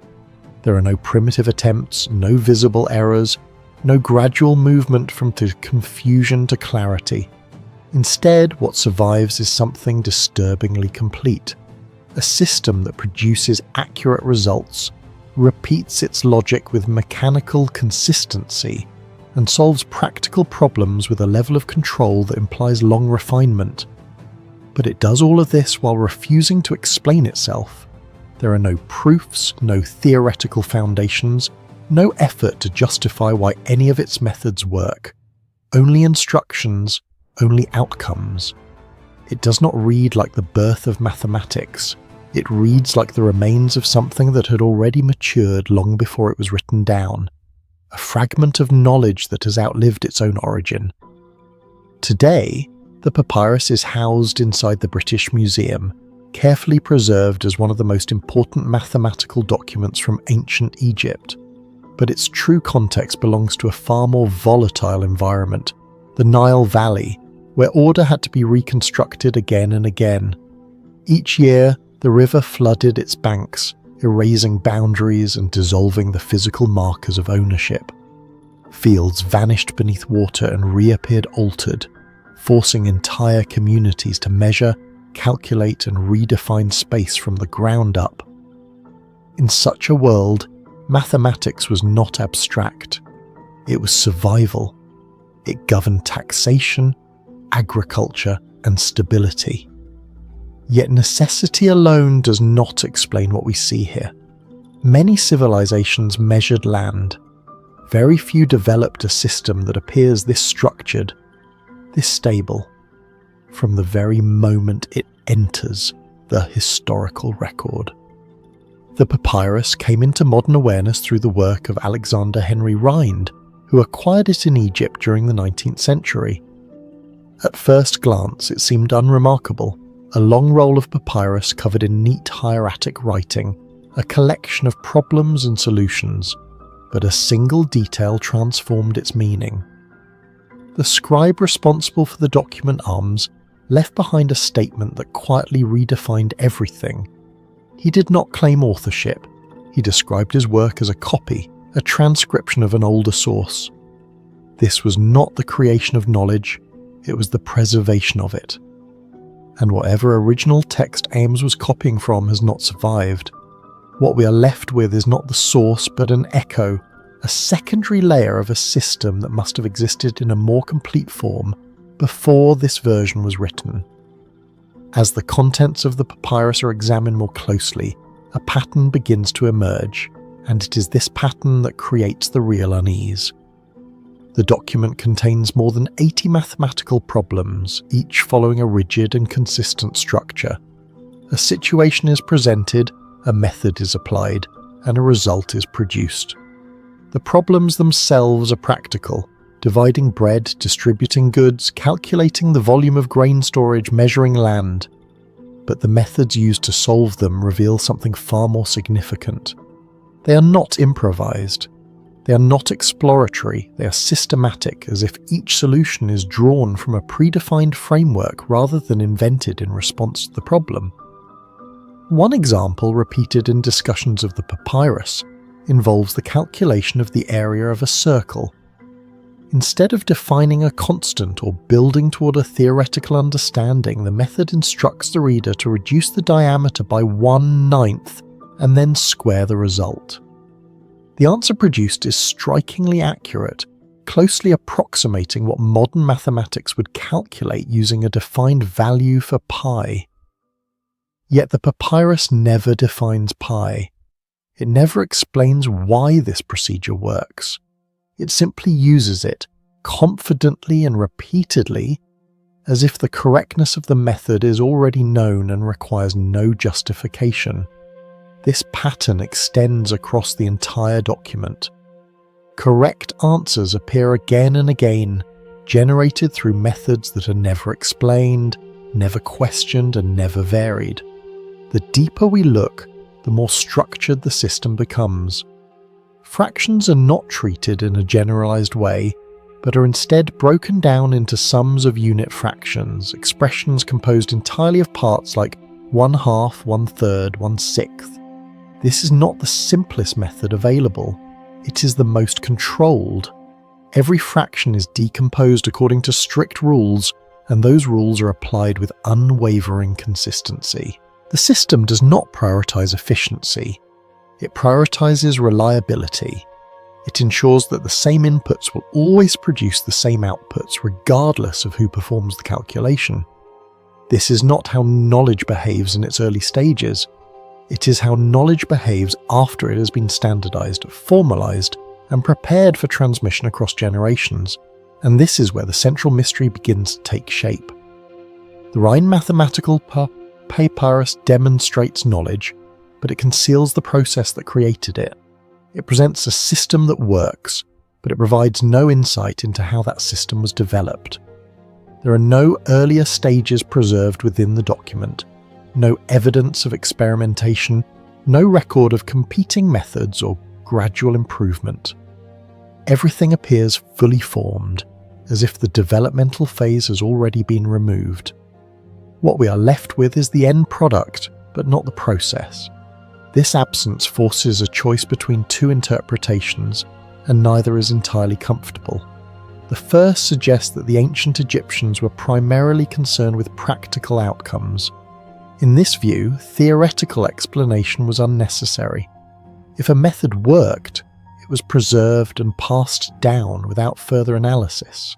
The papyrus, then, is a tool, a manual designed to teach reliable procedures rather than to explore abstract principles. But this explanation struggles to account for the precision and consistency of the system.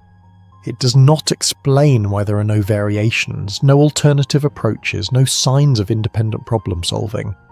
The uniformity is too complete, too controlled to be the product of purely practical trial and error. The second interpretation is more unsettling. It suggests that the theoretical foundation once existed but did not survive, that the papyrus represents a simplified or distilled version of a more complex body of knowledge, one that included explanations, derivations, and deeper understanding that have been lost over time. In this view, what we are looking at is not the full system, but a reduced form of it, designed for teaching and application. The deeper structure has been stripped away, leaving only the procedures behind. The knowledge still functions, but its meaning has been partially erased. What makes this possibility so compelling is the consistency of the document itself. Across dozens of problems, the structure does not change. The methods do not evolve. The system does not adapt. It behaves as if it has already reached a stable endpoint. And stability of that kind does not emerge instantly. It is the result of refinement, of testing, of iteration, processes that must have occurred somewhere at some time, but are no longer visible to us. The Rhine mathematical papyrus does not tell us how mathematics began in ancient Egypt. It shows us something far more ambiguous, a system that is already in motion, already stabilized, already functioning at a level that implies a deeper history than the document itself can reveal. It is not a beginning. It is a continuation, a fragment of knowledge that has survived without its origin. What remains is a document that works perfectly but explains nothing, a system that produces correct answers but hides the reasoning behind them, and a single statement from a scribe who made no claim to understanding it, only to preserving it. If this was already a copy of something older, then the true origin of this knowledge lies beyond the reach of the papyrus itself. It exists in a layer of history that has not survived, in a form of understanding that has been reduced to procedure, and that is what makes it so difficult to ignore. Because what we are left with is not just a piece of ancient mathematics, it is a gap, a system without a visible beginning, a method without a recorded origin, and a question that continues to follow it across thousands of years. If this was only a copy, then what was the original system that came before it? Thousands of massive stone faces are carved directly into a remote hillside in India, some rising over 10 meters tall, yet there is no trace of the civilization that organized the labor, planned the execution, or sustained the effort required to create them. The scale is undeniable, the craftsmanship is deliberate, but the system behind it is missing. This is not a mystery of what we cannot see, it is a mystery of what should be there, and isn't. The Unakoti rock relief complex lies in the remote hills of northeastern India, within the modern state of Tripura, near the borderlands where dense forest meets steep, eroded terrain. The environment is unforgiving, humid, overgrown, and carved by seasonal water flow that cuts through the hillside. Massive stone faces are not built here. They are revealed, emerging directly from vertical rock surfaces that descend into narrow pathways and uneven ground. This is not a plateau designed for construction, nor a valley suited for organised settlement. There are no wide, level surfaces for staging labour, no visible infrastructure that suggests long-term habitation on a scale capable of supporting monumental work. The terrain itself resists permanence, slowly reclaiming anything left unattended. And yet, embedded into this unstable landscape, an entire gallery of sacred imagery persists. Unlike many ancient sites uncovered through excavation, Unakoti was never truly lost. Local communities were always aware of its presence, preserving its significance through oral traditions and ritual practices. However, for centuries it remained largely outside the structured study of archaeology, known more as a sacred location than as a historical problem. When formal documentation began, researchers encountered something unexpected. This was not a single monument or a small cluster of carvings. It was a sprawling complex containing hundreds, possibly thousands of rock reliefs, some subtle and worn, others immense and unmistakable. Among them stood towering depictions of Hindu deities, most prominently Shiva, rendered at a scale that rivaled or exceeded many known rock-cut traditions. But as attention grew, so did the questions. Unlike sites such as Ajanta or Ellora, Unakoti offered no inscriptions of clarity, no definitive dates, and no clear sequence of development. It presented the result of a massive creative effort, but withheld the context that would make it understandable. At the centre of Unakoti lies a problem that is not immediately visible, but becomes unavoidable upon closer inspection. The scale of the work does not match the evidence of the system behind it. The largest figure, often identified as Unakoteswara Kal Bhairava, rises to nearly 10 meters in height. Its features are deliberate and controlled, its symmetry maintained across a surface that would have required careful planning and sustained execution. Surrounding it are numerous smaller carvings, forming a layered composition that suggests continuity of effort rather than isolated attempts. Creating such a complex would require more than skill. It would demand coordination, labourers, artisans, tools, time, and a structure capable of maintaining all of these elements across extended periods. Yet there is no trace of such a structure. No nearby settlement of sufficient scale has been identified. No remnants of workshops, transport systems, or quarrying activity exist to explain how the work was organised. The problem deepens when considering the terrain. Many carvings are positioned on steep or uneven surfaces, locations that would complicate access even with modern equipment. The execution implies the use of scaffolding or support systems, but no physical evidence of these systems remains. The rock itself preserves the final act, but erases the process that made it possible. Even the stylistic consistency raises questions. The figures share thematic and visual coherence, suggesting a unified cultural or religious framework. Yet without inscriptions or datable materials, it is impossible to determine whether the carvings were produced over decades, centuries, or even by multiple generations working under a shared tradition. The site appears unified, but its timeline is uncertain. Archaeological investigation at Unakoti has focused less on uncovering buried structures and more on documenting what is already exposed. The site offers little in terms of stratified deposits or constructed layers. Instead, it presents a surface-based record, carved directly into the landscape. Researchers have catalogued numerous figures, identifying iconographic elements consistent with Shaivite traditions. The presence of Shiva in multiple forms, along with associated deities and motifs, suggests that Unakoti functioned as a religious site, possibly linked to pilgrimage or ritual practice.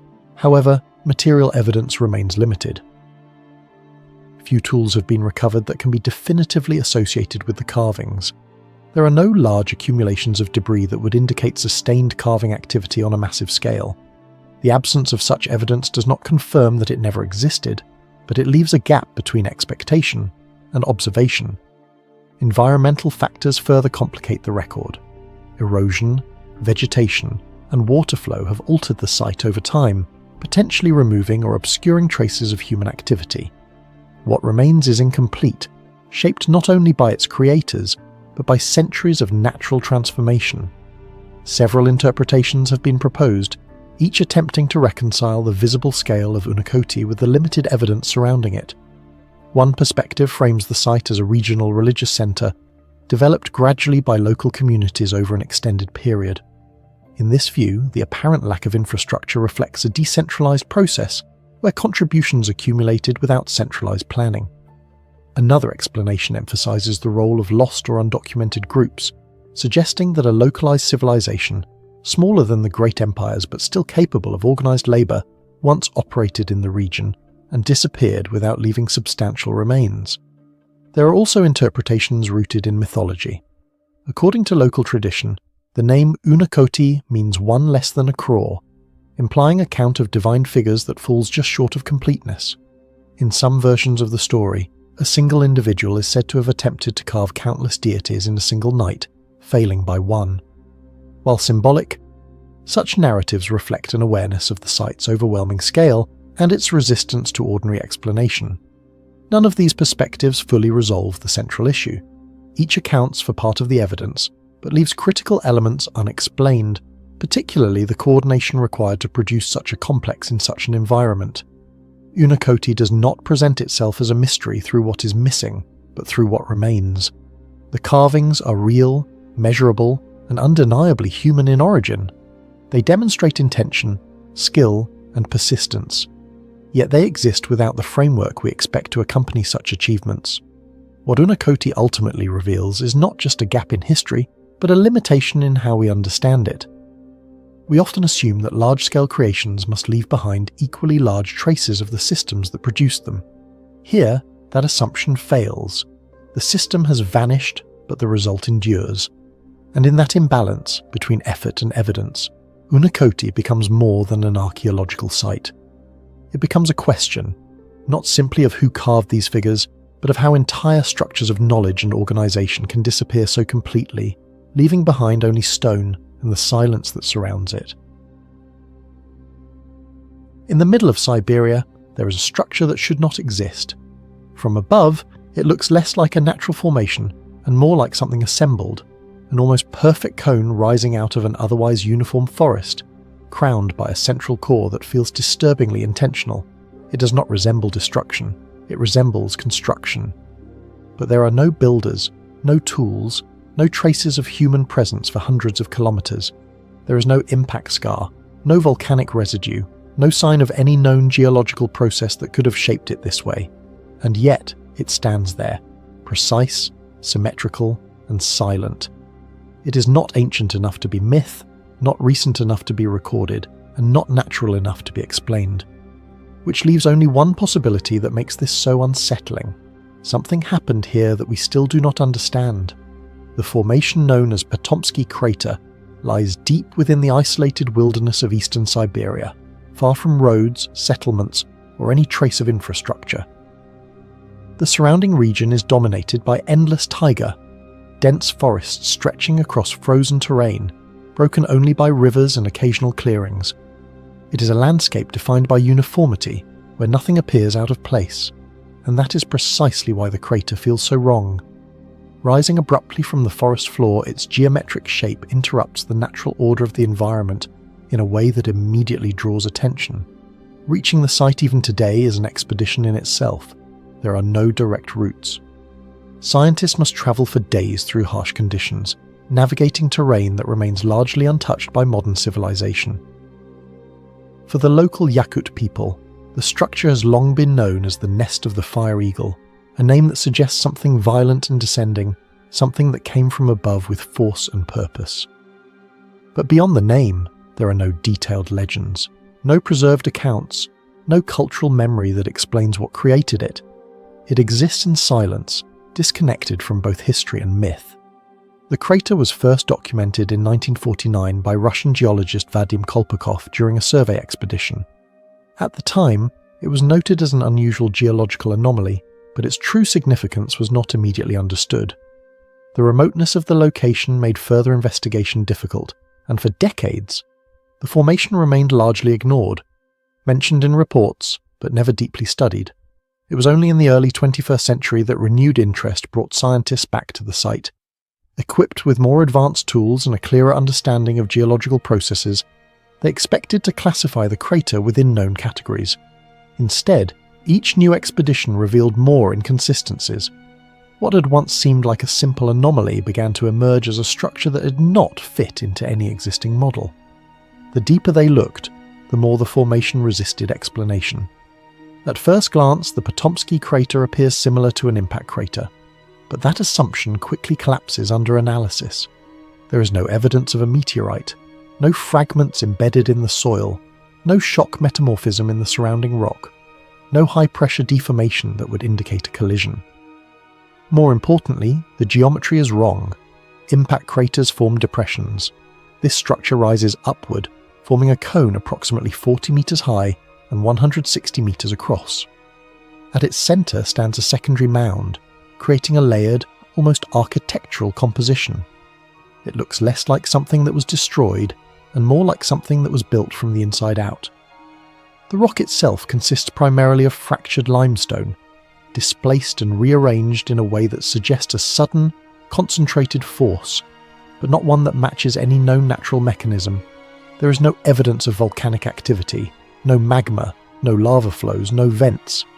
What makes the structure so difficult to explain is not just what it is, but what it is not. Every category that should apply does not. Scientific expeditions have attempted to go beyond surface observation by analysing the internal structure of the crater. Core samples reveal layers of rock that have been violently disrupted but not scattered randomly.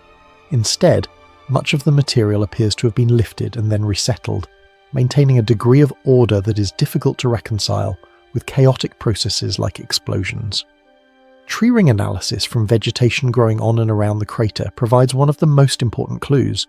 The data suggests that the structure formed roughly 2 to 3 centuries ago. This is a critical detail. It means the crater is not prehistoric. It formed within a time frame where events of significant scale would normally be recorded, especially in a region where natural disturbances tend to leave clear environmental evidence. And yet, there is nothing. No historical accounts, no documented seismic events, no oral histories describing an explosion, a fire, or any form of disturbance. The formation appears in the geological record as if it simply emerged, fully formed, without warning. Further studies have identified unusual stress patterns in the rock, consistent with a powerful force originating from beneath the surface. But this introduces another contradiction. If the force came from below, why is there no evidence of heat, no trace of molten material, no chemical alteration of the surrounding rock? The energy required to create such a structure should have left unmistakable signatures. Instead, it left only shape. Theories attempting to explain the origin of the crater fall into several categories, each addressing part of the mystery, but none resolving it entirely. One of the more conventional explanations suggests an underground gas explosion, pressure building beneath the surface until it violently ruptures the overlying rock. But gas explosions produce irregular asymmetric formations. They do not create structured cones with central cores. Another hypothesis points to permafrost dynamics or cryogenic processes, where freezing and thawing cycles cause the ground to shift and collapse. But again, the scale and symmetry of the crater exceed what such processes can produce. They lack the precision observed here. Some researchers have drawn comparisons to the Tunguska event, a massive explosion that occurred in Siberia in 1908. That event released enormous energy, flattening millions of trees, yet left no conventional crater. The possibility has been raised that the Patomsky Crater represents a different type of outcome, an event where energy was directed into the ground rather than dissipated in the atmosphere. But there is no direct evidence linking the two phenomena, and the timelines do not align perfectly. More unconventional theories exist, including the idea of a natural nuclear reaction occurring deep within the Earth, or an unknown geological process not yet observed elsewhere. These explanations attempt to account for the energy required, but struggle to explain the structure's form. They answer the question of force, but not the question of design. What makes the Patomsky Crater so compelling is not just its mystery, but its position in time. It is recent enough that it should be understood, old enough that evidence has already faded, and precise enough that it feels intentional. It does not belong to the past in the way ancient ruins do, shaped by civilizations long gone, and it does not belong to the present where science can observe, record, and explain. It exists in a narrow gap between those worlds, a structure that looks constructed without construction, a formation that suggests force without evidence of impact, a geological anomaly that behaves like no known geology. In most cases, mysteries like this are eventually resolved, classified, explained, absorbed into the body of human knowledge, but this one remains outside of it, resisting every attempt to define it. Not ancient, not modern, not understood, and perhaps that is the most unsettling conclusion of all. This is not a place you simply look at. It is a place you have to read. Carved into cliffs in silence across centuries, thousands of figures do not stand alone. They connect, respond, and continue one another, forming something far more deliberate than decoration. At first glance, it feels like devotion frozen in stone, but the longer you look, the more unsettling the realization becomes. This is not a collection of sculptures.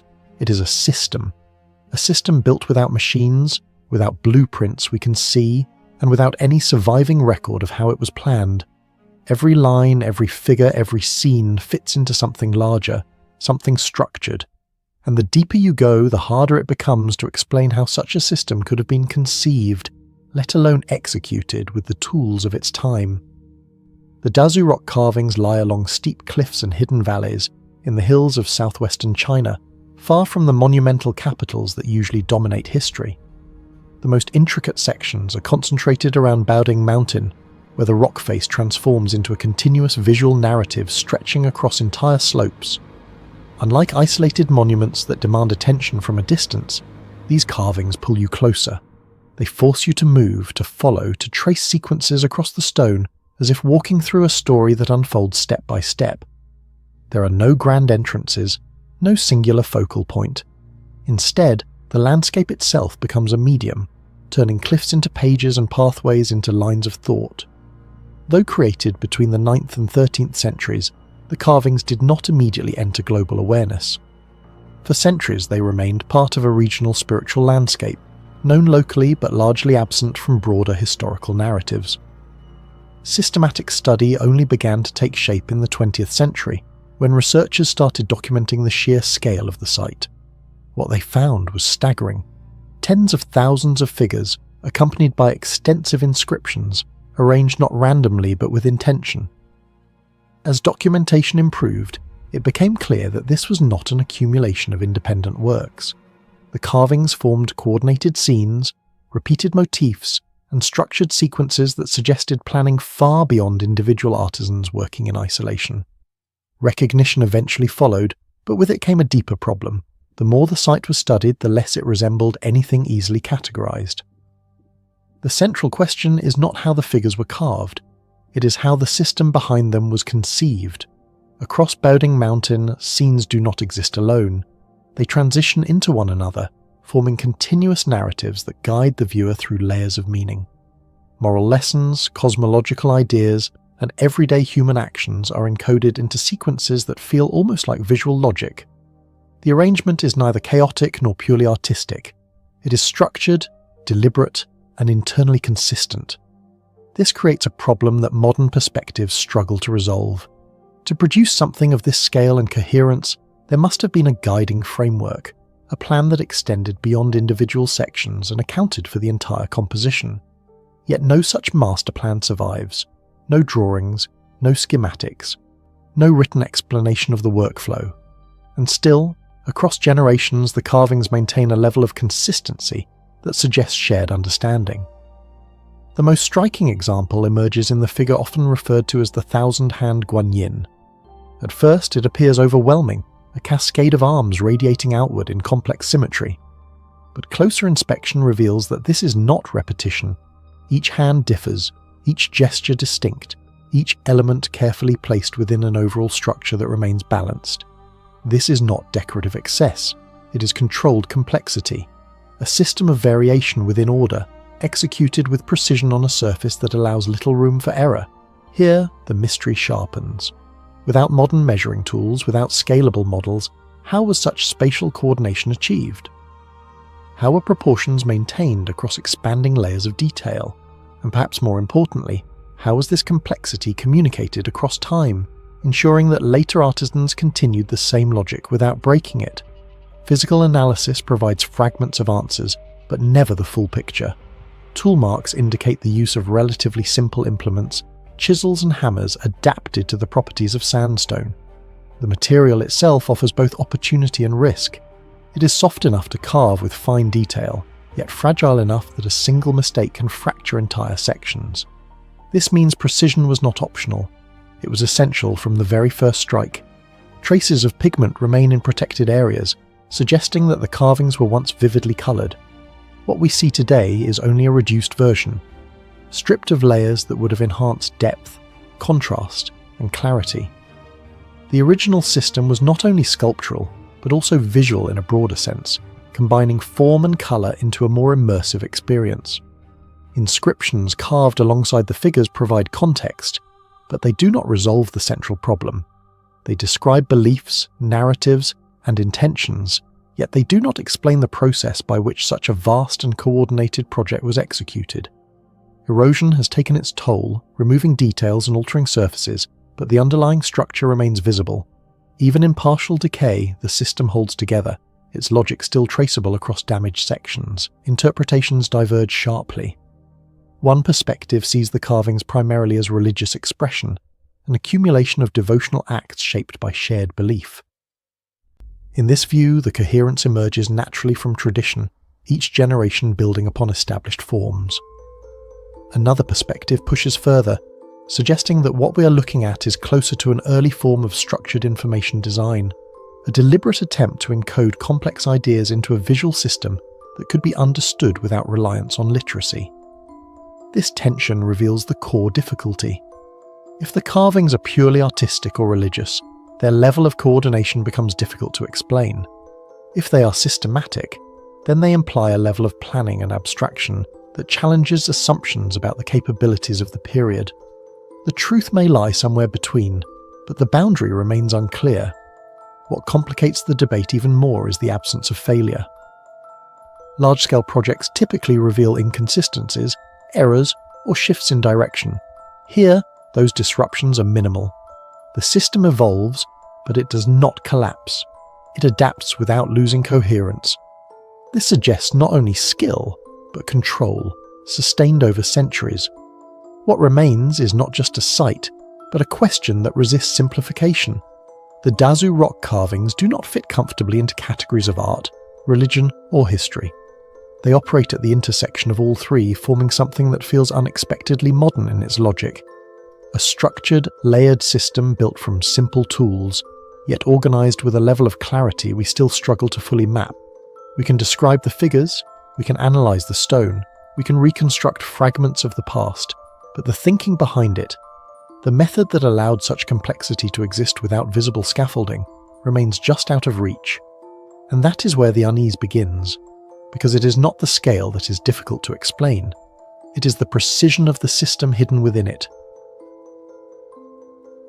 The desert kites of Arabia, known as vast stone-built funnel systems stretching across the Arabian Peninsula, are often described as ancient hunting traps.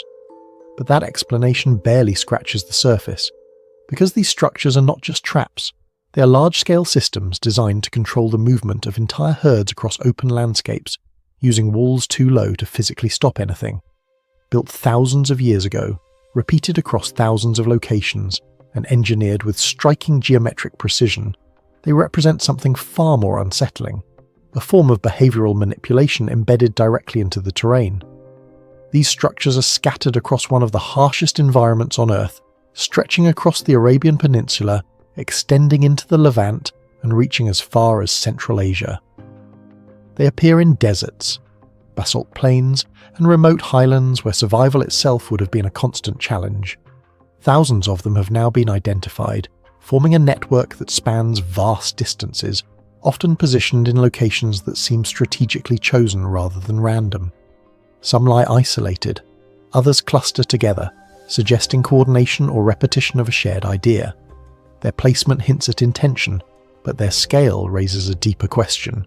What kind of society builds something like this across such an unforgiving landscape? The structures were not uncovered through excavation, but through perspective. In the early 20th century, pilots from the Royal Air Force flying over the Middle East began noticing strange shapes etched into the desert below. From the air, the lines resembled the outline of a child's kite, with long tails converging into a narrow enclosure. The name stayed, yet what the pilots saw was only the beginning. As aerial surveys expanded, more of these formations appeared, scattered across multiple countries, repeating the same basic design at different scales. What had gone unnoticed for millennia suddenly revealed itself as a pattern. Not a single structure, but a system. Not an accident, but a deliberate form of construction that only makes sense when viewed from above. At first glance, the explanation seemed straightforward. These were hunting traps. The long stone walls functioned as guides, funneling herds of animals into a confined space where they could be killed in large numbers. But the simplicity of this idea begins to break down under closer inspection. The walls are too low to physically stop large animals. In many cases, they rise less than a metre above the ground. Any strong animal could easily jump or push past them. Yet the geometry of the structures is remarkably consistent. The angles of the walls are carefully set. The funnel narrows with precision. The final enclosure is positioned in a way that maximizes confinement. This suggests something unexpected. The system does not rely on force. It relies on behavior. The builders were not trying to block animals. They were guiding them, predicting how a herd would move, how it would react under pressure, how it would follow lines in the landscape even when those lines posed no real physical barrier. This is not simple hunting. It is an understanding of collective movement, translated into architecture at a massive scale, and that is where the logic begins to fracture. Because this level of behavioral prediction, repeated across thousands of sites, implies knowledge that feels far more advanced than the tools used to build it. Archaeological investigations have placed many of these structures in the Neolithic period, roughly between 9,000 and 11,000 years ago. Excavations at several sites have uncovered accumulations of animal bones, particularly gazelles, concentrated near the narrow ends of the kites. This supports the idea of mass hunting events, where entire herds were driven into confined areas and slaughtered. In some cases, deeper features have been identified at the terminal points of the structures, including pits or enclosures that may have served as kill zones. The evidence suggests repeated use over long periods of time. These were not temporary constructions. They were maintained, reused, and integrated into the landscape, but the archaeological record also reveals the scale of coordination required. To operate a kite effectively, large groups of people would have been needed to drive animals across long distances, maintaining pressure without breaking the herd's cohesion. This implies planning, communication, and social organization. The structure itself is only one part of the system. The human network behind it is just as critical and far more difficult to reconstruct. Despite the growing body of evidence, the true nature of desert kites remains contested. The hunting hypothesis is widely accepted, but it does not answer every question. One major issue is scale. There are far more kites than would seem necessary for simple subsistence hunting. In some regions, multiple structures are located within close proximity, suggesting either intense repeated use or purposes beyond basic survival. This has led to the proposal that such systems may have contributed to overhunting, potentially driving certain species toward local extinction. If true, these structures represent not just ingenuity, but one of the earliest large-scale human impacts on ecosystems. Other researchers have suggested alternative interpretations. Some kites may have served as territorial markers, signaling control over land or resources. Others may have had ritual significance. their geometric forms reflecting symbolic or cultural meanings now lost to time. There are even suggestions that not all kites were used in the same way, that the system evolved, diversified, and adapted across regions and generations. What complicates the debate further is the absence of written records. Everything we know comes from the structures themselves and the fragments left behind. Interpretation fills the gaps, but certainty remains out of reach. In the end, the desert kites force us to confront a paradox.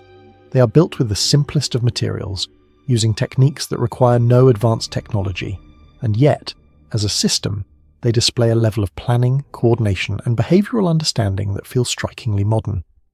They do not overwhelm with size alone. They do not rely on strength or complexity of construction.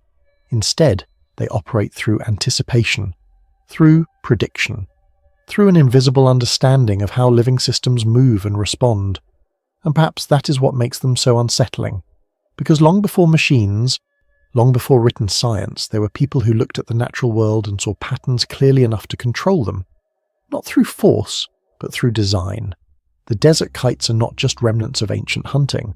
They are evidence of a way of thinking that we're only beginning to fully recognise. Bagram Ivories is not a treasure, it is a system that should not exist. A sealed cache discovered deep inside Central Asia, containing objects from India, Rome, and China, each crafted in entirely different cultural and technological contexts, each requiring specific conditions to survive, and yet all preserved together in a single controlled space. This is not what trade leaves behind. Trade disperses, fragments, and erases its own pathways. But here, everything is reversed. The objects are concentrated, organised, and deliberately stored. Nothing about this looks accidental. Nothing about it looks temporary, and yet it ends abruptly. No return, no continuation, no explanation. The Bagram Ivories do not tell the story of movement. They tell the story of something that was meant to continue, and then suddenly stopped. Bagram sits in what appears, at first glance, to be the wrong place for significance. Located in the interior of modern Afghanistan, it is far removed from maritime routes, far from fertile river valleys, and far from the monumental centres typically associated with ancient power. And yet, during the height of the Kushan Empire, Bagram emerged as a critical node within a vast network of exchange that connected South Asia, the Iranian plateau, and the Mediterranean world. Caravans passed through its corridors carrying goods, ideas, and technologies across distances that stretched thousands of kilometres. But Bagram was not simply a waypoint. Its importance cannot be explained by geography alone. It does not sit at a natural choke point, nor does it dominate a strategic resource. Instead, it appears to have functioned as something more abstract, a convergent zone where routes overlapped and systems intersected, a place where goods did not merely pass through, but where they could be gathered, sorted, and possibly held. This is where the first contradiction emerges. Bagram behaves like a hub, but it lacks the physical characteristics of one. Its importance seems to come not from what it is, but from what passes through it. And that raises a deeper question. If Bagram was part of a system, then what kind of system requires a place like this to exist? In the 1930s, French archaeologist Joseph Hakin led excavations at Bagram and uncovered a discovery that immediately defied conventional interpretation. Beneath layers of accumulated soil and time, 2 rooms were revealed, their entrances sealed in antiquity, their contents untouched. This was not a ruin left open to decay. It was a controlled environment, deliberately closed off from the outside world. Inside, the contents were astonishing. Hundreds of artifacts, ivory carvings, glass vessels, lacquered objects, arranged and preserved with a level of care that suggests intentional storage rather than casual accumulation. There were no signs of intrusion, no evidence of looting, no disturbance that would indicate later interference. The rooms had remained exactly as they were left. But what makes this discovery extraordinary is not simply the objects themselves, it is the condition in which they were found. The preservation implies protection, the arrangement implies order, and the sealing implies intent. Someone placed these objects here with purpose. Someone ensured they would remain intact. And then, for reasons unknown, they never returned. What Hakin uncovered was not just a collection. It was a moment frozen in time, a process interrupted, At the centre of the Bagram ivories lies a contradiction that grows more complex the closer it is examined. The artefacts themselves originate from vastly different regions. The ivory panels, intricately carved with figures and decorative motifs, are widely believed to have been produced in the Indian subcontinent, possibly as components of elite furniture or ceremonial objects. Their craftsmanship suggests they were not commodities of ordinary trade, but items associated with wealth and status. The glassware attributed to Roman production represents a level of technological sophistication that is difficult to reconcile with its presence so far inland. Some pieces are exceptionally thin, their clarity and coloration achieved through techniques that even modern replication struggles to fully reproduce. These are not objects designed for durability, they are objects designed for precision. The lacquerware originating from China introduces another layer of complexity. Lacquer is highly sensitive to environmental conditions. It requires controlled humidity and temperature to remain stable. The idea that such objects could survive prolonged overland transport across deserts and mountain ranges without significant degradation challenges conventional assumptions about ancient logistics. Individually, each category of artifact is remarkable. Together, they form a pattern that does not align with normal trade behavior. Trade distributes. It spreads goods across markets, diffusing them over space and time. But the Bagram collection does the opposite. It concentrates, it gathers, it selects. This is where the logic begins to break. The Bagram ivories do not represent movement. They represent control. They suggest a system in which objects are not simply exchanged but managed, stored, possibly even catalogued, though no written records remain. The absence of documentation is perhaps the most unsettling element of all. A system capable of coordinating the movement of such diverse and fragile objects across vast distances should leave traces, records, markings, inscriptions. Yet Bagram offers none. Only the objects themselves, arranged in silence. Further archaeological analysis deepened the mystery rather than resolving it. The spatial organization of the rooms revealed patterns that are difficult to attribute to chance. Objects were grouped according to type, suggesting a methodical approach to storage. Ivories were clustered together, often in fragmented form, as though intentionally dismantled prior to placement. Glassware was separated, protected from potential damage. Lacquer objects were positioned in ways that imply an awareness of their fragility. This level of organization indicates planning. It indicates time. It indicates that whoever assembled this collection understood the nature of the objects they were handling.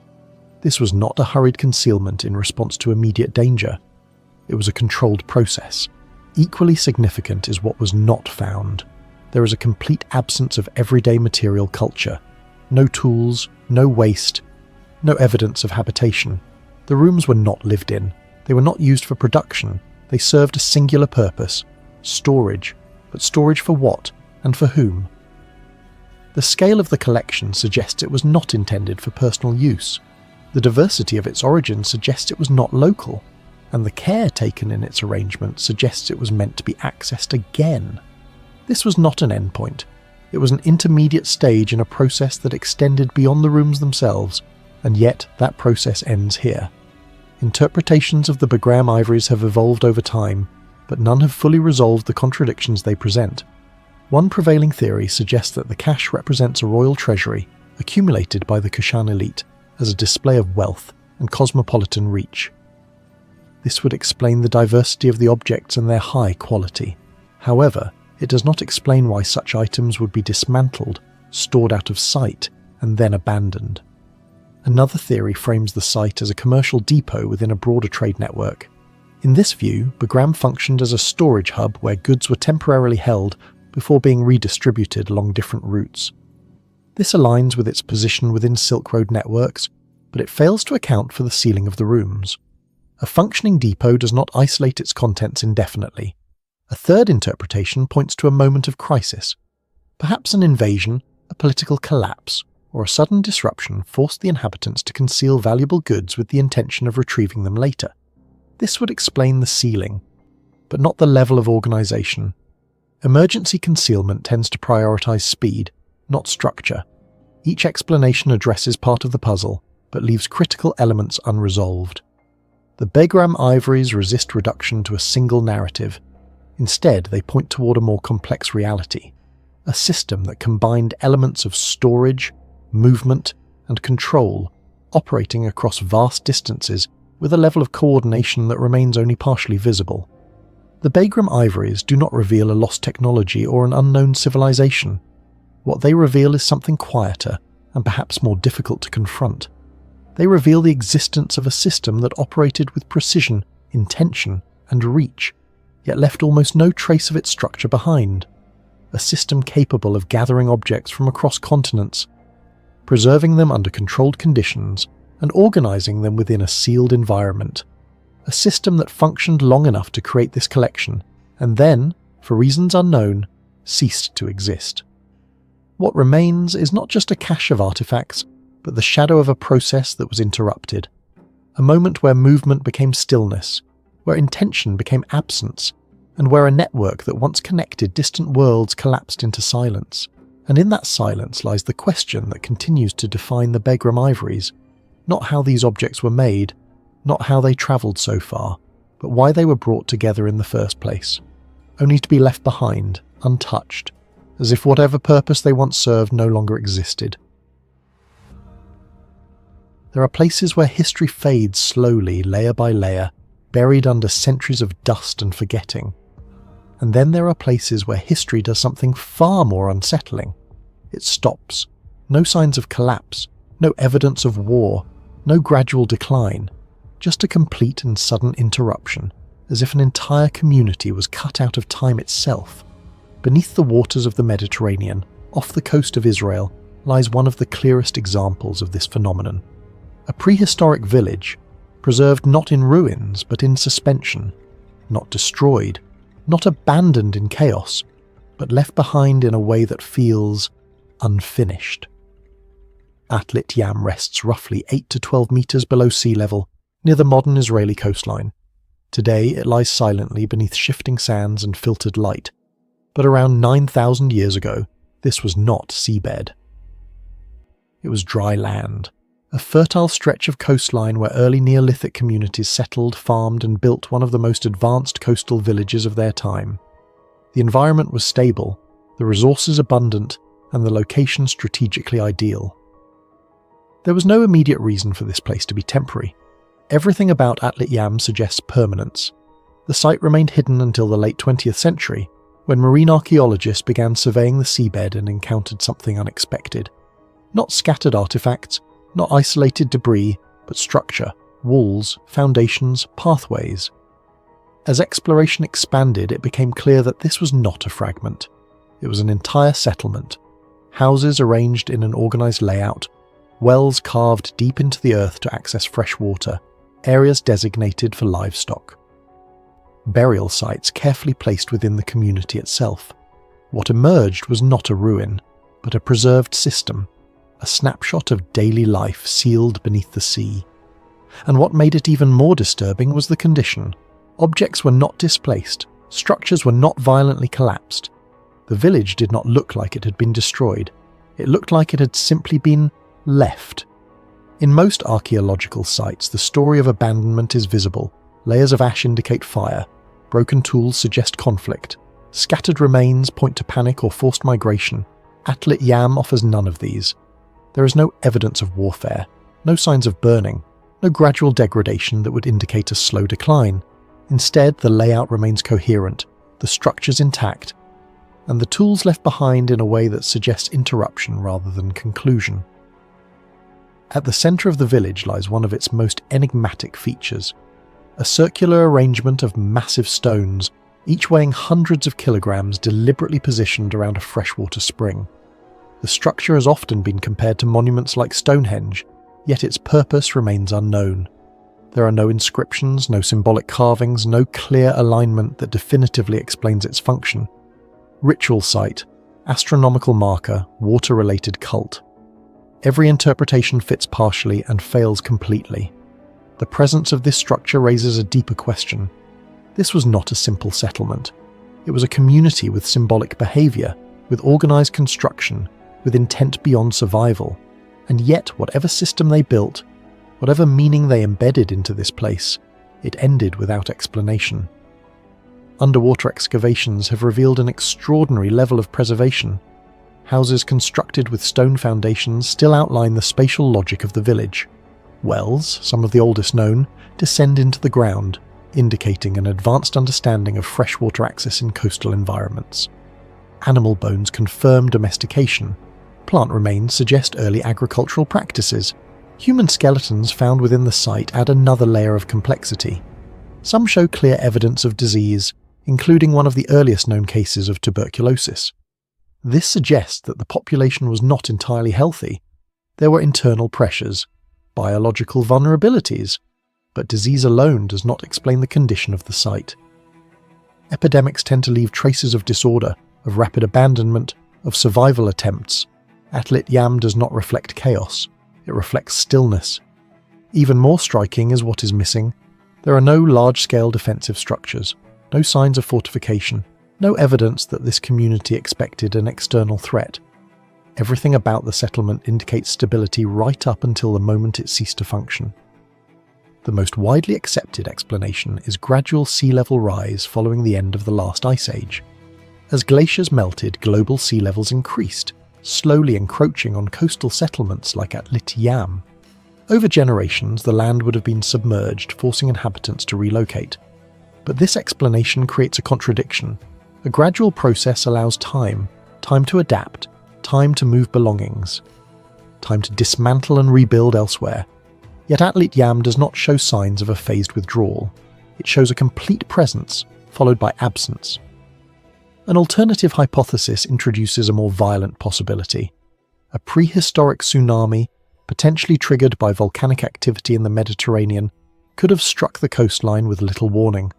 Such an event would explain the suddenness, the lack of preparation, the preservation of the site in a state that appears frozen in time, a wave powerful enough to overwhelm the settlement, to erase its inhabitants, and to leave behind a silent record beneath the sea. Yet even this does not fully resolve the mystery. A tsunami destroys, it scatters, it disrupts violently. Atlit Yam, while submerged, retains an eerie order. It is not chaotic, it is composed.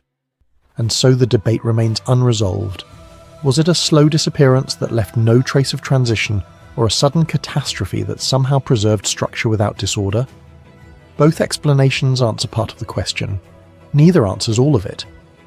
Atlit Yam is not just a submerged village, it is a boundary, a place where explanation begins to fracture, where evidence exists but narrative fails to fully form. It presents a version of the past that does not follow the patterns we expect, a community that did not collapse, did not decay, did not even appear to flee in panic. It simply ceased. Beneath the surface of the Mediterranean, the stones remain, the wells remain. The circle still stands around a spring that once sustained life. Everything is still there, exactly where it was meant to be. Everything except the people. They did not leave behind a story of destruction. They did not leave behind a story of survival. What they left behind is something far more unsettling, a moment that never finished. It was never buried beneath sand, never hidden inside a sealed chamber, never lost to time in the way most ancient artifacts are. It stood exposed from the very beginning, carved into a mountain that overlooked one of the most important roads of the ancient world. Travellers passed beneath it for centuries, armies marched below it, entire civilizations rose and fell within sight of it, and yet, for more than 2,000 years, no one could read a single word of what it said. This was not a forgotten message. It was a message that was seen but never understood. A declaration meant to last forever, placed where it could be witnessed by all, but interpreted by none. And that contradiction is where the mystery begins. Because if something is written to be eternal, but not readable, then perhaps its purpose was never communication in the first place. The monument known as the Behistun Inscription is carved into a towering limestone cliff in western Iran along what was once the royal road of the Achaemenid Empire. This route connected major centres like Babylon and Ecbatana, acting as a lifeline for trade, administration and military movement. The placement was not random, it was strategic, chosen for maximum visibility. But there is a detail that changes everything. The relief is positioned nearly 100 metres above the ground, far beyond the reach of anyone standing below. From a distance, the figures are clear. A king stands dominant, his foot pressed upon a defeated enemy, while a line of bound prisoners stretches behind him. The composition is deliberate, unmistakable in its symbolism. But the text surrounding this scene, hundreds of lines of cuneiform inscriptions, cannot be read from the ground. Even in ideal conditions, the characters are too small, too distant, too inaccessible. It is a monument designed to be seen, but not examined, to be acknowledged, but not understood. For centuries, the relief existed in a state of silent authority. Locals recognized it, travelers noted it, but its meaning remained speculative. Some believed it depicted legendary kings, others attributed it to mythical events. Without the ability to read the scripts, interpretation was reduced to imagination. That changed in the 19th century, when a British officer named Henry Rawlinson encountered the site and recognized its potential significance. What followed was not a simple act of study, but a calculated risk. Rawlinson climbed the cliff face using ropes and primitive supports, suspending himself above the ground as he copied the inscriptions by hand. The process was slow, dangerous, and incomplete at first. Some sections were unreachable, requiring later expeditions and additional effort to document fully. But what he brought down was unprecedented, a long inscription written in 3 distinct languages, each representing a different administrative layer of the empire.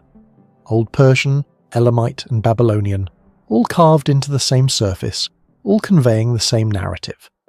It was a multilingual key waiting to be turned. When the inscription was finally deciphered, its content was direct, almost unapologetically so. It was commissioned by King Darius I in the late 6th century BCE, and it tells the story of his rise to power. It describes rebellions across the empire, names the individuals who challenged his rule, and details how each was defeated. It presents Darius not as a claimant, but as a rightful ruler chosen by divine authority. It is structured, repetitive, and carefully controlled in its narrative.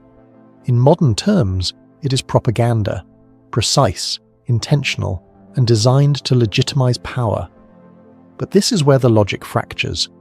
Propaganda requires an audience. It depends on comprehension. Its effectiveness is measured by how well it influences those who receive it. And yet this inscription was placed where no audience could engage with it.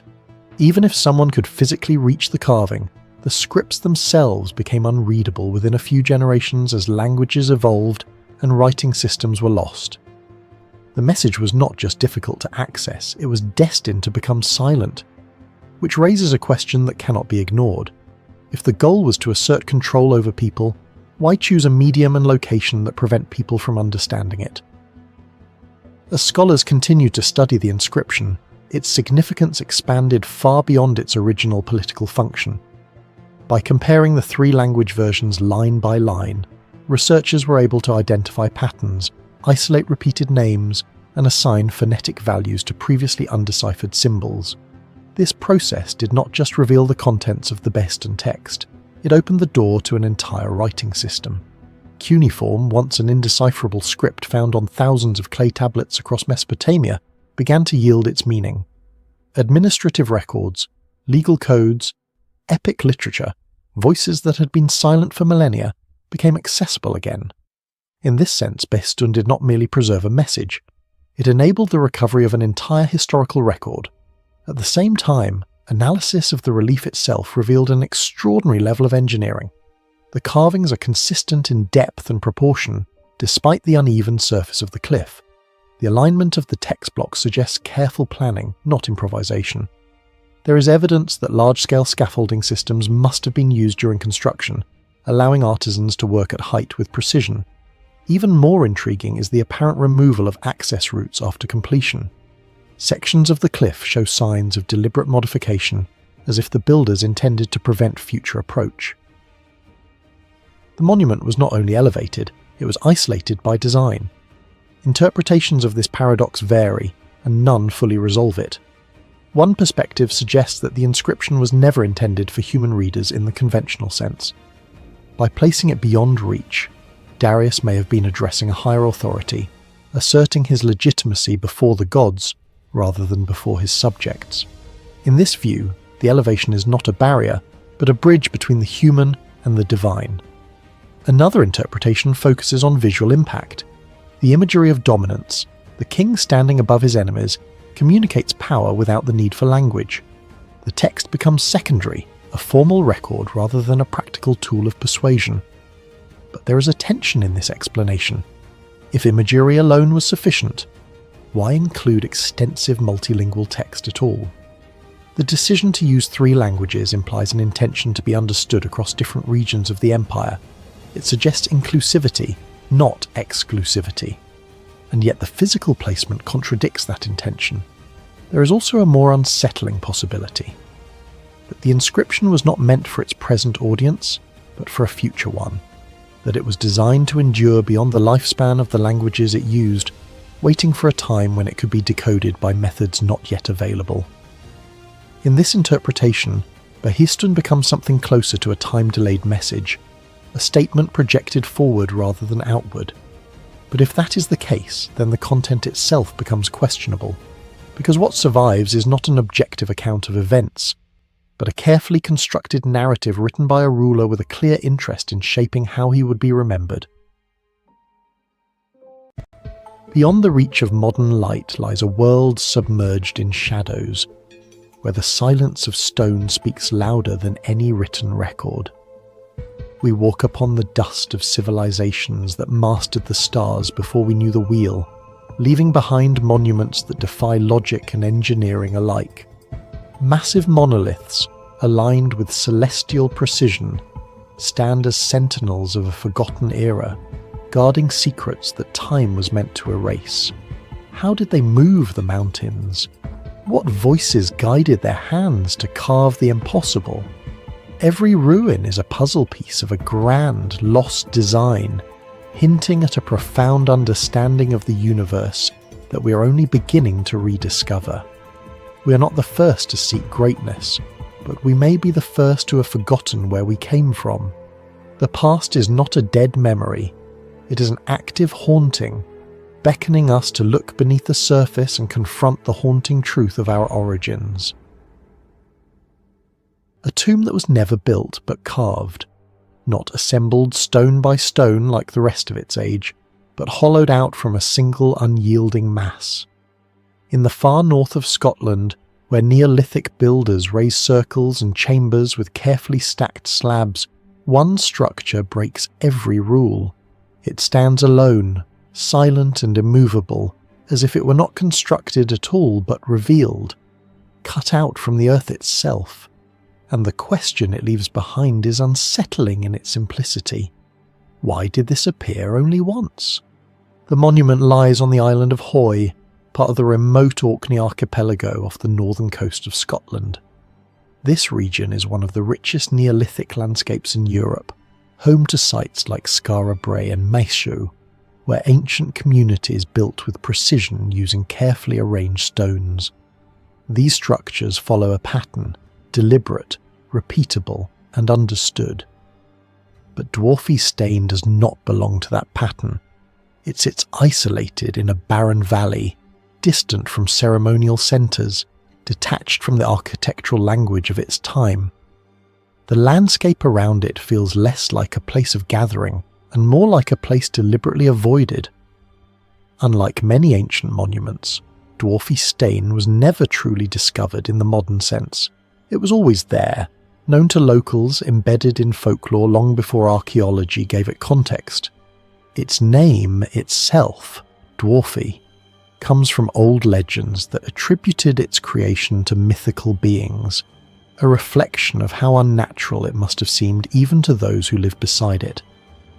By the time antiquarians began documenting the site in the early modern period, it had already accumulated layers of history. Among them, an unexpected trace: Persian inscriptions carved into its walls by a 19th century traveller, a reminder that this place, though ancient, continued to draw curiosity across cultures and centuries. Closer examination reveals a structure that is deceptively simple, yet deeply perplexing. The monument is a massive block of old red sandstone, measuring roughly 8 meters in length. Instead of being assembled, it has been hollowed out to form a small chamber accessible through a narrow entrance. Inside, 2 stone platforms resemble beds, carved directly from the same rock, facing one another across a confined interior space. A separate slab, once used to seal the entrance, lies nearby, suggesting that the chamber could be closed off completely. No complex ornamentation covers the walls. No intricate carvings tell a story. And yet, the precision of the excavation is undeniable. The internal surfaces, though rough, are deliberately shaped.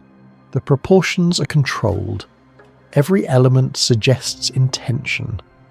Archaeological evidence points to a Neolithic origin, placing its creation around 3,000 years before the Common Era. But beyond that, the material record grows quiet. There are no clear burial remains, no definitive artifacts that anchor its purpose. What exists is the structure itself and the questions embedded within it. The central mystery of Dwarfy Stane is not what it is, but how it was made, and why it was made this way at all. Neolithic builders in Orkney were skilled, but their methods were consistent. They moved stones, shaped them, and assembled them into chambers. Here, that entire process is abandoned. Instead of constructing a space, someone chose to remove it from within a solid mass. This decision carries enormous implications. Carving into a single block of stone is labour-intensive, slow, and unforgiving. Every mistake is permanent. Every removal of material requires effort without the possibility of correction. And yet, the builders committed to this method, producing a space that, while small, is fully realised. The paradox is striking. The tools available at the time were primitive. Stone implements, perhaps supplemented by fire-setting techniques to fracture the rock. Against that limitation stands the result: a hollowed chamber with defined features, functional space, and structural coherence. It is not beyond the capabilities of Neolithic technology, but it pushes against its practical limits. Which raises a deeper question. If this was possible, why is it not seen elsewhere in the region? Interpretations of Dwarfy Stane remain divided. The most widely accepted theory identifies it as a tomb, a place of burial intended to house the dead in a sealed environment. The presence of the stone, beds, supports this view, suggesting spaces for bodies or ritual placement. Yet the absence of clear human remains complicates the narrative. If it was a tomb, it is an unusually silent one. Alternative theories propose that the structure served as a hermitage, a place of isolation for ritual or spiritual retreat. Its remote location, combined with its enclosed design, aligns with the idea of withdrawal from the world. Others suggest a more practical function, a temporary shelter adapted from an existing geological feature. But this interpretation struggles to explain the effort invested in shaping the interior. There is also the question of origin. Some researchers argue that the stone itself is a glacial erratic, transported to its current position by ancient ice flows. If true, this would mean the builders did not place the stone but selected it, choosing a solitary, out-of-place mass as the foundation for their work. This adds another layer of intentionality, suggesting that the monument was not only crafted but curated from the landscape. And then there is the broader cultural anomaly. In a region defined by constructed monuments, Dwarfy Stane stands as an outlier. No clear lineage connects it to earlier forms, and no tradition continues after it. It appears once, fully formed, and then disappears from the archaeological record. A singular experiment, or a lost idea. Dwarfy Stane does not overwhelm with scale. It does not dominate the horizon or command attention through size. Its power lies in its difference, in the quiet contradiction it represents. A structure that could have been built but wasn't. A method that could have been repeated but never was.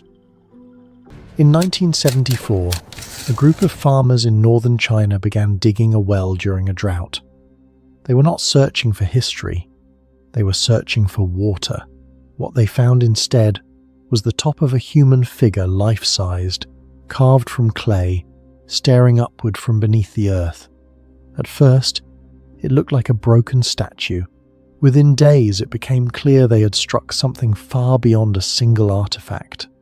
Beneath their feet lay an entire army, buried for over 2,000 years, perfectly arranged and completely forgotten. One of the greatest archaeological discoveries in human history did not begin with a planned excavation, it began with an accident. As archaeologists expanded the site, the scale of the discovery became almost impossible to comprehend. More than 8,000 soldiers emerged from the soil, arranged in precise military formation.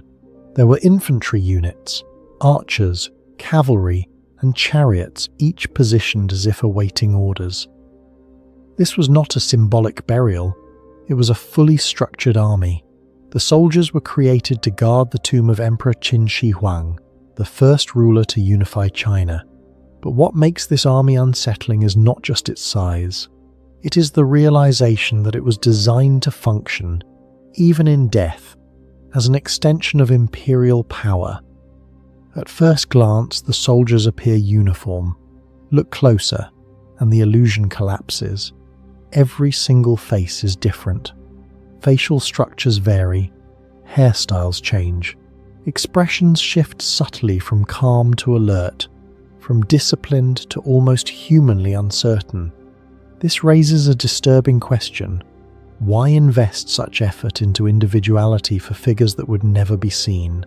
Some researchers believe the artisans may have modelled real soldiers, turning this army into a frozen census of a long-lost military.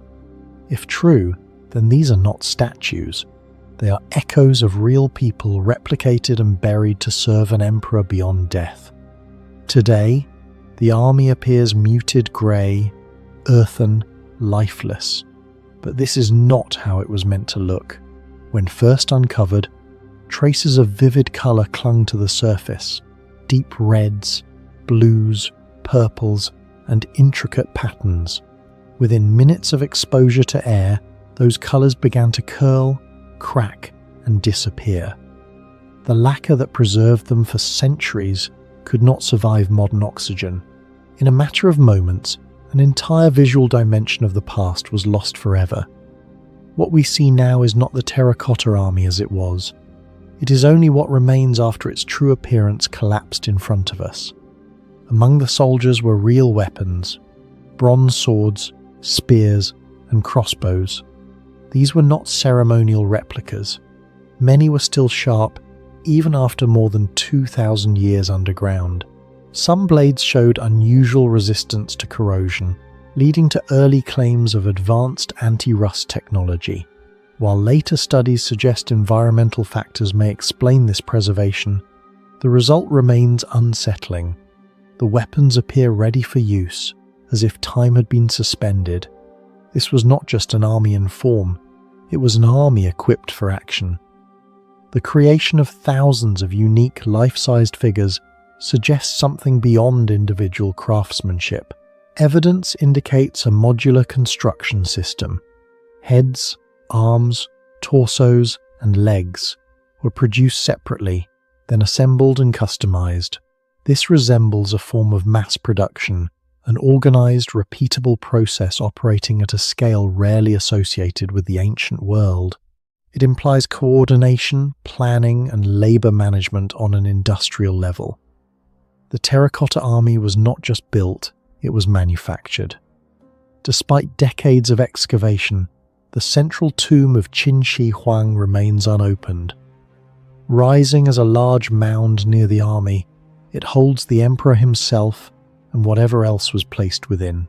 Ancient texts describe a subterranean palace with rivers of mercury flowing through it, designed to represent the geography of the empire. Modern surveys have detected unusually high levels of mercury in the surrounding soil, lending credibility to those accounts. Yet the tomb is left undisturbed. The risk of damaging its contents and the uncertainty of what lies inside has kept it sealed. The mention of Mercury is not just symbolic, it carries a darker implication. Mercury was historically associated with immortality in ancient China, despite its toxicity. If large quantities were used within the tomb, they may have served both as a representation of cosmic order and as a protective barrier.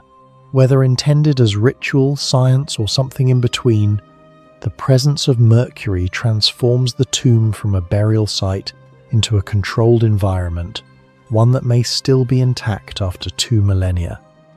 Not all of the army survived intact. Many figures were found broken, burned, or scattered. Evidence suggests that shortly after the emperor's death, rebellion swept through the region.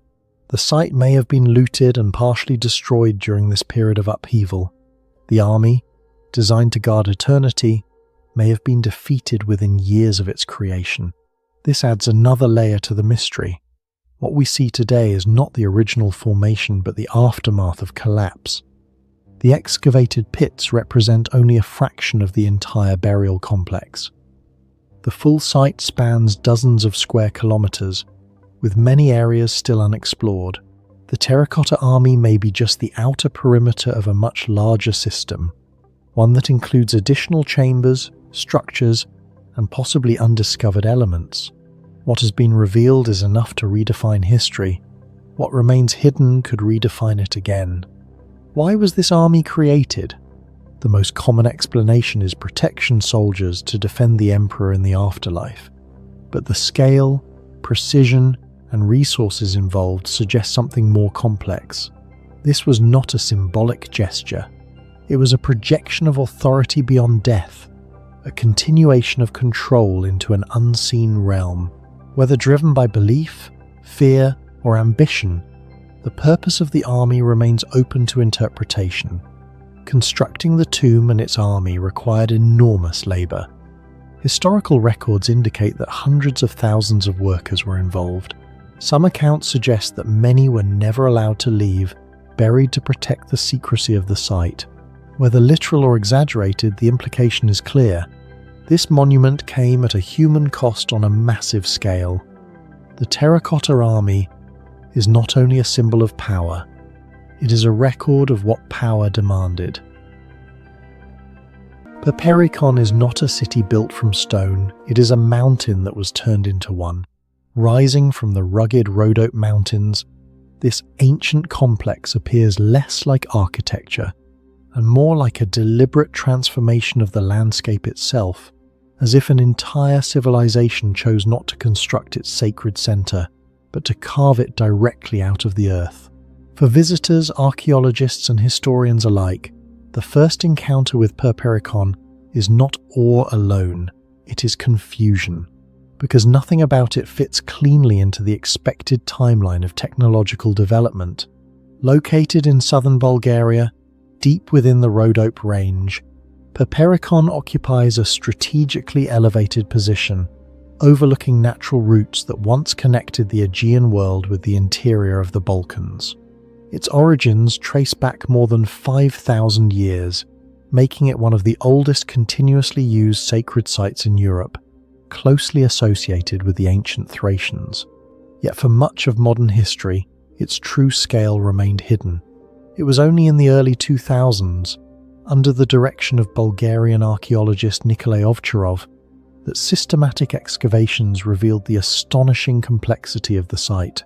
What was once thought to be a medieval fortress quickly unfolded into something far older, a multi-layered complex of temples, palaces, fortifications, and ritual spaces, each built directly into the bedrock.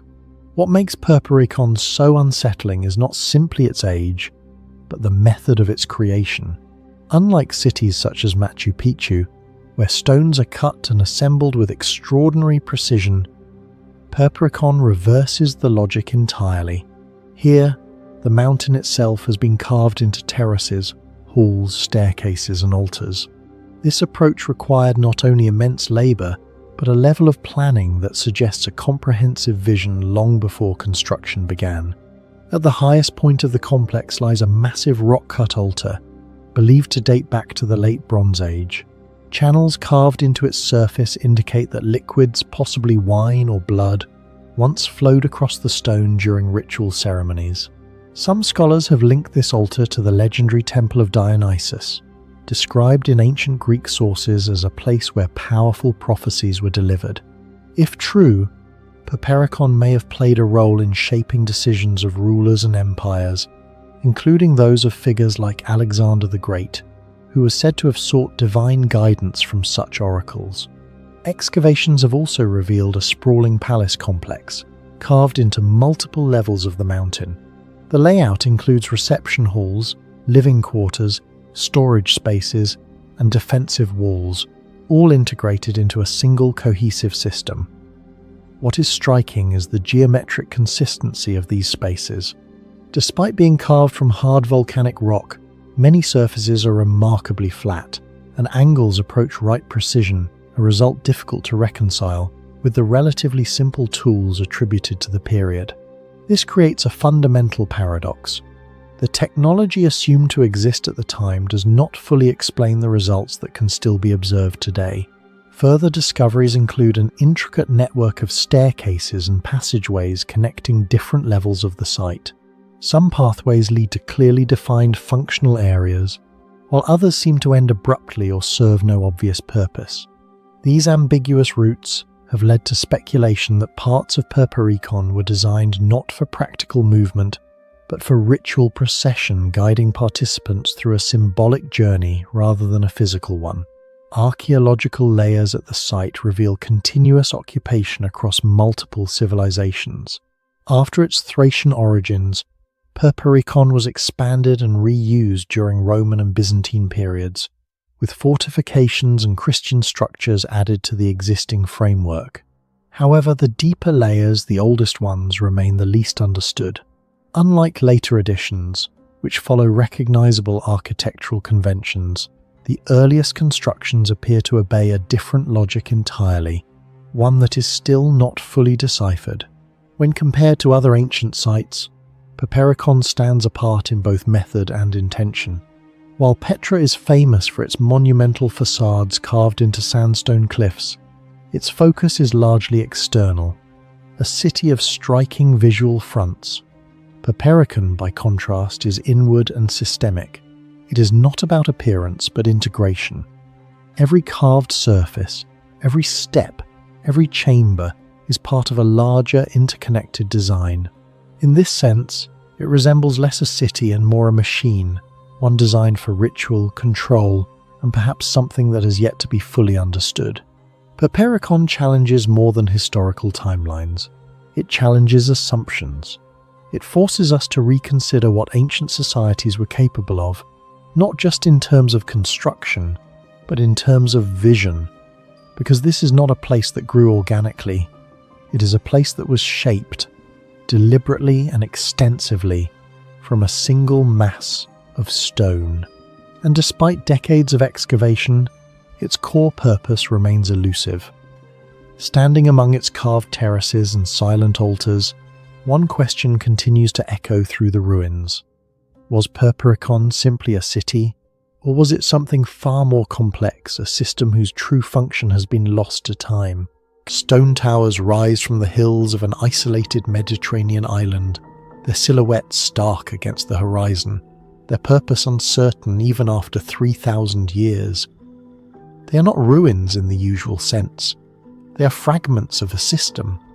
Across the landscape, similar structures appear again and again, positioned with an intent that feels deliberate but remains unexplained. No written records describe them. No surviving voice tells us why they were built. And yet, taken together, they form something far greater than a single monument. They form a network, a silent architecture of control, observation, or belief, constructed by a civilization that left behind almost no explanation for its existence. On the island of Sardinia, far from the great river civilizations that define the ancient world, a different story unfolded. This rugged land, surrounded by open sea, was home to the Nuragic civilization, a culture that emerged during the Bronze Age and endured for centuries in relative isolation. Unlike Egypt or Mesopotamia, there were no monumental inscriptions, no royal archives, no clear timeline of kings and conquests.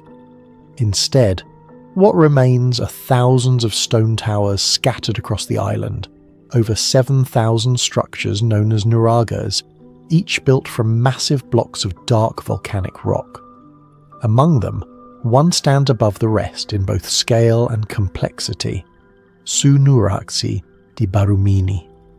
Although the towers of Sardinia had been known for generations, their true significance remained unclear until systematic excavations began in the mid-20th century.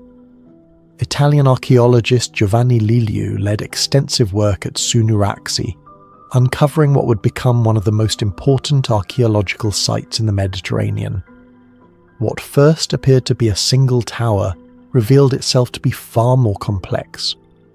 Beneath layers of earth and time lay a central keep surrounded by 4 massive towers, all connected by thick defensive walls. Beyond this inner fortress, an entire village emerged, circular stone houses arranged in a dense, organic pattern, suggesting a thriving and organised community. The discovery transformed Sunuraxi from an isolated structure into the heart of a much larger system. As excavation progressed, the scale of engineering became increasingly difficult to explain. The central tower, rising nearly 20 metres high, was constructed using enormous basalt stones fitted together without mortar. Inside, narrow staircases spiralled upward through multiple levels, leading to chambers that retained their structural integrity after millennia. The surrounding towers were integrated into a defensive ring, creating a complex that could be fortified and controlled. Evidence of continuous occupation suggested that the site evolved over generations, expanding and adapting rather than remaining static. Artifacts recovered from the surrounding village, tools, pottery, and evidence of daily life revealed a society that was not primitive, but highly organised. And yet the methods used to quarry, transport, and assemble such massive stones remain only partially understood, especially given the technological limitations of the Bronze Age. What makes Sunuraxi truly enigmatic is not the structure itself, but its relationship to the broader landscape. It does not stand alone. Across Sardinia, thousands of nuragis dot the terrain, often positioned within sight of one another. Around Sunuraxi, smaller satellite towers appear in patterns that suggest coordination rather than coincidence. These structures vary in size and complexity, but their distribution implies a system, one that may have connected distant communities across the island. The question is unavoidable. Why build so many? If these were purely defensive structures, their number seems excessive, especially in the absence of clear evidence for large-scale warfare. If they were symbols of power, the lack of inscriptions or identifiable rulers complicates that interpretation. Some researchers have proposed astronomical functions, noting that certain entrances and corridors align with solar events. Others suggest that the towers served as territorial markers, defining zones of influence in a fragmented landscape.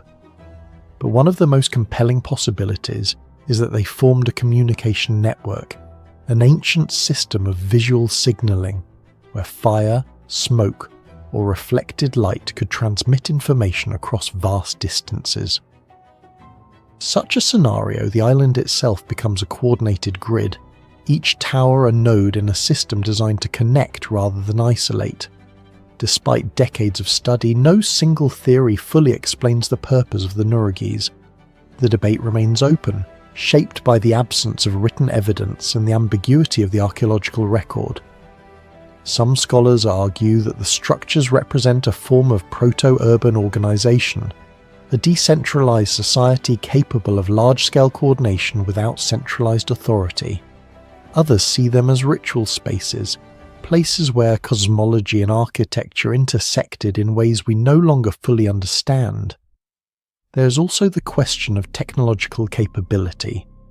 The precision with which the stones were placed, the stability of the corbelled vaults, and the longevity of the structures challenge assumptions about Bronze Age engineering. While not impossible within known techniques, the scale and consistency of construction suggest a level of expertise that is difficult to reconcile with the limited tools available at the time. Each new excavation adds detail, but rarely clarity. Instead, the mystery deepens, revealing a civilization that was both sophisticated and elusive. Today, the towers of Sardinia still stand, scattered across hills and valleys, enduring long after the people who built them have vanished. At Sunuraxi, the central fortress remains intact, its stones holding the memory of a system that once connected an entire island. There are no inscriptions to guide us, no definitive answers to resolve the questions, only architecture, silent, deliberate, and enduring. And perhaps that is the most unsettling aspect of all. A civilization capable of shaping its world on such a scale chose not to leave an explanation. What remains is not a story, but a puzzle, one that has survived for 3,000 years, waiting for a voice that may never come. 3 vast circles lie pressed into the earth of northern England, silent and almost invisible from the ground. They stretch across the landscape with unnatural precision, aligned as if placed by a single guiding idea rather than generations of scattered effort. No towering stones mark their presence, no inscriptions explain their purpose, and yet these structures may represent one of the most ambitious and carefully planned sacred landscapes ever created in prehistoric Europe. Thornborough Henges is not a monument that reveals itself easily. It is a puzzle built at a scale too large to ignore, yet too subtle to fully understand. Set within the quiet countryside of North Yorkshire, near the River Ure, the Thornborough complex occupies a broad, low-lying valley that would have looked very different thousands of years ago. Today, fields stretch calmly across the land, but beneath this calm surface lies a carefully engineered prehistoric environment. The 3 henges are arranged along a near-perfect north-south axis, each separated by roughly equal distances of about 1.5 kilometres. Their positioning is not random. It suggests intention, planning, and a deep awareness of space itself. Surrounding the henges are additional features, long linear earthworks known as cursus monuments, burial mounds scattered across the landscape, and traces of human activity that hint at gatherings rather than permanent settlement. This was not simply a place where people lived, it was a place where something happened. Although the Thornborough Henges have been known for centuries, their true significance remained largely unrecognised until relatively recently. Early antiquarians in the 18th century noted the unusual circular earthworks, but without excavation or modern surveying techniques, their scale and alignment were poorly understood. It was only with aerial photography and systematic archaeological study in the 20th century that the full extent of the complex began to emerge. From above, the design becomes unmistakable. 3 massive circles evenly spaced, aligned with striking accuracy. What once appeared as isolated features suddenly revealed itself as a coordinated system. This shift from scattered curiosity to unified landscape marked the beginning of a deeper question. Why would prehistoric communities invest so much effort into constructing something so vast yet so enigmatic? Archaeological investigations have provided fragments of insight, but never a complete answer. Radiocarbon dating places the construction of the henges in the late Neolithic period, roughly between 3500 and 2500 BCE. Excavations have uncovered evidence of human presence, animal bones, traces of burning, and deposits that suggest feasting or ritual activity. Yet something is conspicuously absent. There is little evidence of permanent habitation, no clear domestic structures, no signs of daily life unfolding over long periods. Instead, the evidence points toward episodic use, moments of gathering, of ceremony, of purpose that was not rooted in survival, but in meaning. Each henge itself consists of a circular ditch with an external bank forming a defined interior space.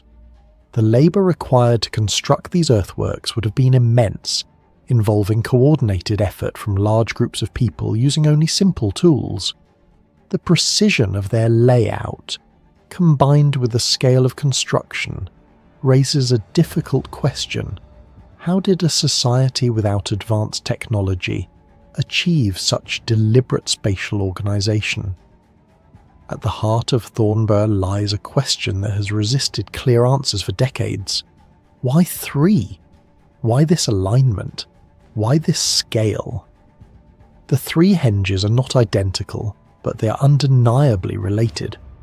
Their positioning suggests a unified plan, executed with consistency over time.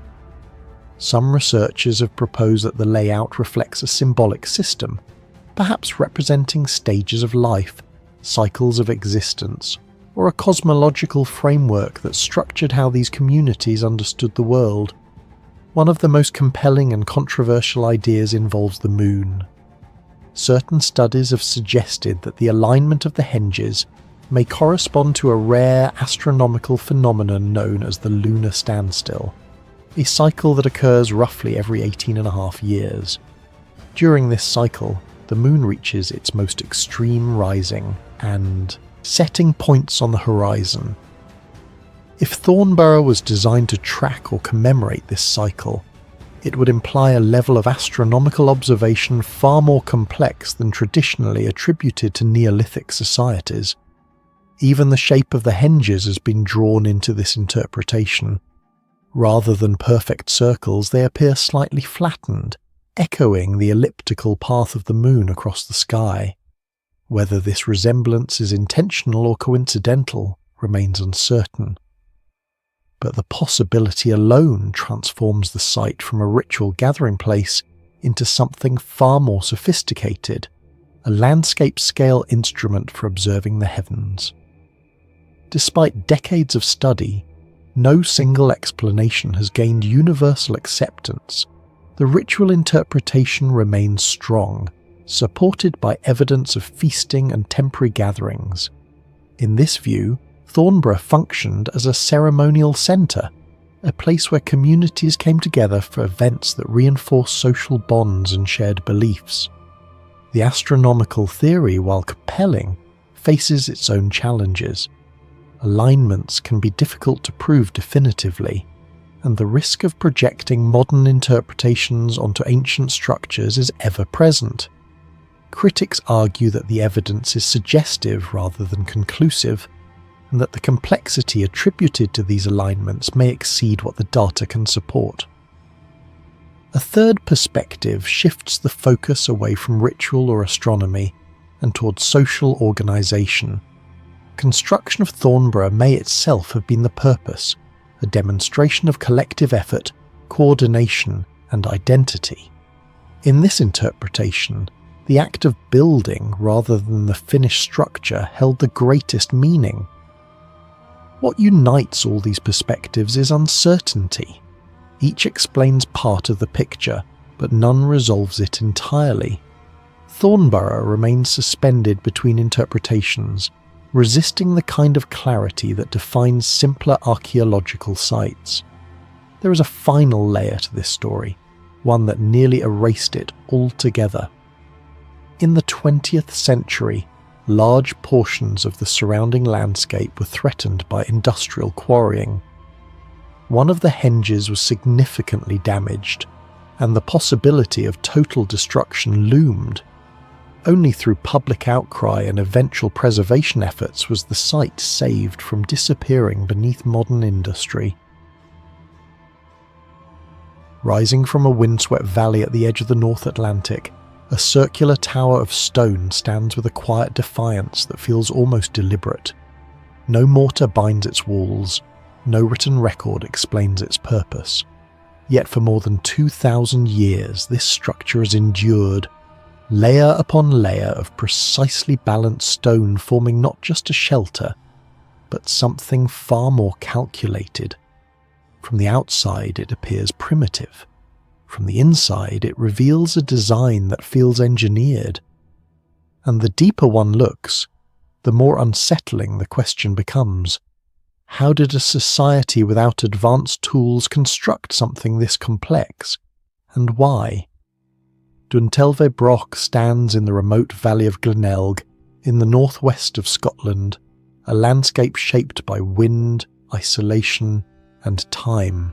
Surrounded by rugged hills and facing the narrow sea passage toward the Isle of Skye, this region has always been geographically cut off, a place where survival demanded resilience, and where communities developed apart from the main currents of ancient Europe. Nearby, another tower, Duntrodden Broch, rises from the same valley, forming a rare concentration of these enigmatic structures. Their proximity suggests intention, not coincidence, hinting at a broader system that once existed here, now almost entirely lost. Unlike monumental ruins buried beneath sand or jungle, Duntelve was never truly lost.